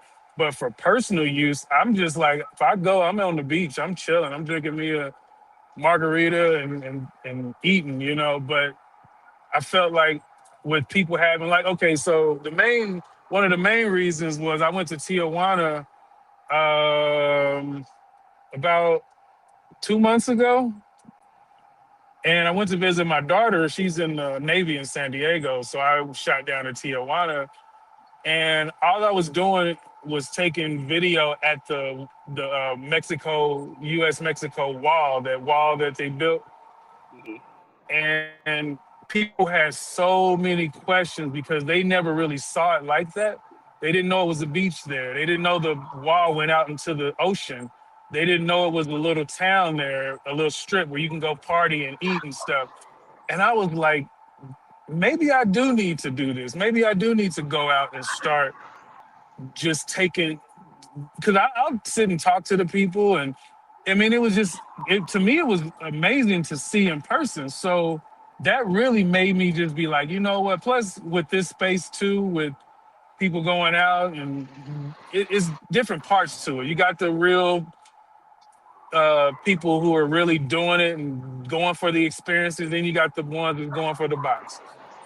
I felt that I could contribute something to this space, but I'm not trying to. Like I said, I already travel every month somewhere, so I just need Hmm. to just put my camera out there. But I want to do my due diligence before I go and set up a tour guide, like a local, and hey, take me to this spot in the city. What's some places where they got this going on or whatever, and just kind of break it down that way so I could interview people, talk to them, and just kind of just show their side of life. If the media has a narrative about them, let's show the other side, you know. Hmm. And then also, I know what this space entails. So, yeah, they sell in box in Cuba. So I'm gonna meet up with a couple girls and talk to them and just get both sides of it. You know what I'm saying? So I'm gonna make do. It ain't gonna be the gist of my travels, but it's always gonna be a portion of that trip everywhere I go. Yeah, yeah. No, that's pretty cool. It's similar when I go on trips, maybe a couple pictures I take and that's about it. I don't record any long videos or anything. Just Mhm. just for me. Yeah, yeah. just major like landmarks. Like, yeah, I was here, but Yep. yeah, I don't have too much storage, There you videos go. or Yeah, and photos. that's my wife. She'll have like 30,000 things, and she got that big storage plan and all that shit. I don't need that. Mhm. So Yeah, yeah, yeah. but where all do you where do you go? Like, what's some spots that you hit up that you really mess with? I go just about anywhere that seems interested. I haven't been there before. I'm heading back to Puerto Rico in a couple of weeks, and then maybe I hit DR. Been trying to figure out this Paris situation before the end of the year, but I might have to punt it until January. But yeah, no, Okay. I'll probably just do 2 or 3 more trips before the end of the year. How familiar are you with San Juan or Puerto So, Rico per se? yeah, yes, I went. When did I go? 3 weeks ago? Mm-hmm. I forgot I was there like 3 weeks ago for about like 3 or 4 days, checking out Old San Juan, and it looks pretty cool. So I'm Did you go heading. to? Oh, go ahead, Yeah, bro. My bad. no, you can go ahead. I was gonna say, did you go to the lower San Juan? Yeah, I don't know. yeah, yeah, yeah, It yeah. was. Lower It was. Old San Juan. That's what It was that's what I checked out and okay. saw what the area is like. But I was by myself. Mm-hmm. Okay, because they got a little area under San Juan. It's they got that Carmelo Anthony basketball court, and then to the left, you go down in there, and it's like no police go down there and nothing. Like it's kind La of like, Perla, huh? La Perla. You said La Perla? Ain't it called La Perla? Not sure. That's where Carmelo put his court at. Oh, for sure. I think yeah, because that's where they have the like I went down there. It's like another world. It's kind of like if you in Brazil in the what's The, that area in Brazil? It's a small version of it where police don't go up in there. I think you're right. I think it is La Perla. But one that's way something in, that'll one way be out. dope. Huh? It's like one way in, one way out. Y- Um, not really, because but yes, in a sense it is because you have. It's like like okay, yep, one way in, one way out, but it's only one way in on both sides. Yeah. Yeah, but that'll be dope to show because a lot of people go to San Juan, but they don't go down in there because, yeah, they be like no film and things like that. But you talk to the right people, you good, Yeah. and that's what I'm trying to do. Like I didn't even think about it till the other day, and I was talking to my wife, and I'm like, when I go to Nassau, Bahamas, again, I don't know what people have done in this space because I'm new to like following a lot of people, but it's so many areas in Nassau outside of where the cruise ship comes in where people can really get in there and just show life, show locals and see how cool them people are, man. When I get in there, I'm riding and you drive on the opposite side of the road, but I get a scooter every time I'm there and just be all over the island. And it's just so much stuff to show. So like I said, I ain't trying to reinvent the wheel. I ain't trying to be the next whoever. I just want to just do my part. I already got a cool following, so I just want to grow it. But I do trips my way. Some people do things their way. So I just kind of, you know, I just Yeah, want to go out and just show things that I've seen. Most people ain't never been to Bermuda. I've been to Bermuda. Like people don't even know Bermuda's the island with black people that have a British accent. You know what I'm saying? right. Like it's dope over there. They got a food spot called Art Mills.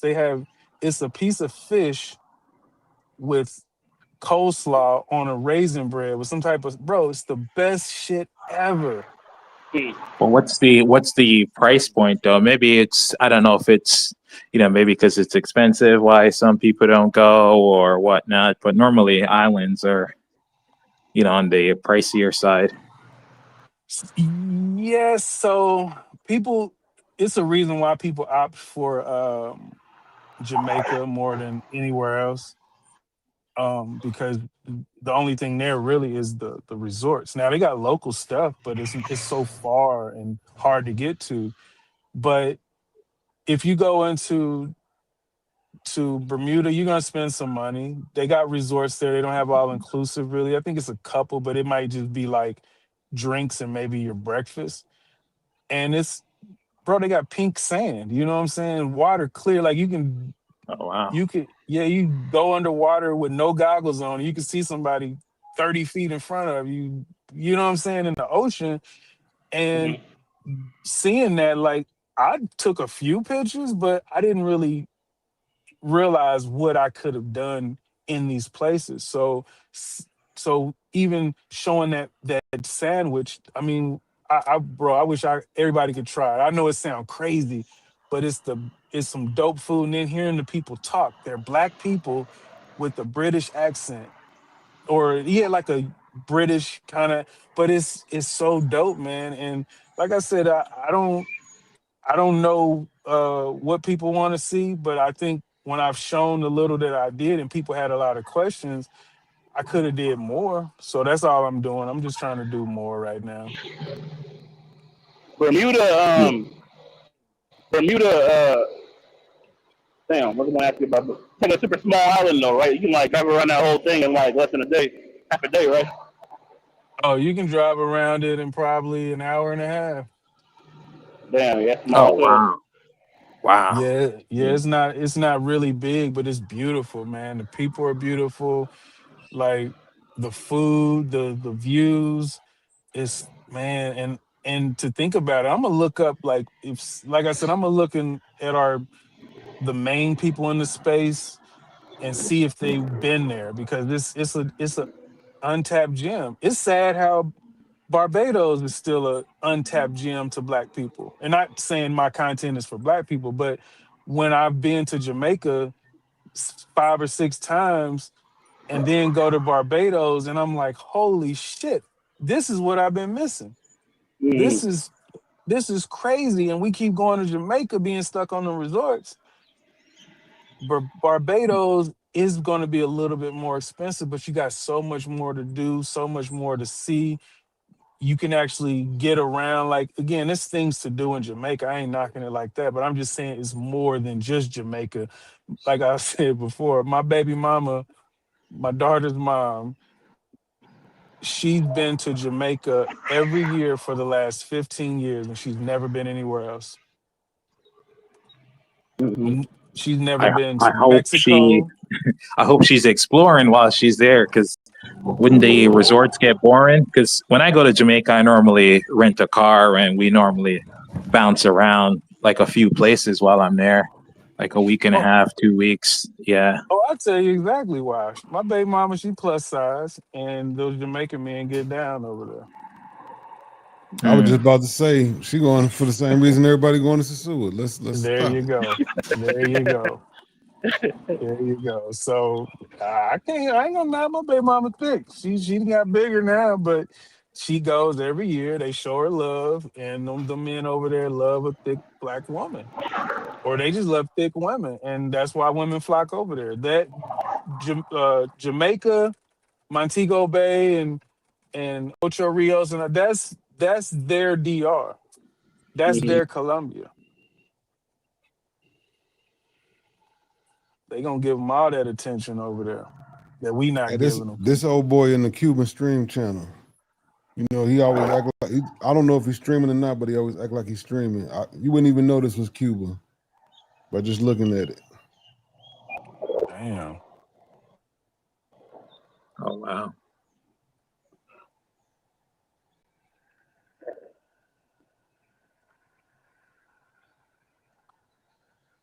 Real Cuba.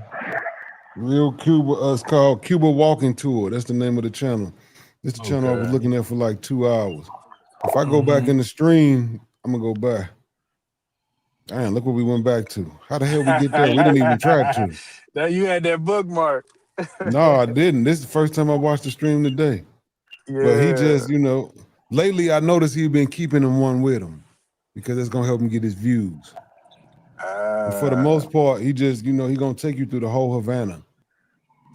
Just a walking video. Yeah, just a walking video. I got the volume off,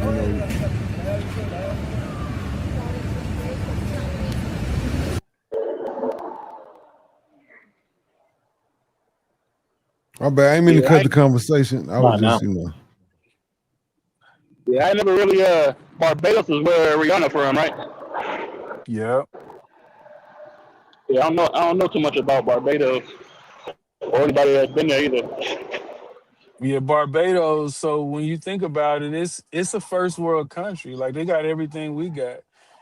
Now, Mm. I heard when we was there, they said that they didn't allow McDonald's in because of the diet, because of the food.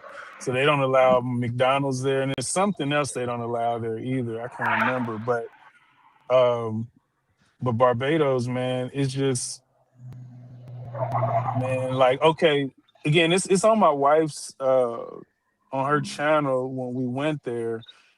They got so when you get to the far east in the on the island, which would appear to be north, but that's the furthest east you can go in the Caribbean in Barbados. And when you get to that end, it's this cave that you go into that opens up to the ocean, and the cave is like 100 feet from the ocean below you, or not even 100, maybe 50. But it's the craziest view. You walk down under there, and man, it's sick, bro. See what Fuzzy wrote in the chat. Oh man. James got a nice dumpy. Oh, Don't go to Don't go to Barbados. Barbados. They allow black students whatever you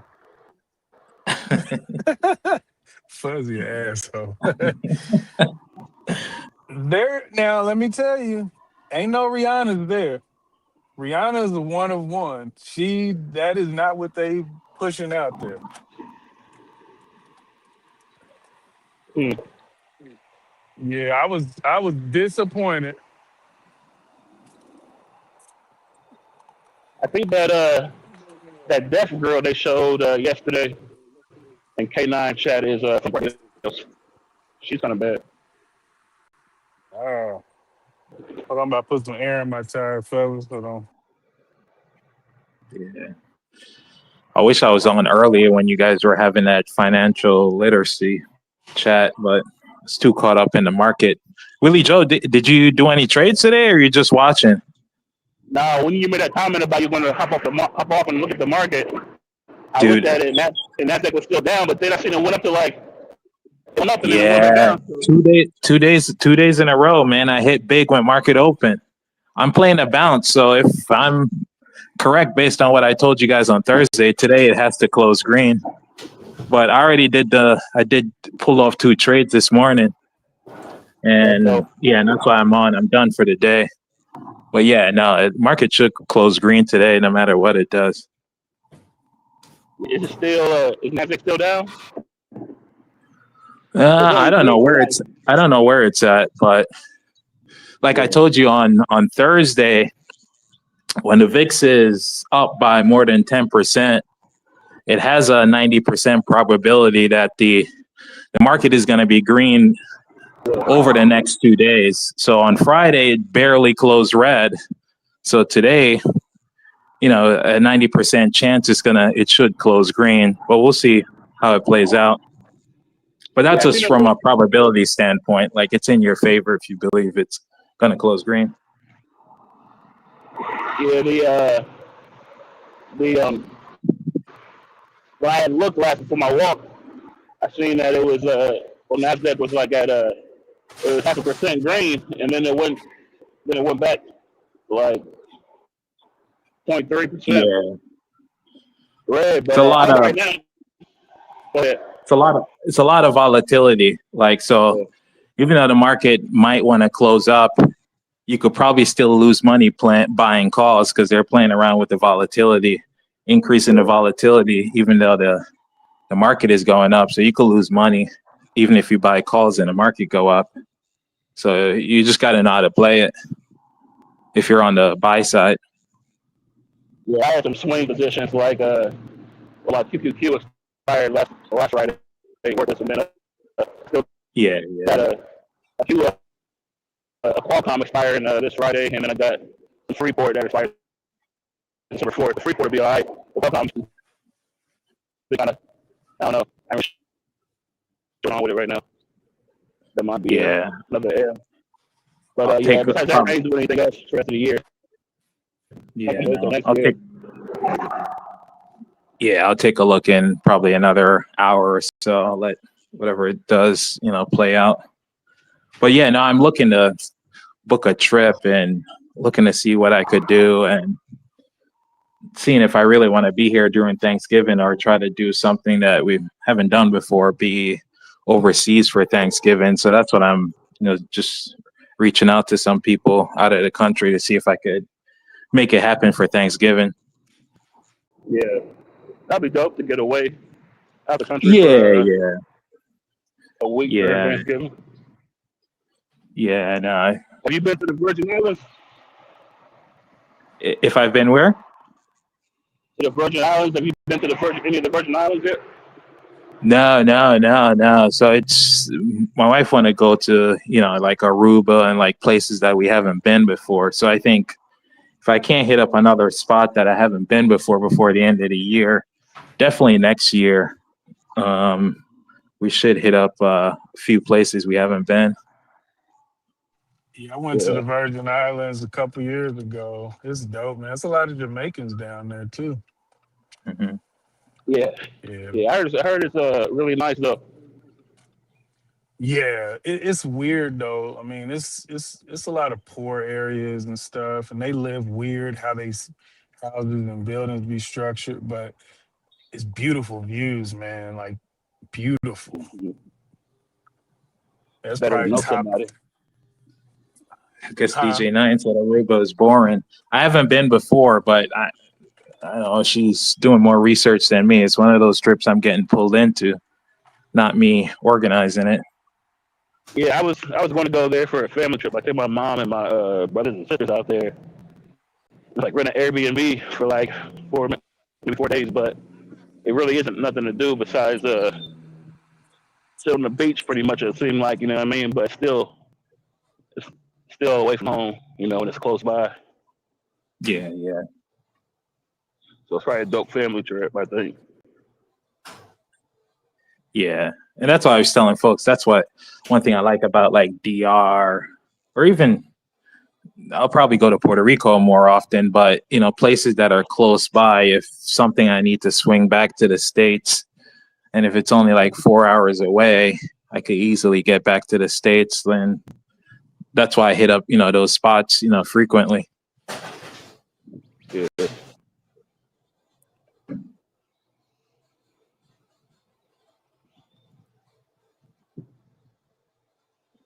But yeah, no, he was mentioning Bermuda. That hasn't even crossed my mind to go to a place like Bermuda.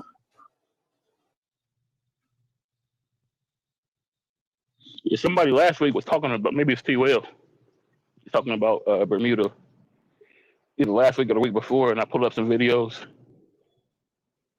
of the people doing the water activities. Look all right, but it seems like there's a lot of some drone footage too, and like it seems like Bermuda has a lot of suffering from a lot of coastal erosion right now, like rapid coastal erosion. Yeah. Because I'm looking at my work schedule right now. Maybe like These the hurricanes, second they week usually of get hit full December. on. What you say? Yeah, after the second week of December, I'm free for the rest of the year. So that's when I'm gonna try to see if I could go crazy and hop around, hit a bunch of stuff in December. Yeah, that's dope. What'd you say, Bobby? I was saying I wouldn't be surprised with Bermuda because they're the only thing out there getting hit by all sides. True. And Yeah. them hurricanes was tearing their ass up. But it's beautiful, man. I wish people could go see it and then like when people talk about Bermuda socks, So you'll see a lot of people there. They dress up there. You know, they'll wear the dress shorts with the high socks and dress shoes. Hmm. It's the craziest look, but that's how the men dress for like business and stuff. And then Mm. and they party. They some partying drinkers. They got this drink called Swizzle, and it's like they call it 8E proof, like 80 but 8 with the E on it. And it's like orange or something, but it's bro, they'll drink you under the if you a drinker, don't Mm. fuck with them. Brooklyn Prophet said Bermuda is like too expensive. Said to go to Dominica. I thought there was like a travel warning ban on like Dominica. I don't know if they removed it or not. I thought there was some warning I they think were giving us to not go there. I think it was under they was under what do you call it, that sanctions, I think, for a while. I don't know about now. Brooklyn, right? He said, "Yep, go to Dominica. Bermuda too expensive. It's up there. I mean, flights there are reasonable, but to stay there, it's a little bit up there. But shit, if it's worth it, Yeah, I mean, like, I don't know. You got to think like one person might say it's expensive, the other person said it's not. You know, so it was like what depends on. You know, everybody got different ideas on what's expensive. yep. Then I it guess, depends on your lifestyle. Yeah, I yeah. consider anything more like if the prices are higher than what the prices in the US, like I call it expensive. That's my definition of expensive. That's what I look like too. Yeah, if it's cheaper than the States, I wouldn't classify it as as expensive. Um, that's a good way to put it. I Well, because you have to mean, have some reference point. Like expensive is relative to what? You know, give Right. someone a number that they could use as a frame of reference. Because that's a problem I have with some people when they say something is expensive and you don't know their reference point of what yeah. they're making that statement based off of. Like I wouldn't expect Hold on, man. Margaritaville in in Florida to be cheaper than a Margaritaville in Key West or somewhere else. But when you talk about food, if it's more expensive eating out somewhere out the country than it is in there, that's definitely expensive. It should be cheaper when you go into these tourist places. Cancun was like that. Cancun was stupid for no reason. Um, but I would Barbados, it's expensive because they got to import a lot. Hmm. But if you go, but you can also go and eat in their local spots for cheap, very cheap. But as a tourist, if they got you, they got you. That's when it's expensive. So, yep. I could see why you would say that. That makes sense. Because I was like, damn, this costs this much. I'm thinking, you know, order a drink and it's $4. No, or if you eat your brunch, it's gonna be cheap. Now they you run it up there. So yeah, that makes sense. Shit, in that case, it's so expensive. If you want to eat out, that food and Bailey's and that should be high as hell. Yeah, so Fuzzy wrote a question in chat. If you go to a place and stay on the compound, isn't it the same thing as going to a resort in your home city? That's how I look at it. Yeah. Cause Yeah, I don't do you get resort. people. What you saying? I don't do the resorts.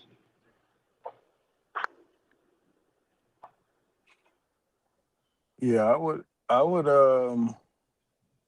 say yeah. I don't see how people just. I mean, if you're new to traveling, then the resort is gonna be like an oasis to you. So you take the Rio in Jamaica. That's where most black folks gonna stay at. It be lit. And for the to be honest, ain't a reason to leave that mug. But you're right, you could have did it at home, but it's like it's still an entertaining time. And then the staff is all from Jamaica. So it depends. But if you've been going and you never go out in the local areas, you're doing yourself a huge injustice.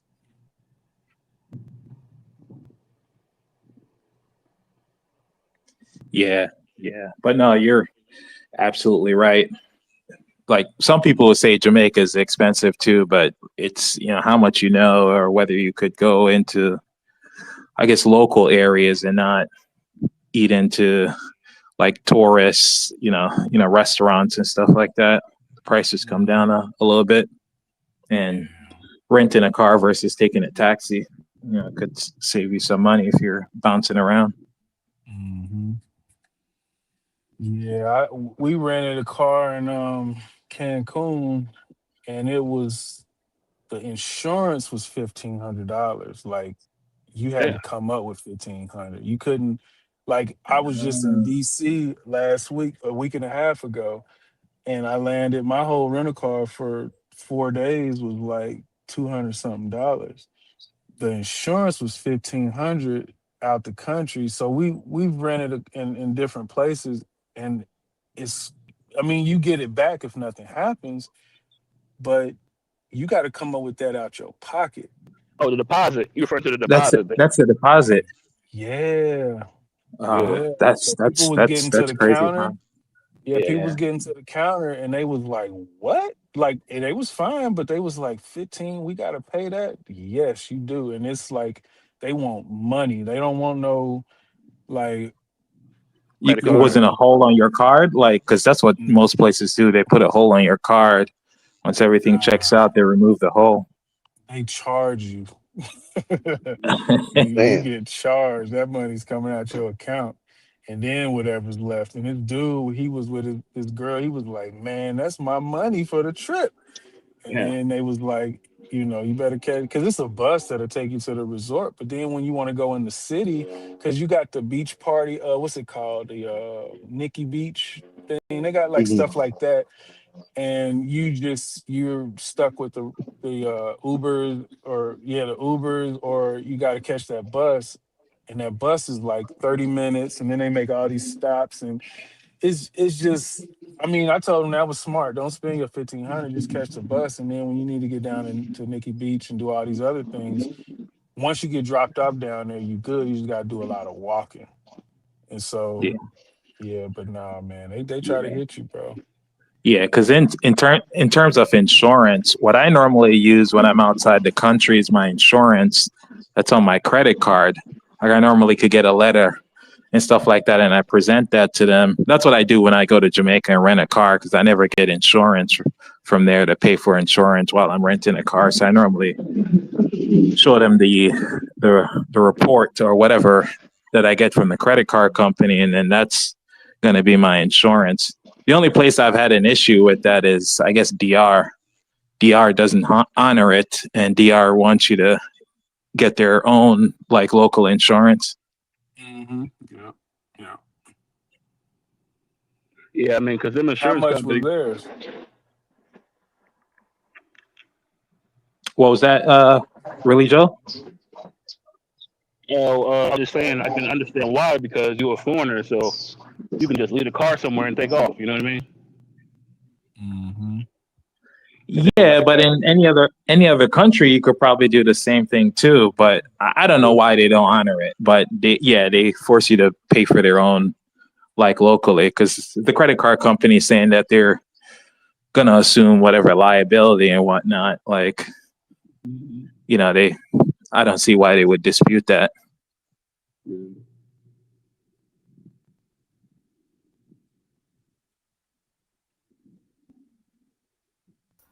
T Will I was think good. T Will in What there? what up, bait? What's the word? Yo, was good. Hey, so people Chilling. trade in here. You guys are live traders? yeah, For the yeah, I most trade. part, yeah. Okay. What are you trading? Crypto or stocks? both. Oh, A both. little All right. bit. Yeah. That's dope. Yeah, I was trying to get with some traders too. I trade too. I got some trades open right now. You do crypto or you do both too? Mostly crypto. I'm Okay. leveraging, even though it's Oh, been okay. bad, man. It's been bad. All my stop Um, losses been getting hit. I'm like, I don't even know if I want to keep trading right now, honestly. You're going Oh, the so wrong way then. you're directionally biased then. That's what Yeah, that you're you're going the wrong basically way. saying. Yeah, Yeah. maybe, but no, I'll be going short and long, honestly. But it's Oh, just okay. my stop loss has been getting hit both ways. I'm not even gonna lie. I Oh, don't know. both ways. Oh, okay. Okay. Hey, at Yeah, least you got a stop loss though, man. My dumb ass, man, I'm sitting there playing without a stop loss, losing crazy money. So yeah, I've Is lost some money but before. really, Joe, is that a trade or an investment though? Because I no, treat them differently. mine are all I did was trade this year. I didn't do any investment. Oh, okay. But Because What do you guys think about the 4-year cycle for the crypto? Because we doing bad in the fourth quarter of the fourth year. I think these tariffs had something to do with it, and everything else being messed up too. So I don't know about it, but I think that has something to do with it. Yeah, I think it's the perfect storm. Yeah, but you think we're gonna recover? Because this is the fourth quarter. We supposed to be up. They waiting on the big man to say something and do something, and then everything will turn around. Right. Because the worst thing the market hates is, not knowing what's going on. Yeah. Man, I'm down so much on my portfolio. I'm talking about 40%. You ain't down till you sell. Yeah. No, I'm not gonna sell at all. But man, I waited 4 years for this, man. I've been DCAing the whole time.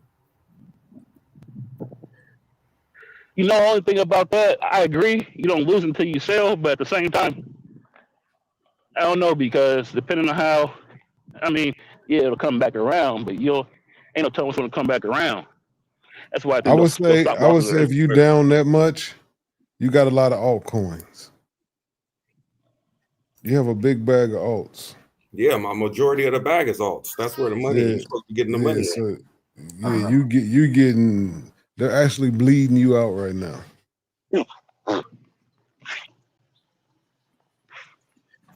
Yeah, but bait, I do a combination of both. Yeah, on the equity side, but I trade options too. But like what folks are saying, the wait in and nothing happening. Yeah, if I own enough shares, I'll be selling calls against it or something, like not recovering all my losses, but slowly what I think of like paying rent, getting paid rent for holding the asset over time. At least I'm bringing something in. That's the way I look at it. Yeah, I think you should tell us about the options too. That's something that we should all learn. Options is pretty cool. I heard about it, but I don't know too much. Yeah, it's just a little bit more complex because it's a derivative and there's so many other variables and folks may get confused. It's just easier to look at, I guess, just stocks and just look at price. And if price goes up, you make money. Price goes down, you lose money. And Trevor playing at a different level. He's playing on like Hall of Fame mode. So it'd be hard to explain it to somebody who's coming in as far as beginner mode. Yeah. No, it would take some time, Bait, to explain, but like fully. But as you learn a little bit more, you kind of understand why, pretty much all the big dogs, it's not just holding shares. Like everyone plays with options, however you choose to use it. Like some folks may say it's leverage. Some folks may say it's insurance. It could be all the above. And that's what makes it kind of complicated for some people to grasp. Like it really matters like how you're setting it up. And worst case scenario is you just buy the shares? It can be that. It can be like that's why I said like it can be all the above, and that's what some people may find interesting, about it. But for the most part, what we all could agree on, I guess, in terms of the leverage part, like it feels like you're putting up a fraction of the amount of money, and you have almost the same amount of controls as if you bought like X amount of shares. Okay. Right. I think the main difference is in crypto, you just blow your account. Mm-hmm. But in options, you actually got to buy that shit. Okay, that's what I was saying. You can blow your account, but in crypto, you can just blow that trade. In options, you might have to actually purchase that motherfucking 100, 200 stocks or whatever it is. If and only if you're on the side that I'm on, like you sell something, you're obligated. But if you buy what they call calls or puts, you have the right but not the obligation, meaning you don't have to exercise it if you're on the buyer side. But if I sell you something, I lose control on how you choose to, whether you want to exercise it or not. That's I guess the danger folks will say on the seller side. You have to be able to have the collateral. If someone exercise something and say you need to buy 100 shares or something at a certain price, your account has to be able to, you have to be able to purchase that with your account.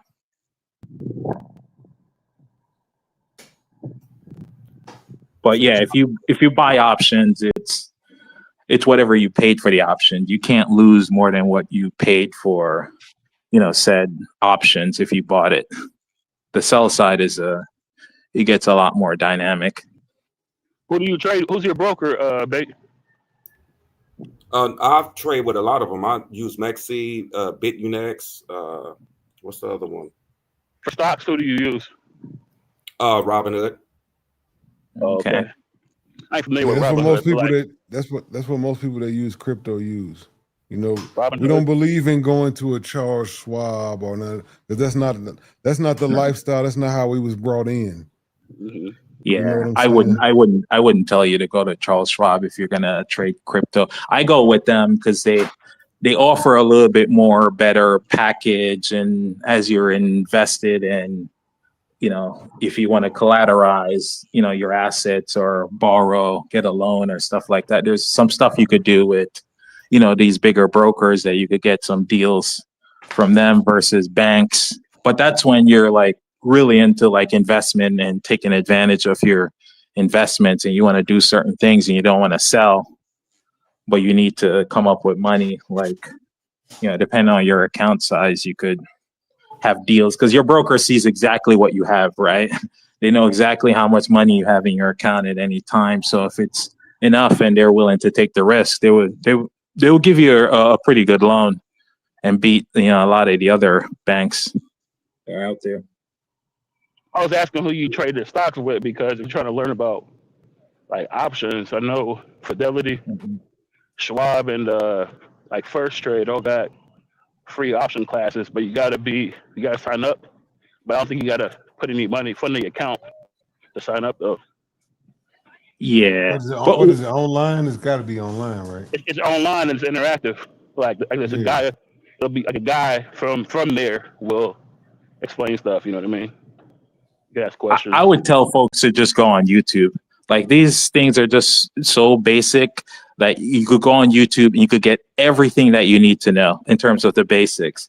Once you start getting a little bit more advanced, I think that's what separates everyone from the YouTube and why some people will pay for an option class. Like I've paid for an option class before and it was over $1,000.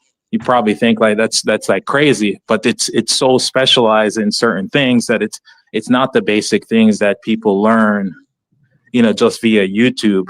And it's people who have proven that they could do like certain things, and why people would pay so much money for these specialized like classes. But the basic stuff, I wouldn't pay $1 if I'm just trying to learn what are options, what are calls, what are puts, like, and the basic stuff. I say go on YouTube.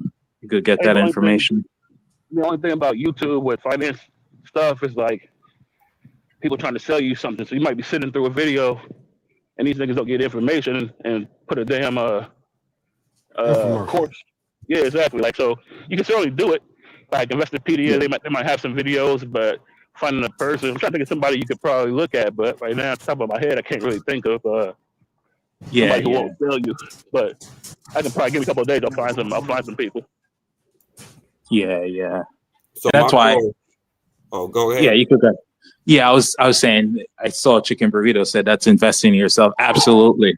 I spend a lot of money back on education because, I use that as, I think of it as a business, right? I need to learn more, improve my knowledge level if I want to be fully competitive. And whether it's $1,000, I'd rather invest it in myself than to, go out and spend it on someone else. Like, yeah, that's something I do, every year.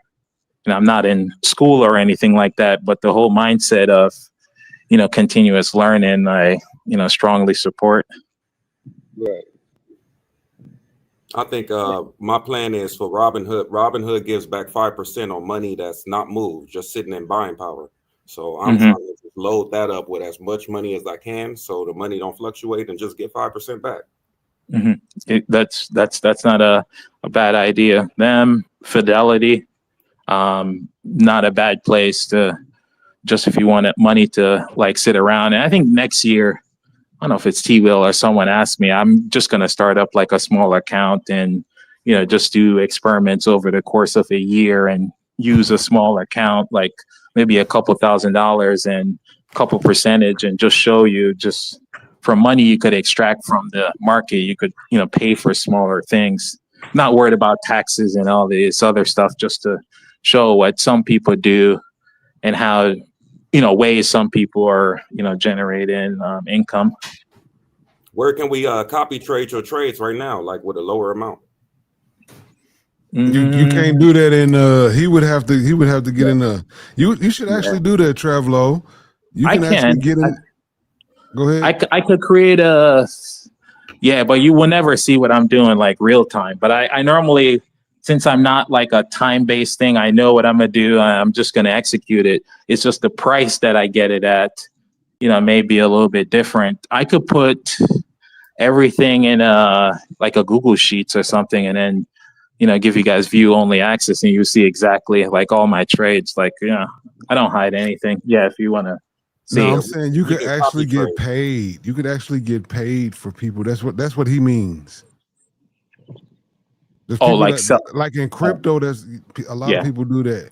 There's people that can actually put money in an account, is funded, but the actual smart contracts moves their money around and it does exactly what you do, and you get paid for people doing that. You would never touch their money. You would never. It would just follow you. In every trade you make, the algorithm would make that trade for other people, and it would pay you to do that. Okay. That's what he means by copy trade. So there's another source of income for you if you can figure out how to do it on the shit. That'll probably make more than your trades. If you got 52, and they be having thousands of people copying trades, trust me. No, and that's why I say, and the problem that I have, with the, they have so many finance YouTubers. And what I tell folks is like, you should never, I wouldn't pay someone something or buy into a service unless I know that they're profitable. They have to provide me statements to show that they're proven to be profitable doing what they're doing. And I think a lot of them in these courses that they're selling out there is, a lot of it is just theory, and if the market was as easy as theory, everyone with a PhD or everyone who you consider smart, it would be the best traders, right? But we know that's not the case. Some of the best traders are people with, no college degree. You know what I mean? Like, so it's not just, how much school and stuff like that. And that's the beauty of the market. Like, I think for the most part, majority, you got a shot. If you do, or you find something that has an edge, you could utilize it to your benefit. Yeah, but just on the side note, I don't think you can do it right now, Bait. But on the side note for you, when they actually get all the stocks on the crypto, as far as real world assets, you probably could make $100K a year on just letting people copy trade your shit. Yeah, no, I'll create a spreadsheet next year, and then post a link somewhere. You guys would be able to see what I do on that small account. Just slowly building it up. But like I said, since it's a small account, think of it in terms of percentage, because I know a lot of people like thinking of in terms of dollar value. But in my mind, if you could take an account and you could grow it like 30%, over the course of a year, that's a hell of a year. Right. You know what I mean? Yeah. So, but I know some folks are going to say, well, you only started with 2,000 and you ended up with, three. 2,600. Yeah. You have to think in terms of percentage. And what you'll get if you just park it in the bank. Yeah, exactly. Go against the bank and then look at it. Yeah. But if you could, they say on average, the market is given like roughly 8% and you're like 3x in the market, like you're in the top of the top. Don't try to shoot and double your account and all that other stuff because you have to take on so much more risk. But I think as like retail, what they don't realize that they have is you have time, whether you know how to leverage and utilize that time or not. A lot of hedge funds, they have to show a return over a quarterly period and they're up against a clock. And, the market gets manipulated within that time frame. And if you're not playing that game or if you know how to use that time frame in your benefit, like that's just I think of it as how you make money. So I try to be like the little guy and just extract out small amounts of money. I don't really care what they're doing in the market because I know I don't have enough money to move the market. I just want a piece of the action. That's just how I think of the stock market when I do trades. That makes sense. I'm trying to find a way to make sure my dividends. I think dividends is the best way to live now. Just stack up money, get the dividends, and live off the dividends. Depending on how much, you can people do that. Depends on how much money you got, though. Because the goal is to get to at least an M, and get like 5% back on the M. So M is making the M will make a dent. But like someone puts like 10K in there, then it ain't really significant at all. You got to keep trading. Crypto is where it can turn around, but I don't know what's been happening lately. Yeah. It's the first line of defense. A lot of people don't understand it's the first line of defense is where you can always get money, always, no matter what time of the day, no matter what. You can pull bread out of there. Yeah, Bitcoin is very liquid. Very liquid. Stocks are too, though. At certain times. At certain times, really, Joe. Yeah, at certain time. Yeah. That's what I agree with you, Will, on. Yeah, Bitcoin is pretty liquid. I can wake up at 2 o'clock in the morning and decide if I got it. This is what I'm saying. I can wake up at 2:30 in the morning, right out of my sleep, roll over and be like, boop, sold money. Money gone. I got it already right now. Okay, yeah, I get that. Yeah, you're right. That's 24/7. And then you don't have to go through another person, even if it wasn't. Like I said, I can roll over out of my bed, hit a button, boop. Yeah. It's just the volatility, unless you just like in a stable coin. Other than that, crypto is the place to be. It's just the up and downs. Like the drop we had, I think it was like 2 weeks ago when everything dropped 70% out of nowhere. That was altcoins because I opened a wallet that I haven't opened in a long time with nothing but altcoins, and that bitch is slaughtered. That's why I said, yeah, you must be in all altcoins. Yeah, my majority in altcoins. Good ones, but still majority in altcoins. Yeah. No, I'm hoping that Bitcoin and all that stuff gets whatever ETFs and there to be options and all that other stuff. That's when I'll be even way more interested now. But I pay attention to Bitcoin, but just I don't try to jump in and out of it because it doesn't have options. But I try to trade similar things that kind of mimic Bitcoin, but it's not the same.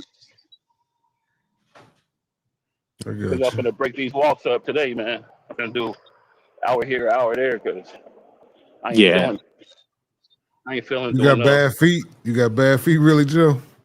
Not really. It's just gotta be in the mood sometimes, man. I don't know. I'm just feeling lazy, but I'm gonna still get it done, though. I feel you. No, but Bait, if you really want to learn and you see that you can't find videos or whatnot on YouTube, just send me a message in chat and I could probably point you a few places to learn some of the basics. And you can always ask me questions, but I'll be more useful for you if you've done enough research and you have specific questions.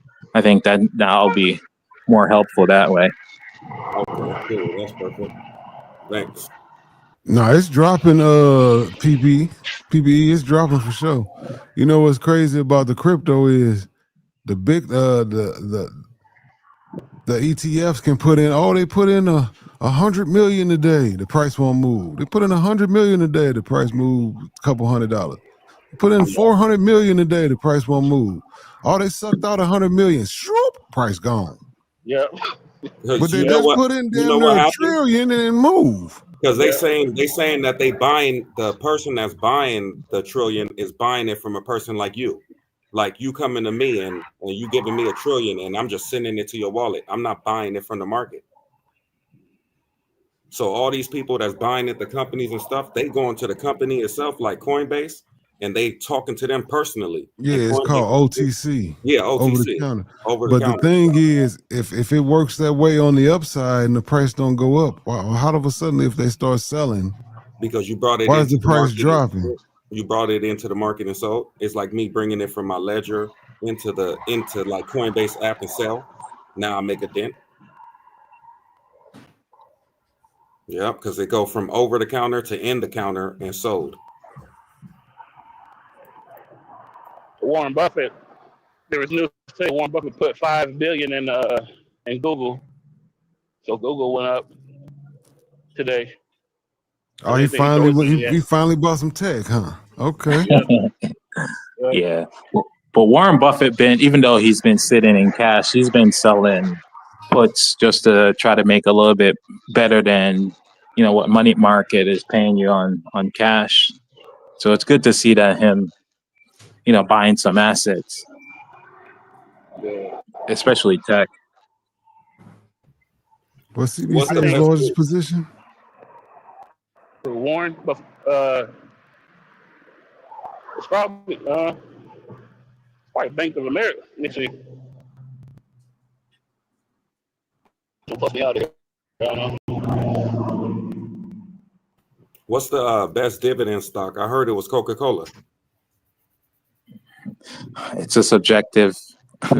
It's subjective, right? I can't tell you what the best stock is. Like all these things are subjective.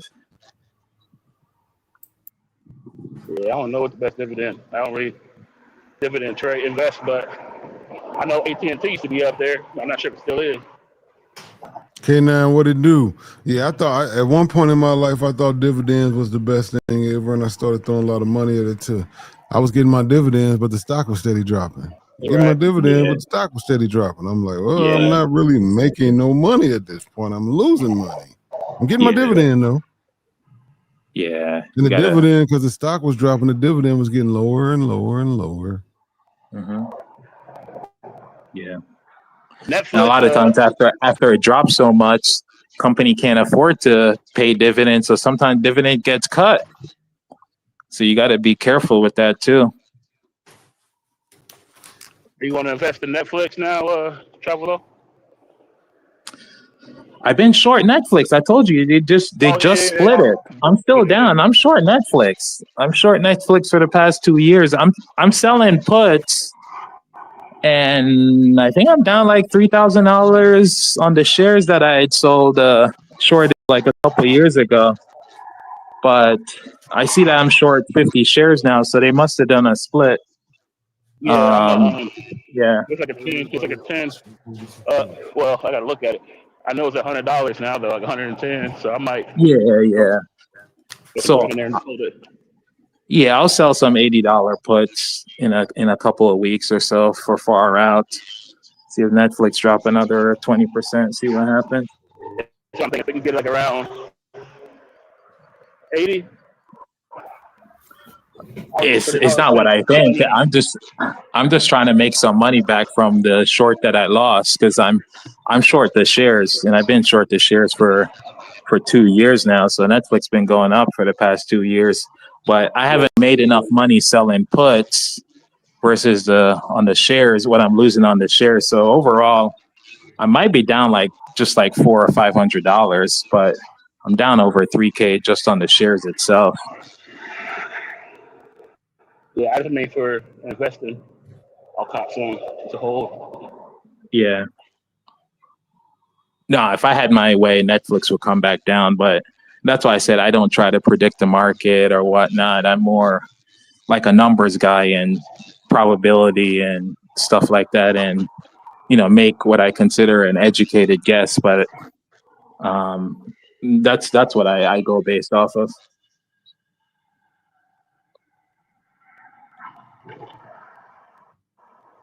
And you say you think the market is going to be green for the next 2 days?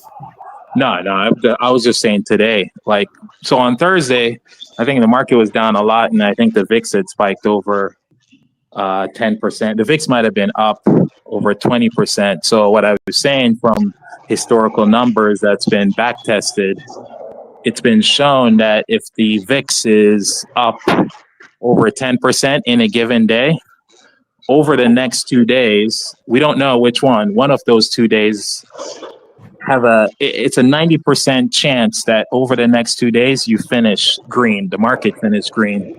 So on Friday it didn't. It was almost about like break even, slightly lower. So that's why I'm thinking, today the odds are in your favor that the market will end green, but we'll see how it closed.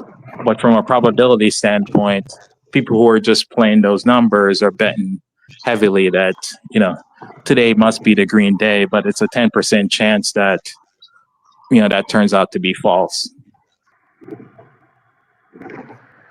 You can cash out in your Ledger wallet, Bait, don't you? You ain't got to think. Mm-hmm. Okay. I'm even staking Ethereum from a Ledger right now. Okay. So I'm about to get rid of all my ETH. I'm done with ETH. You done with ETH? Yeah, ETH is about. I mean, I'm always keep a tiny little bag, but I'm done with it. Wait for at least one more pump. Yeah, I done already got rid of half of my bag a little while ago. Okay. Of Cool. ETH. You can stake it from your Ledger too, just in case you want. I think it's 8% now. Yeah, I prefer Solana. I'm trying to move a lot of shit into Solana because, like, the other day I got rid of a little Solana, and shit. I mean, it cost me pennies to cash out. I mean, literal pennies to cash out. That's what I do for leverage. I send it through Solana before USDT because they charge me money for USDT. So I send all my money through Solana onto the leverage site. Then I convert it into USDT because it's cheap. Yeah, but then if I want to fuck with Coinbase, I'll send USDC through Solana because they take all the USDCs. And shit, I mean, just for example, 10K costs a penny. Yeah, that's rare. If you would have used USDT, damn, that would have cost you like $200, maybe like yeah. Because it would have went through ETH. Yeah. Mm-hmm. What, to transfer money? Yeah. Damn. But that's that's Ethereum, the gas prices. Solana is cheap. Even Doge is cheap too, but not too many people use Doge. Yeah, someone said the market is crashing back. I pull it back up and I'm looking at it. Yeah, it's still bouncing around the low of the day. Like BTC 92K. Yeah, let me see if there's news or whatnot. But it's never news. You know what pissed me off about the market, man? And it pisses me off because I spent the last 4 years putting all of my hard work and money and investments, and I done sold stuff and I did all of this. This market doesn't add up with 2 + 2 = 4. And it pisses me off because no matter what research you have, no matter what technical analysis you have, somebody can just come in like Trump and say, I don't like you or something, and it will tank the whole market and throw off every technical analysis, all the research, everything you did, all your leverage plays, all the stuff that you did. And it just pisses me off that 2 + 2 don't = 4 in this market. It's just like, it's supposed to add up sometime, and it just don't add up. So it just pisses me off. I don't know. It is what it is. Yeah, on a small time frame, I guess it's like that, right? And if it works out in your favor, it works out. But that's why it's on short time frame. It could get manipulated or news impact anything. And if you zoom out, it looks a little bit different on a longer time frame. So this is what I would hope that you gain from this, which it took me a while to gain too, and everybody else in the crypto market, because Trevor always talking about stocks. Crypto is a lot different. Your portfolio can drop 50% in a week, while stocks are barely moving. So I get what you're saying, Bait. You need to have at least 75% of your money allocated to Bitcoin. We all start chasing that let's get rich on the alts game, everybody. So I get it, but for where I'm at in the game, I'm not going more than 30% alts. Yeah, that's a lesson I learned too, honestly. Because like I say, I didn't turn 1,500 into 23K.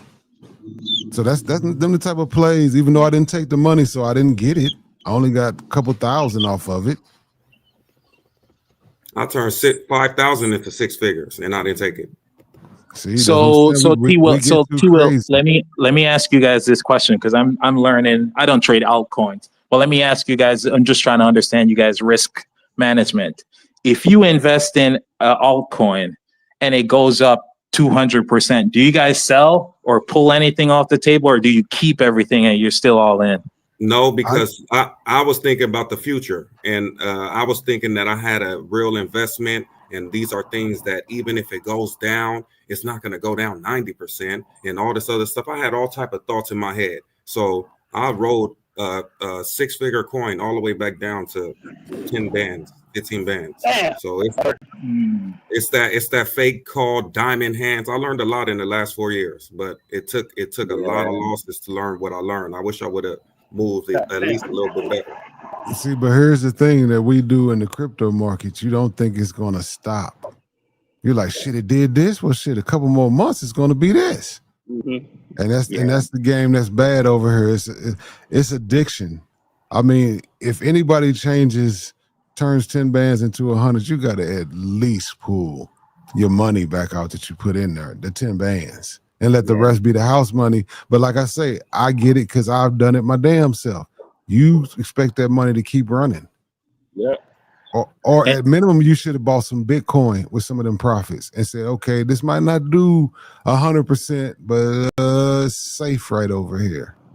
Or you just think something that went up, say something that went up, like that went up 10,000%. You don't think that thing will come back down 50%?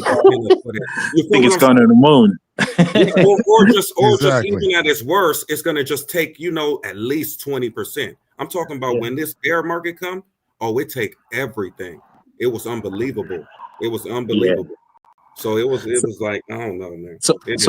And that's why I brought up the whole idea of like risk management. What T. Will said, pull some money out, put some in something that you believe is safer. But you got to be able to pay yourself something and pull something out and not be all in all the time. Like if you're always all in, you gotta, you're pretty much at risk for whatever roller coaster you experience. And folks who's just looking at it from a risk management standpoint, if it goes up a lot, they're at least, pulling their money out where they say, I'm just playing with house money. I don't even care. It's just house money. And you treat it a little bit differently. You could stash it aside and say, I'm not looking at this for 5 years. It was house money. I don't care. I don't need it. But if it's still your bread, that's out there at risk, that's a whole nother ball game. Yeah, but I think the thing is, go ahead. Yeah, you can go. I was going to say, I think the thing is when you don't pull out money, because I'm the same way. I've been where Bait been at, and it's like when you don't pull out money. I mean, because you got money in your accounts, your liquid accounts that, like your bank account, so you're good. You'll need the money. So when you start to see your account going like it is, you like it becomes almost like reality. It's like it's cash there. It's cash there, but you like, I'm good. You know what I mean? And that good turns into, stupidity. You're like, damn, man, why ain't I just? Because I don't ever pay myself. I'm like, I got the money, so I pull it out. Leave it in there. Yeah, because the reality with me with Bitcoin, and I have a small amount, but not enough for me to even care too much about. Like, during the pandemic or pre-pandemic, I had like 6 Bitcoin. But when Bitcoin spiked up like 18K, I sold everything because I thought that's what the high was. I liquidated pretty much everything, but it's all like a percent game. looking back, folks may say I missed the whole run, but I don't know what's going to happen in the future. I'm just trying to make money. You know, I just got to go somewhere else, you know, and I have a small amount of Bitcoin, but not enough for me to, you know, lose sleep over it like here and there. But I think I would have been crazy holding Bitcoin from where I got in like 3K until now, like everything without selling anything. Like, I don't think I would have been able to do that. And see, that was my problem. I had Bitcoin. I was dealing with Bitcoin when it was $200. I was dealing with Ethereum when it was $13. Now I was doing other things with them. I never held it. But think about if I was using those two coins and holding it and went through the whole roller coaster where I'll be right now. And I was thinking the same thing with the altcoins too. I'm like, let me just go through the roller coaster and eventually they will be higher than what they are. But the way the market is looking now, it seems like these altcoins can die and never come back. They're scams. For the most part, they're scams, right? I know we hate to say it, and it is, but that's just the truth. For the most part, altcoins are get-rich scams. You get your money, you get out of them. You put your money back into the top 10, top 20, whatever you're into. Yeah. Facts. I think you learned though. I think you learned your lesson though, babe, because you said that you're using the stop losses now. So yeah. No, but I didn't lose that money in leverage. We talking about spot. We talking about just holding. Yeah, right. I didn't lose that. I wasn't leveraging at that time. So I still have those coins right now. Like even the one that I lost the 6 figures on, I'm back up 30% at least. But we're gonna see if it was Dogecoin. I bought Dogecoin at 3 cents, 2 cents, 2.5 cents. And I'm still in it. I'm still holding that shit. I'm still in it. So when it go back up to 70 something cents, I'll be back to where I was at. That's before Elon spoke on that Saturday Night Live. You think it's going to hit back that price? I mean, listen, if it gets to 50 cents, I'm still okay. I'll sell there. Yeah. A little loss, but 50 cents is at least cool. 73 cents is where it put me back to 6. Where's it at now? Where's Dogecoin at now? Let me see. Right now, I'm on the computer. Let me see. It's at 15 cents. So I'm still in profit, but I'm just not where. Come on, man. I'm not where I was. Yeah, so, I don't know enough about Doge to like hold it that long as long as you're holding it. But Bitcoin is a different story. Yeah, Doge never got out of the top 10 since I had it. Doge is ranked number 9 right now. Doge is number 9 coin in the crypto market. So Doge has never got out of the top 10. So that wasn't a bad coin, as you can see. Yeah, let me ask you this. Do you believe in Doge for whatever reason that it's going to be important or utilized in the future while you're holding on? I'm just saying, I'm just trying to understand because I feel that way about Bitcoin, but I don't know enough about Doge to be that. This is what I actually feel about Bitcoin. You know, Ethereum has a better use than Bitcoin. Ethereum is better than Bitcoin. What do we do with Bitcoin? We just buy it and hold it and people want to look cool with it. Ethereum, nothing moves in the crypto market without Ethereum. As you can see, every coin is backed by Ethereum. Every business that even starts in crypto use Ethereum first. So I don't even know, like to me, the top 10 coins are just the most important. For now, none of the coins really have usage. In the future, maybe it'll be more important. But for now, it's just kind of like a gamble, even the top 10. Because Bitcoin don't really have a usage. What are we buying Bitcoin for? I wouldn't say when I go over in Europe and see how you go in Europe and see how they're using Bitcoin. Like when I was over in Switzerland and places like that, like I see it a lot more than in the States.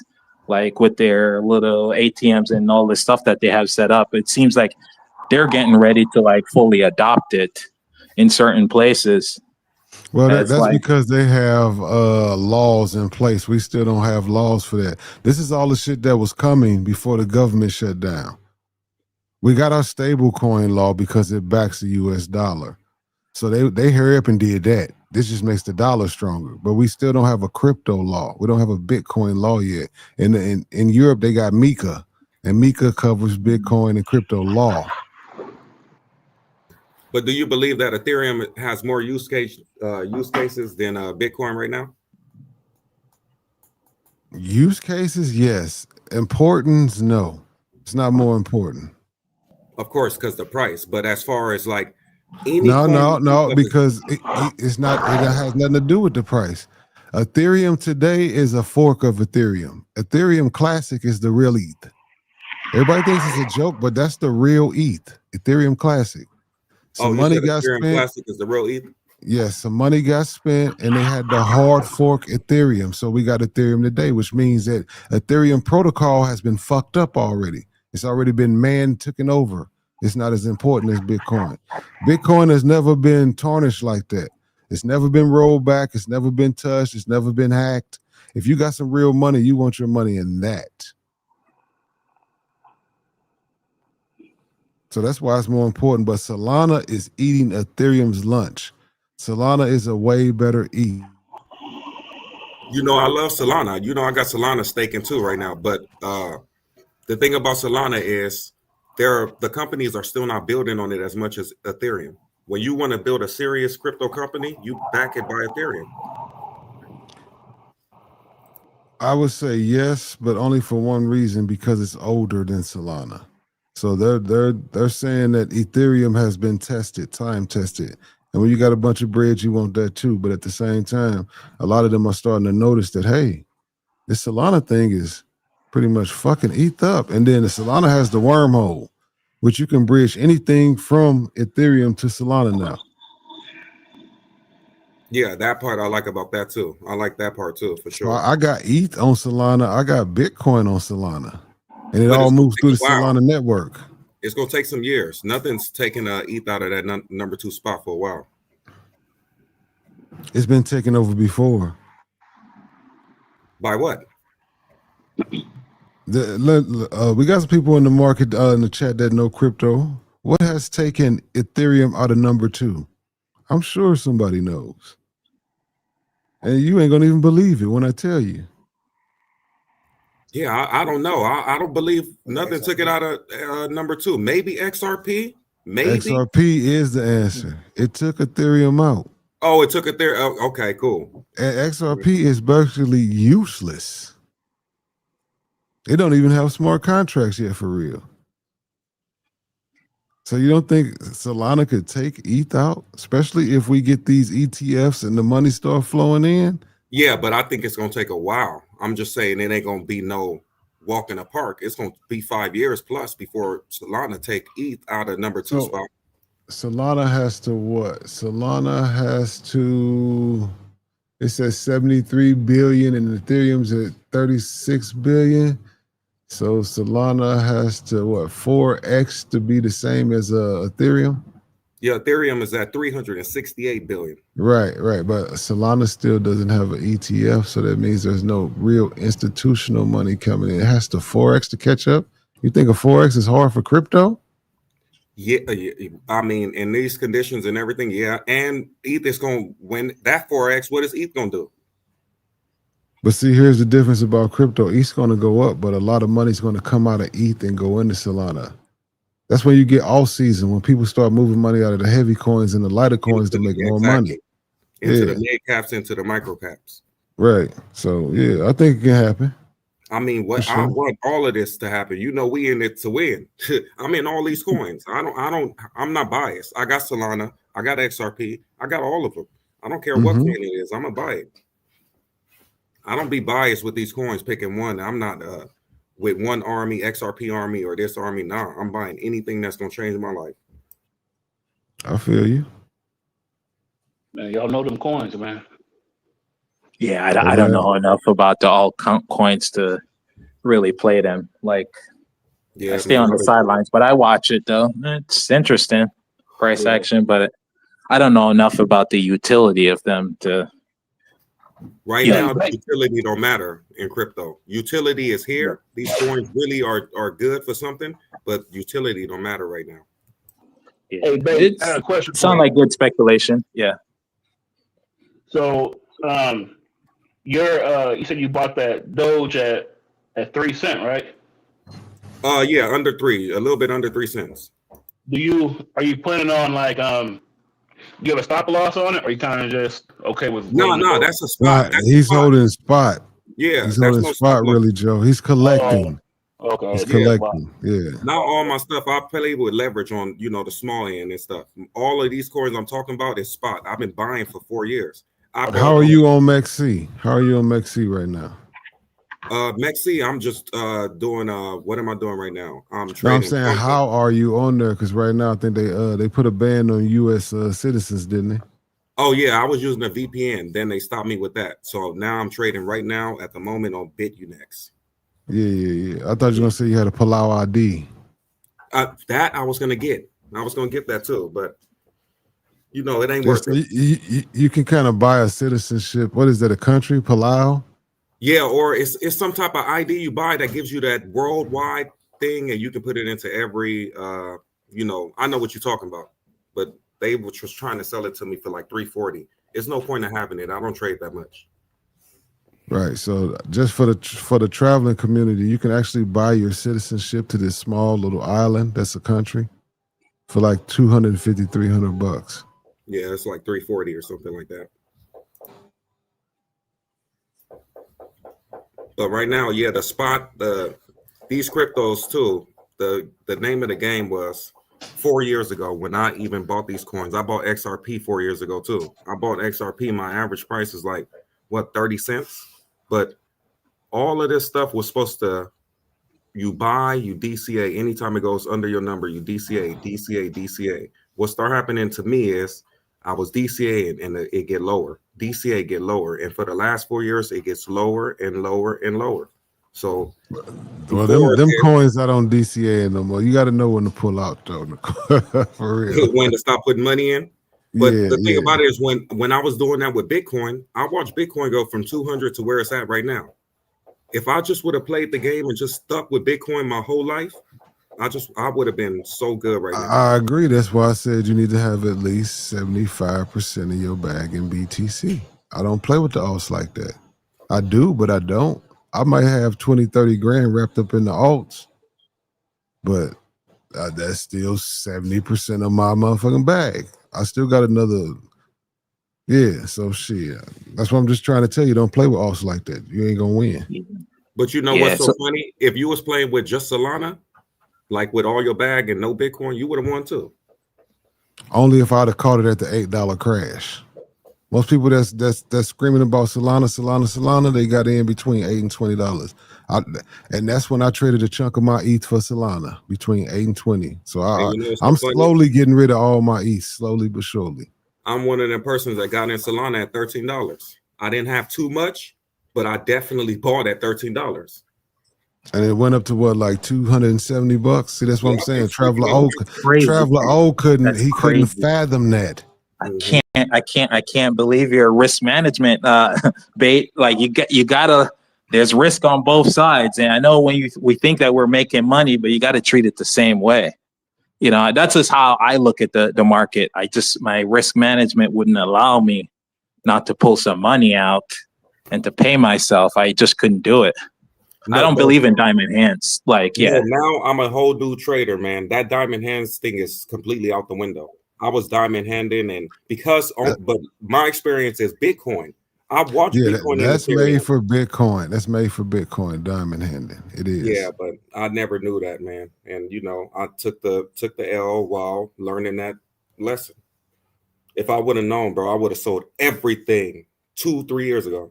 I was up. It was times where I was up high six figures with all my portfolio. What? And it came all the way back down. So it's just a life learning lesson. You got another. It's gonna take a couple years probably, but it's gonna be right back up there. Just next time, understand how to manage your risk better. And this time, I probably won't even let it go all the way back up there. I'm pulling early. No, yes, you will. You gonna pull early, but for real. You're gonna let it run back up because it's gonna run back up. You'll just know next time that it ain't gonna run forever. I better get some of this bread out of here. Yeah, but I might pull faster. Like I won't even let Doge go back to 73 cents. I probably pull around 50 cents. Scared that it's just going to go to 50 cents and come right back down. I don't want to play that game again. Right, but what would you pull? What would you say you would pull? At least 30%. I'm not playing. Yeah, there you go. There you go. That's a good number. Yeah, 30% is out of there for sure. Then I can ride the rest because, to be honest, Doge has been in the top 10 since I bought it. Like when it did that pump from like 2 or 3 cents all the way to 70, it's been in top 10 coins since then. It has not dropped. XRP never left the top 10.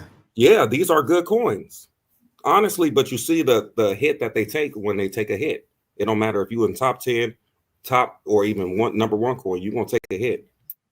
Yeah, but it has to do that though, right?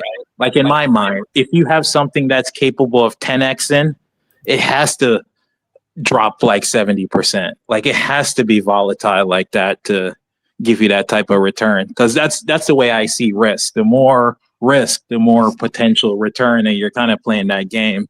Like if you're gonna make out big, there has to be risk that's associated with it. Yeah, but now I learned all that stuff, man. I was just too hoping on creating my future. I was thinking in the future too much, man. All of this was, I wasn't caring about the up and downs because I seen what happened with Bitcoin and Ethereum. And I'm like, these up and downs are just, for the now. Until we get into the fourth quarter. And now it's like, I don't know, man, with Trump and just with all the stuff that's going on, it don't feel the same. It ain't got nothing to do with Trump. We had bear markets before Trump. Yeah. But this type of tariff is messing up the fourth quarter of the little boom, the little Christmas rally in the November and the October, because tariffs and the uncertainty of the market, people don't even want to pull in. I know people right now, my relatives right now, they pulled all their money out. They not playing. They like, before this go to zero. For me, I'm holding, even if it go to zero, because I don't feel like selling at a loss is a smart thing. Yeah. Well, you're not at a loss. You're not at a loss. You're just not going to make what you thought you were supposed to make. Yeah. But what I was saying is that, and this is, just my bias in the way how I see the market. Like it can't just be straight up to the moon, like, because no one else will want to take the other side of the trade, right? Like, so people who are on the other side, even though the market is going up and people say that they're short in certain things, it doesn't necessarily mean that they're necessarily losing money if they kind of play it right.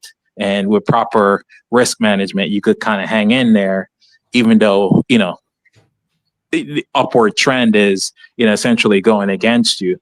And that's why I think for things that spike up, especially if it spikes up very fast, if it didn't come back down, equally as, fast, it just wouldn't make sense, or no one will want to take that other side of the trade. Okay, so but even with something like Bitcoin, you will be surprised in this bear market, Bitcoin's going back down to 25,000.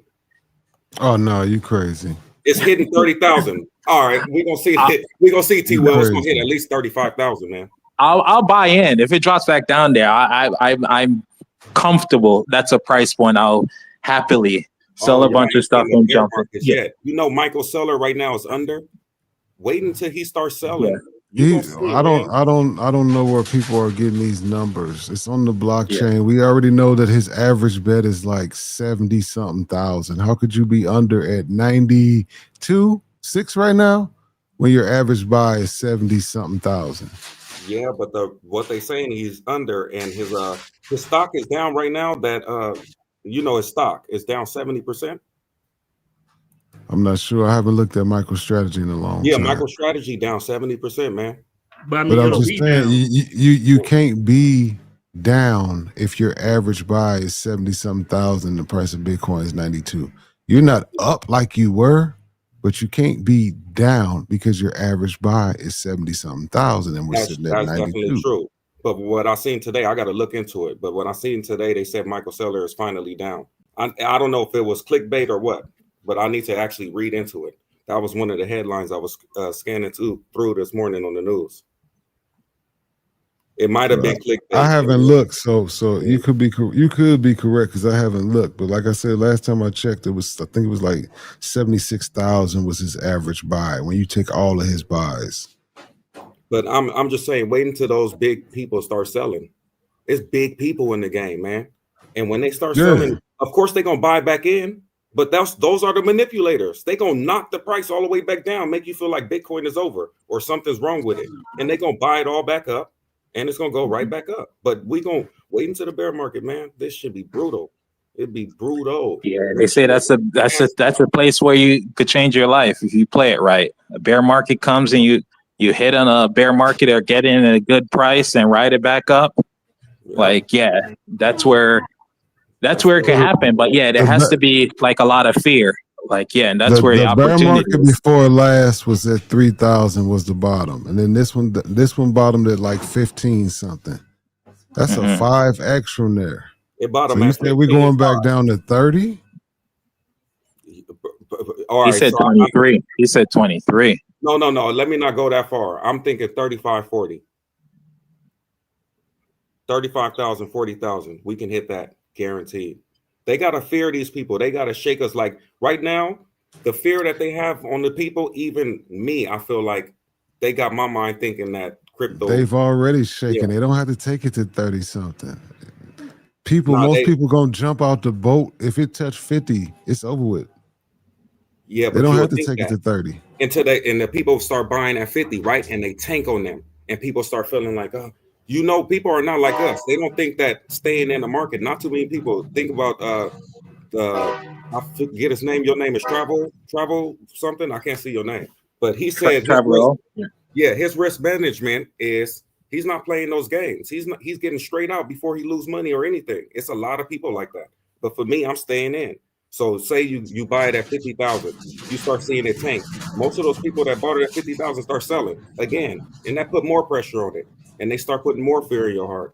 Like all of this tactic right now, the market makers are making us feel. Hey, only reason the market is dropping this low is now because they couldn't get people with diamond hands to sell at 100. They couldn't get you to sell at 110. They got to shake the shit out the tree. I'm not that scared. A lot of people are. I get it because I've been there before, but this don't bother me. I mean, I was buying. My average cost is probably through the years is probably 50K, 40 something K. My average cost through the years. I don't care. So it doesn't shock me like that. But I understand what they're doing right now. Okay, we're down bad, but guess what? I'm still up 2x. Everybody don't got that luxury to have that extra room in, because I'm not worried about it, because I'm going to look up. If I keep living, I'm going to be up 20x. Yeah, but see, other people have risk management, so they'll be out way before you or sell at a loss. I get it, but see, here's the thing about Bitcoin that's different than the rest of the shit with the stocks and all that. There's an infinity amount. They'll say it's not, but there's an infinity amount because they got paper stocks and they got all other type of shit. That's why they're trying to get Bitcoin in the ETF, right? So they can make paper Bitcoin. There ain't 21 million Bitcoin. They've lost over 5 million of them. They can prove that damn near basically. So there's only like, what, 16, 15 million Bitcoin left? So the people that's got it, that's trying to shake everybody out, at some point they're making their stash thinner and thinner and thinner. Because every day somebody loses Bitcoin. Believe that every day somebody sends it to the wrong address and that shit is in the ether. It'll never be found again. That's the thing about Bitcoin. If you send this shit if you send it to Bitcoin Cash because you knew, or Bitcoin SV and you just tripping, oh, I thought it was a Bitcoin address. That Bitcoin is gone. It's never coming back again. Hey, K9 backstage, T-Will. Oh, right on. With Bitcoin, you know how much Bitcoin I lost back in the days when I was using it for other things? I was sending it. I said the same thing. I was trading it for get rich schemes. Yeah, you already. that's the tuition I should have kept all of that Bitcoin back in the days, bro. Oh my God. I remember when Bitcoin it was a price, it was like 175 when I was buying it and using it for other things. It was cheap. I could have just kept all of that and just stopped doing whatever I was doing. But life is what it is. I can't complain. I just keep going. So even though I'm down 40% in my whole portfolio and it's looking nasty, I just keep going. I don't even be tripping, man. It is what it is. Only advice I can give you, bro, is learn to stay out of the alts. Oh, that's mandatory. Coming You around. use them to make Bitcoin. You use them to make cash and do it, but don't believe in them because they all are a scam. All of them. Except for the top 10. And even some of them are scams. Yeah. I believe that even though I own XRP, I believe XRP is scam, man. The company sells every no, for real. They Yeah. sell every single month. They're living off the customers. They Yeah, sell every I single think that I think they sell $1 billion worth a month. a I mean, month. They they live just in. slang it. We They don't even funding. believe in their own product. They just sell it every They month. just sell it every month. They got so much of the shit they can sell $1 billion worth at $2 a piece. Even when it was 30, 40 cents. At 30 cents, you got enough of this shit to sell $1 billion a month? Yep. Yep. Taking all our Oh, money. you're scamming. Scamming. Living off of it. What do XRP really do? They don't have nobody's paying them to do anything right now. And for years they haven't been paying them, but it is what it is. I own it. I own it. I'm hooping. Especially after we got stable coins now. The banks are all working with stable coins. We don't need that shit no more. Hey, T will, but see me, I'll be more so trading stocks, but I'm gonna still take the same amount analogy that I use for stock in the crypto. First you gotta know what you buy and why you bought it, right? Because then, like, if you know what you buy, why you bought it, A whole when different these times you know come, what I'm saying? Because again, this one but is when premium lifestyle, and we really go by that. Like if anybody see me chilling, bobbing, then linked up with me, they already know that. They know that. Y'all don't know that. They know that. So let's go into this right here, right? Bitcoin reaches $100,000 for the first time in history. This is just recently, right? This sounds like a recording. Because if it wasn't for him putting me on to, you know what I mean? Y'all brothers like right, I was like, what was that? the angles, but don't like the Yeah, that's a recording. how to get It sounded like a recording. Yeah, so that's what I'm thinking about as far as this Bitcoin shit. Is like, I think about it kind of like how the stocks, but it might be a little different. Most of the time, people get afraid when the stock market's doing bad and also Bitcoin, right? And it's like hard to think this way because people are mostly attached to their money. Whenever the stock's going down, you got if you know what you buying and why you bought it, then it's like at that point it's an opportunity to make money because you're buying this company or shares in this company for a discounted rate. Like they're on sale. But most niggas get scared or they try to time the bottom, which you don't never know where the bottom is at. So most people got to get to the point and be in a position for like when bad times come like this, you got an empty bucket, meaning you got cash on hand where you could purchase more at a discounted rate. So when it goes back up, you making money all the way while it's going back up to the point where you started losing money. When you get that, you know what I mean? You got to ride that wave back up. But if you just sit there the whole time, like trying to time the bottom and be scared when they go back up. That I think that's where you make the most money in a bear cycle, not a bull cycle. I agree, but most people, I guess, I don't know. It's if it's an investment, I would agree with you. If it's a trade, I would say be cautious. Be cautious. It's two different mindset, and it depends on what someone else's plan is, or if they even have a plan. Because to play this game and to try to trade it with how it's doing now, I think it will be risky. But if you do believe it's going to the moon and it's a long term investment, yeah, it's very obvious. You buy it at this price because you believe it's going to be higher, years down the line. So it's just what time frame are you looking at? What's your Well, investment horizon? me personally, I think more long term, but T Will could tell you because I was up here with him and Really Joe, and I was just asking him about it.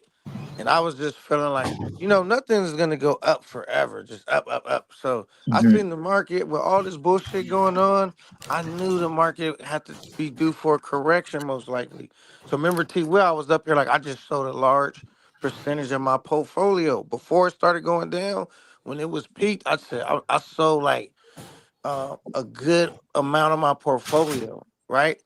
And I kept the other part invested, the other half invested, right? So now I'm sitting cash heavy on one side, and the other side I still got my investments. And once they go down enough, I'm gonna buy back in. While everybody panicking, this is gonna be my opportunity to make some money. And that's why I have to still budget my bread. So if my job slow down a little bit or this going down, I don't have to be tempted to fuck with any of my stocks to survive. You know what I mean? So you gotta make Mm-hmm. sure that you got all your shit covered. So when this bear cycle come through, you could be one of the people that win. While everybody losing their hat and their coat, you coming in buying shit on wholesale. You know what I mean? Yeah, And yeah. that's how if you get your bag big enough, you can play that game and you can learn how to retire early. You can take enough out for the whole damn year, which it ain't gonna hurt your bag, and you got bread. And then once it drop, buy in, go back up, and that'll pay for the rest of your life. But you know, sometimes we confuse a trade as an investment and an investment as a trade. Some of these coins that I thought was an investment was just a trade. So you might be dumping money into a coin that you believe that's an investment when it's really just a trade. You're supposed to get in and out. So that it's just complicated with this crypto stuff, man. You just gotta be on it. Yeah, Hope the and best. that's why I was asking you guys around utility and whether you believe it has a use case in the future. Because if you say no to all those things, I would just say, you're just with the bunch, just speculating on the price, and you should just try to sell it higher than what you bought it at, and make out. But you shouldn't try to make any projections on how high you think it's going to go, because you're not really in it for like a long-term investment. That's why I said like when I first started, I might be talking from a different place just because I mainly invest most of my money in stocks. So in companies that like legitimate companies that I know, you know what I'm saying? So it's easier for me to stomach the dips, the lows, the highs, right? Because I already know that this company, I already believe in this company and did my homework and research on this company. Now I do have a crypto portfolio. It's the smallest portfolio I have, which I made the most money off of crypto. But the same way how y'all feeling right now, it's like I don't be knowing which ones is scam, which ones is real. And I just knew that you could make a lot of money in crypto. So I was like, let me invest something. But the bulk of my bread is in stocks. So no matter what it do, if the storyline of that company that I invested in ain't changed and I know it's still a good company, I'm good. I'm just gonna buy more. You know what I'm saying? Yeah, you can do that with stocks all day. You can do that with stocks all day for sure. With I can crypto, show y'all a plethora of stock companies that's going down, down, baby, like Nelly. They've been going down so long that what K9 say kind of makes sense, but it ain't true. What part was not true? There's certain companies that you can believe in and you can look at, and their stock is steady going down, down, down. I'm sure Trevor O can tell it because Yeah, he's yeah. probably the most versed Intel. at the Yeah, at yeah. the Intel. But We there's all only know like Intel. but there's Yeah. only like 10 companies holding the whole stock market up. K9 10. If it wasn't for Okay, those 10, you subtract them 10, the stock market is in the negative right now. no. What I'm saying to you, Will, is this. The difference is that there's an actual company that has actual um tangible assets. It's not like I See, know that's where the my stand. money's Yeah, I you yeah. know what get I'm it. saying? Yeah, I'm saying, but that and don't that's why matter, K9. K9. That's why K9. I gave you Intel as an example. We all know Intel, right? Some people have PCs. Intel is a pretty well-known company, and if you've been investing in Intel over the years, you've lost a lot of money investing No, in but Intel. okay, this what I'm saying though. I'm making a blanket statement. Like my belief system when it comes to stock. I'm not saying you can't lose money when you're investing in stocks. Like it's a sure thing. That's why I said you got to do your research. Kind of got to know what you're investing in. I could just name some shit like I'm invested in Amazon. I don't really see Amazon going out of business. They're continuing to grow. Americans are lazy. People want it's very convenient. Like the storyline makes too much sense, and they're getting in everything from fucking the NFL. Now they're trying to get into the compete with Tesla on the fucking cyber shit. You know what I'm saying? On the robot, all that, and making their own rocket ship. I mean, you know what I'm saying? I'm just saying like, and like how innovative Amazon is, and how much of a threshold they have. You know what I mean? Based upon American culture. So I just find the storyline right and invest in a company like, you know what I mean? It's anytime you invest, are you taking risk? Of course, right? But I'm just saying, like, it's better for me to take an educated guess than to treat this shit like gambling. Because most niggas that's gambling lose money. You know what I'm saying? When you treat it like the casino. Yeah. No, Yeah, I I'm agree with with you. that. Yeah. But like T-Will was saying, and I'm with him too, there are certain tech companies that we all could put names out there we believed in, and someone typed, PayPal. PayPal is also one of them. No one thought, PayPal was going to drop so much and not recover and not be able to turn the business around. But PayPal is struggling too, Yeah, for and shorter tech companies, you got to be careful. For shorter tech companies, you got to be careful for. Well, that's why I said I named spots like Amazon. That wouldn't really be considered a tech company to me, in my opinion. It could be like partial considered a tech company, but then we got. I like Yeah, because I TSM. would say they make more money off of web services than they ever make off of delivering packages. But AWS is what's pushing Amazon. All right, It's all, and TSM, another great company. Just think about this, like nobody, it's not too many people could compete with them, bro. To get the microprocessing chips, and you need that for everything.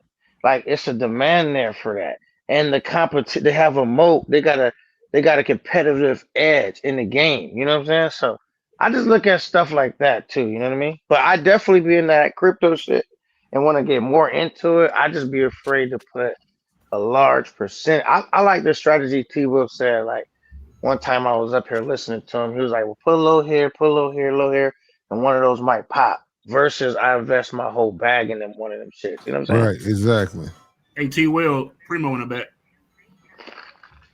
No, that was a fake. Nvidia is saving the whole stock market. I think if it wasn't with for Nvidia, stock market would be in the same place as crypto is. yeah, I the think whole AI. it's a couple more, but yeah, for the most part, yeah. A lot of it is AI related and what we believe is the future, and we're still in the whole price discovery, right? How much is this market? And folks are speculating on how big is the true AI market, but prices are going to normalize and get to where it Hey needs T. to be Will, in a few years. if that crypto shit was going up right now, niggas would be buying more and more and more. Cause it's the same thing. Niggas get to that point where niggas want to buy like and don't realize they're buying at the top. It's going up, it's going up. And no That's one human ever emotion, though. Everybody buys, well, not everybody, but when you first, everybody's chasing green candles.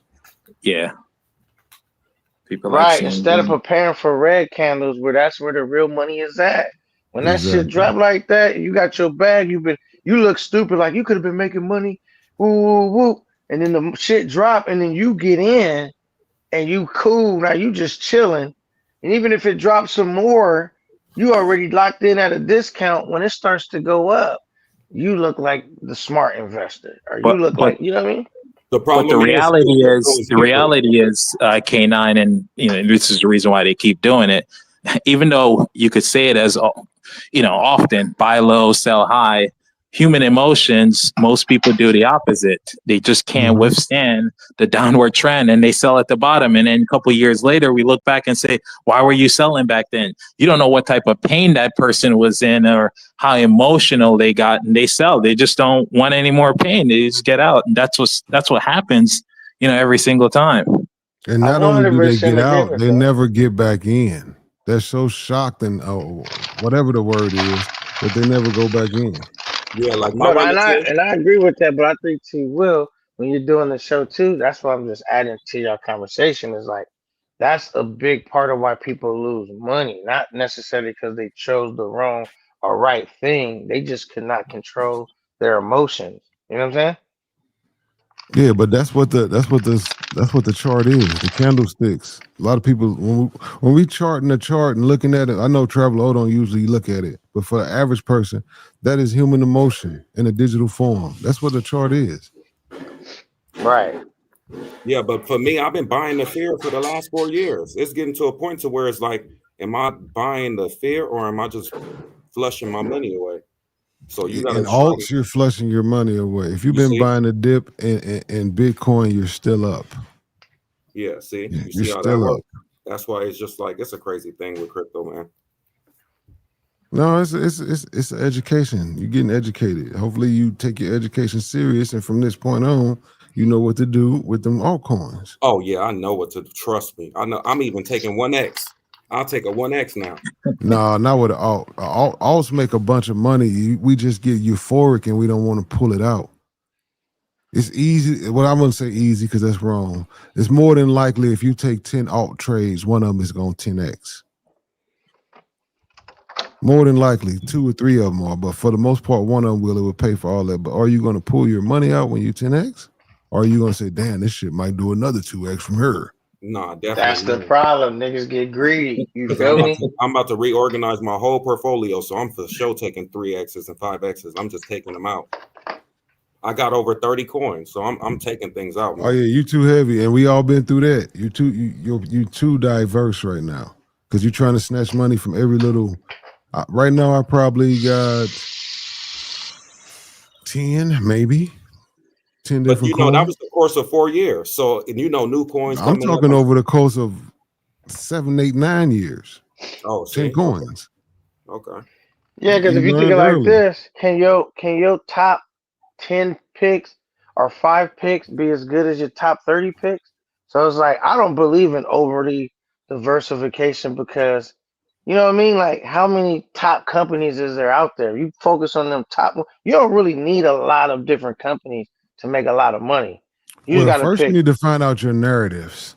Instead of just right. jumping into everything, what do you like? Do you like the digital money, Ethereum versus Solana versus Avalanche, your layer ones?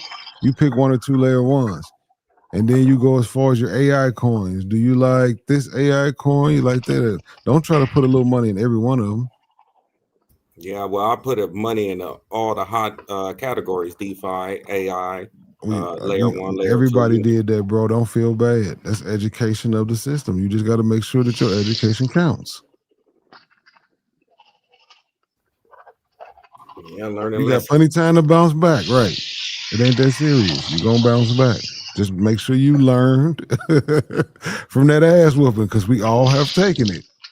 And you know what this stock and crypto shit basically is? The transfer of wealth from the people that's impatient to the people that's patient. That's basically what it is. They Because be you gotta telling think me, they're not printing new. They're not printing new. It's like whatever the goods are, the goods. So basically, they just transferring the wealth. The people that get scared, they transfer that money to the people that was knew what they invested in and held frame and bought more of the dip. It's just basically the transfer of wealth. They're not creating new wealth. You know what I mean? We're just basically transferring the wealth from one person to the next. You know what I'm saying? I've been hearing that for like 5 years. Hopefully that will transfer, man. I've been waiting for the transfer. I promise you. It did. You didn't take advantage of it. Don't beat yourself up. Use your education. You turned 10 bands into 100. You didn't even take 40. I ain't knocking you. We all done it. That's not the point to knock you. It's just the point to take advantage of your education. Now you know. Don't let it happen no more. And he took 10. Nah, He it's not turned 10 happening no bands more. into 100. Yeah, it ain't happening no more though. Yeah, I would have for sure took some of that and put it in like, okay, I'm gonna take half of this or something, put this in some stocks, and I keep might be playing with this other shit right here. You know what I'm Yeah, yo. So what happened to me with crypto this cycle? I was like, yo, because I've done it before where I didn't sell, waited, lost out on it, had to sell for a loss. I was like, ain't no way in hell that's happening to me again. So you can't time the top or the bottom perfect. So I sold Ethereum while I was up. It continued to go up, and people were looking at me like, "Oh, you sold too soon." La la la. Um, and then guess what happened? It dropped back down. But here's the problem, though. I got bull trapped, so I bought back in. I was thinking that Ethereum was going to have another run in Q4. So now, but thankfully I do believe in Ethereum, but now I'm stuck holding Ethereum till like 2027, 2028 type shit when it really was supposed to be a trade. What did you buy it at when you bought back in? I bought back in just below 4K. Oh, you bought back in high. But if we do get a Christmas rally, big, you can at least get out because I think Ethereum do at least 5,000, and that's Yeah, low. I know that sound low, but we talking about the end of December. I don't have too much hope for crypto right now. Yeah, that's in under a month. So you Yeah, expecting it to double in 30 days. yeah, like because we supposed to have some type of rally right now. It's fourth quarter, man, fourth we year. we were supposed to, but Um, The narrative is historically, changing. yeah, and historically, right? So the Fed ended quantitative tightening is starting in December, I think. So historically, the fourth quarter of the post-halving year, a few months before the Fed ends quantitative tightening, is when crypto tops, when Bitcoin tops for the cycle. I didn't know that the Fed was going to end quantitative tightening in December when I bought back in. Yeah, that's true. That's true. But then even when the Bitcoin tops, that money transfers to alts, right? To Ethereum, then to alt. Everything follows the king, man. Oh, Hey, so I'm gonna keep it. I'm gonna keep it honest with y'all. I don't even know if the bear market has started yet. Everybody's saying that, but I don't know. We could just be in a crash for the moment. Because I think once we get a new SEC chair, that might be bullish enough to turn the market around. and So I don't believe everything goes down forever or up forever. So we've been in a kind of like down stage. It gotta be some type of pump coming. Something crazy has to be. And I actually like how crypto is decoupling from the stock market right now. That's another reason I don't mind the down. Stock market steady going up, crypto steady going down. This is what we've been wanting since the beginning of crypto. We've been wanting to decouple from the stock market. yeah, ideally, it's not supposed to move the same direction. So you know what I do now? I don't even look at my portfolio because one dude told me if you had a girl that cheated on you, why would you keep going and you dumped her? Why would you keep going to her page to look at her lifestyle and see what she's doing and see the ex-boyfriends? I was laughing when he told me that. So you know what I did? I just like stopped looking at my portfolio. It's on my ledger, whatever. No point of looking at it. Let that shit flow. If I want to add more, I add more. If not, just let it flow. It is what it is.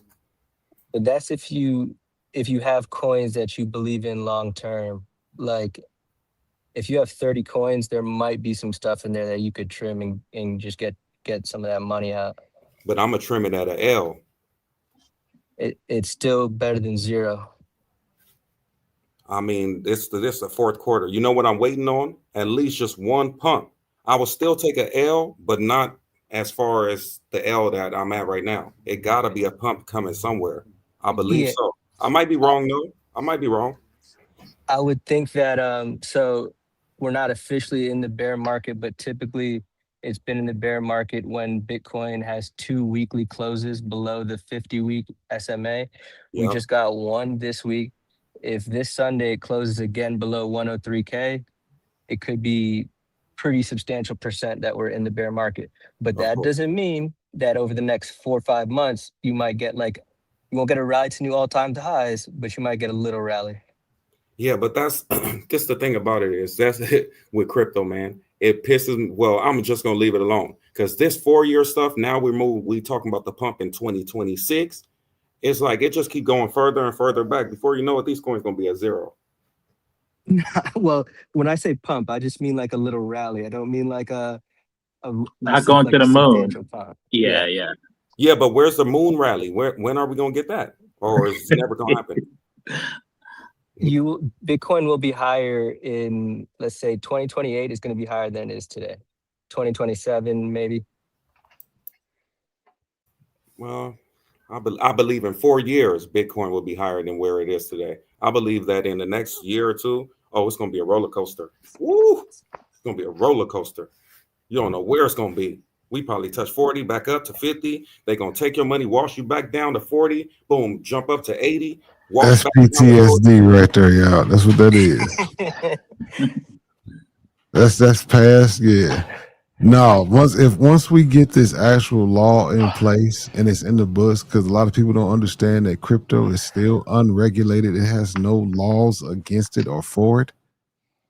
That's why it's so wild right now. Once they put a structure around it, it's not going to swing like this no more. Because you will go to jail for manipulating the market. Right now, if you got enough bread and you got the right people, you can manipulate the shit out the market and nobody can touch you. Unless you're like a Sam Friedman or Sam whatever, what was his name? Sam Freeman Banks or whatever.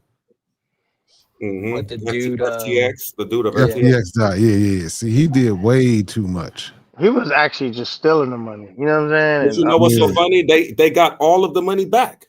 Everything. He had all of the money there. He just mishandled it somehow. Like they got all of the money back, bro. All of it. Yeah, so he wasn't even really like They got scamming it. they got the money back, but it wasn't the money that he had. They got the money back because Solana has increased so much, and they were so heavy in Solana. Yeah, Damn, what was when that? Solana pumped, it was able to get everybody money back. Right, there you go. That's true. That's crazy. But they did get everybody money back. They already started payouts too. Yeah, they did for sure. But the market is so crazy right now. All we got to do is cross our fingers, hope for the best. If you in Bitcoin, though, you good. I'm just talking altcoin. Altcoins, you're gonna get slaughtered. Yeah, Bitcoin, you cool. Next 4 years, Bitcoin, you straight. It don't matter if it go down to 40 or whatever. The next 4 years, it's gonna be 300,000, 400. But for the altcoins, I don't know what the future holds for it. Bitcoin, you cool if you bought it at a decent price, and if you didn't, then take this opportunity over the next year or two to dollar cost average down. I wouldn't even start buying at 90,000. Hell no. You're gonna get a better price. People don't believe that. They don't believe it. Watch, you gonna see. Yeah, don't buy Bitcoin at 90K. Yeah, you're gonna get a better price, guaranteed. Watch. People do not believe it. Oh no, it's not gonna do. I was the same way. I know bear markets are brutal. It would make you think that you don't even understand how a coin can go down 90%. It's like you don't even think that many people sold the coin. It's like impossible. I think you could start buying probably in the 70s. But you gotta take them lifelong lessons of like you've seen this happen time and time again. How many times are you're gonna be on the opposite side of the end of wealth being transferred? You know what I'm saying? You gotta have a little more restraint and emotional self discipline. You know what I'm saying? 'Cause that's where most people lose their bread at. You know what I'm saying? Everybody seems like they're smart and intelligent when it's a bull market because everybody's making money. But when the bear market comes, that's where you get the actual people that really understand. You know what I'm saying? That's where you see who the people that are really smart in the bear market. Not really in the bull market. Everybody making money. You know what I'm saying? That is true. What price did you watch for? I don't know, Showtime. I don't know. I don't act like I know the market. This could just be a big whipsaw. This has been the craziest cycle ever. Yeah, that's what I'm telling you, T. Well, you know this cycle different, man. I ain't just tripping. Yeah, this is the craziest cycle Like this ever. was the cycle. If I would have did the DCA on the last cycle, we wouldn't even be having this talk right now. But this DCA and diamond hands and all that, it didn't work this cycle. It was actually bad for me. Well, so even outside of like the diamond hands, Bitcoin never really reached, well, none of the cryptos really reached that euphoric level that they did in the public in the past cycles. Like the RSI never reached those extreme levels we used to see. So that's why I'm not really sure it's over just yet, or what the cycles are going to continue to look like, if there even will be a cycle in 2028. Yeah, but do you even think that it will ever be that type of excitement again, or would it level out kind of like a stock market type of situation? I think it's leveling out because the market cap is increasing. And like T. Will says, as legislation gets passed and more regulations get put around it, Bitcoin itself will definitely stabilize, basically. So we shouldn't expect that extra pump or anything excitement. We should just expect the bear market, most likely, kind of. It could be a possibility that we don't even get that extra excitement, right? And we just go into a bear market. Right. You might not. So here's the thing, though, right? Like how Traveler O was saying before, if the thing doesn't 10x, the bear market typically is not going to be as bearish. It's not going to crash 100, like it's not going to crash 90% when it didn't really have that crazy of a run, most likely. I would admit that if we don't have like any type of big pump, then Bitcoin ain't dropping like that. Of course not. Why would it? Well, it what is it? What's 15? What's 124,000 divided by 15? Rough math. Let's say it 8x. Rough math. So that still did a good X. For No, some it people, did. eight wasn't enough though. Yeah. Now compared to how it used to do, it it went from like what in was it 17. 2013 to 2013 to 2017? It went from like 100x or something crazy. Showtime said I brought it when it was 18K. Last crazy drop is sold way too early. Not trying to. I mean, if it's too late for that though. At 18K, if you buy, that's something that you just hold.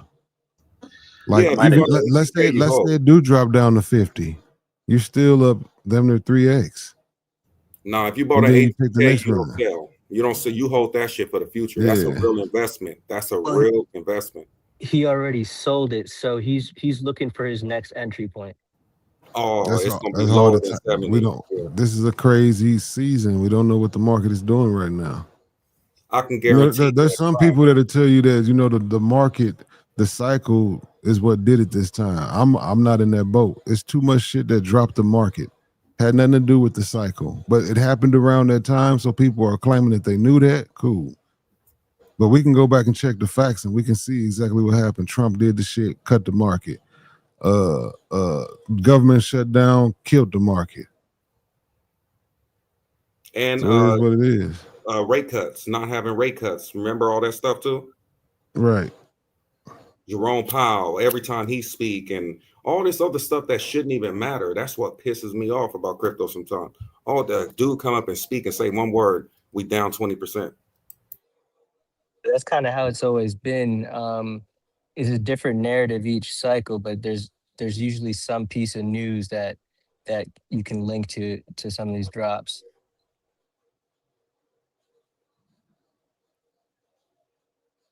Well, we all in I guess we in this all together then. It is what it is. Yeah, but I'd say to Showtime, just wait for next year. And then honestly, also wait for next week. If we see another close like 90K this weekend or something, wait for next year if you want to Yeah. buy more Bitcoin. Next year for sure is gonna be a ridiculous bear market because inflation is at the roof. Watch, you're gonna see we're gonna be bad. Economy is gonna be bad next year, man. But that's when. But in theory, that's when Bitcoin is supposed to have rocket boosters. But you know what's so funny, T. Will? 2 + 2 ain't adding up no more, man.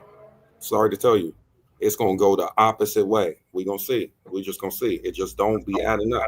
In theory, it's supposed to go that way. As long as people keep selling and these OTC buyers keep buying, the market's going down, but the rich people are having more. We're mad because it's going down, and they're steady getting more and more and more. Look at the wallets. Forget the price.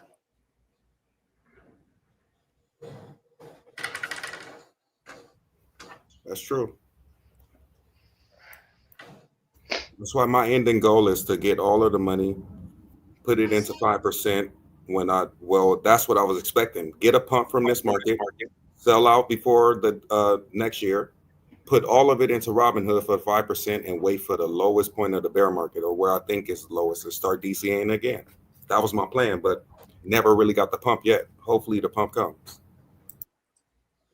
Hey, so do any of y'all who have this Bitcoin right now have an end goal, like where you want to get out at right now? Or you kind of It's kind of different, really, Joe. If you can hold on, you don't never have to get out because they're slowly putting plays into where you can borrow against it. You know what I'm saying? And they're setting it up now to as it appreciates. You might not. Let's just say they get it set up. Bitcoin's 100K. I borrow 60,000 because you never want to borrow your max. Let's say Bitcoin goes up to 500K. I don't have to pay that loan back. I'll put some in to pay my payments. But shit, it's appreciated past the value. So it's say, oh, you just take 0.2% of this Bitcoin and you pay back now. So you essentially never pay back that loan. A little bit here and there. So at some point it's going to become to where you don't have to sell. But can people actually wait? Are people financially stable enough to wait for that point? A lot of people know. Right. And Bitcoin is like life insurance. Bitcoin is like life insurance for your kids or whatever. Trust me. If you bought it now, in the next 10 years, you can give it to your kids. It's a Guaranteed. I use it as a high interest savings account. Yep. Like this nigga Showtime said that he bought two at 20K pretty much, and one of them hit 100K. Like a nigga like me, man, would have took that 80. I ain't gonna lie. That's the hard part right there. It's like I probably wouldn't even. If you need it, you need it. I mean, I'm not saying he needed it. I'm just saying it's a good trade. But then, you know, at between 20 and 100, it was less than a year. So Showtime could owe 30, 40, 35, 40K in taxes now. Mm-hmm. It was fun and it was all good, but are you ready to pay that? Or do you have something? But he's smart. Showtime ain't no dummy. Maybe he's got something to, give him some losses to where he doesn't owe that much money. Yeah, well, I mean, he said he had two, so he only sold one, so he's still holding it. But I'm just like with me, it's just I mean, yeah, it can go up forever. I mean, it could go up forever, but it's like I kind of that's just different styles to it. Like Travelo said, he does a return basis.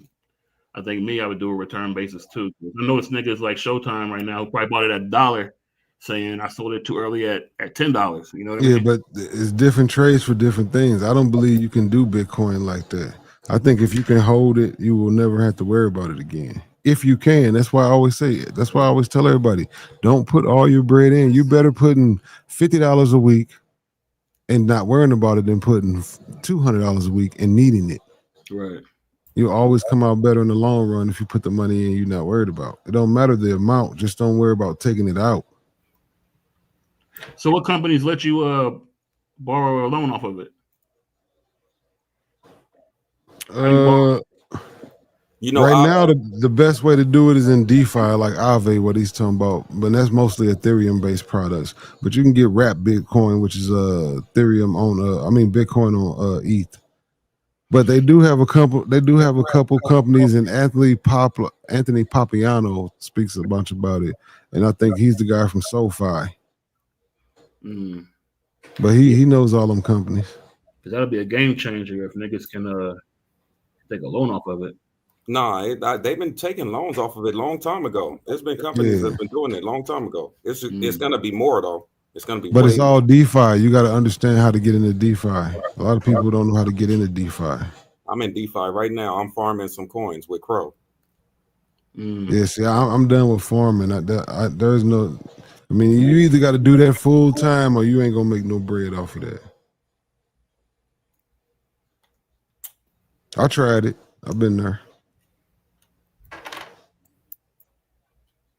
JDA went live. Okay. Let's head over to JDA, y'all, because I gotta go to Menards anyway and take care of some stuff. And we done ran everybody off talking about this. Look, we down to 38 in the building. Niggas like these motherfuckers been talking about money too long. This motherfucking Bitcoin, this stock shit. Ain't nobody want to hear that shit. You know how it go. He said, nigga, I came in for some hoes. Hey, we made it through the whole show with bringing up old boy and having a big conversation about him. Salute to y'all, man. I mean, we talked about him a little bit, but Mm-hmm. He said, "Oh boy, yeah, oh boy." I don't even want to mention his name because if you mention his name too many times in the show, he gonna swear up and down. That's that's the only reason you did numbers. You talk about me to get people in a chat, type shit. But yeah, man, I'm gonna drop off. We can do this again tomorrow, man. I appreciate everybody for popping up. You know what we're about to do. All right, Joe. Be cool, man. Yeah.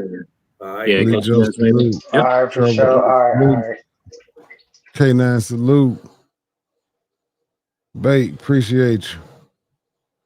Everybody in the chat, appreciate y'all for coming in. I think we had a decent Monday. We covered a bunch of stuff, a lot of different topics. What am I doing? What am I doing? What are you doing, man? What are you doing, man?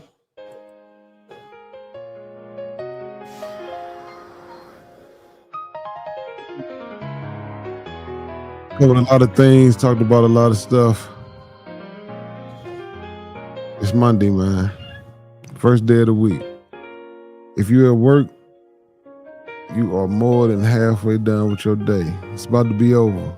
You've been with us all morning. Appreciate your salute to all the regulars. Matter of fact, we're talking about Traveler O, always here. Brooklyn Prophet. They say he's a troll, but he here every morning. Fuzzy Dread. Jay Diggs been here rocking out with us. Appreciate you. Showtime. Appreciate you. Always here. Jose Sanchez been popping up every morning. Appreciate you. Chicken Burrito. See you every morning. Appreciate you. Travel POV. Another person. Appreciate you, Brody. I still got you running in the background to help you get your watch hours.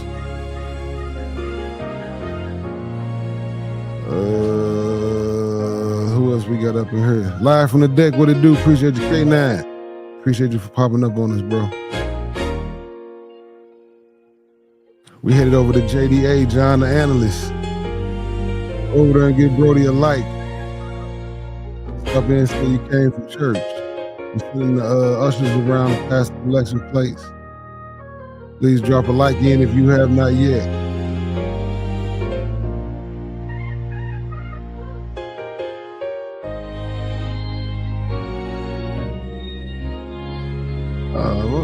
Maybe I should pull out my trailer on the way out, what I got worked up so far.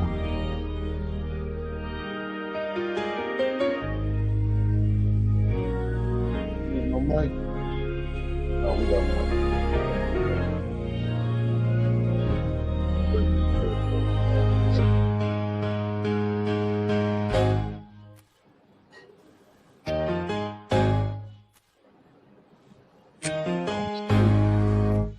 See it.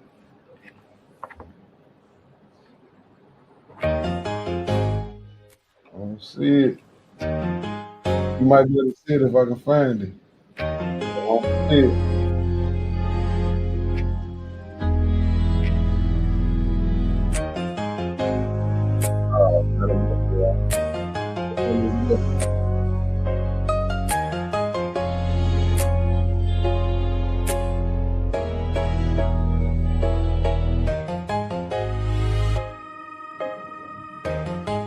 Because it ain't meant to be seen.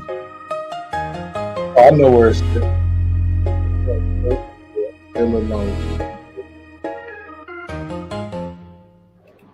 Hold on. A little bit longer because I know where it's at.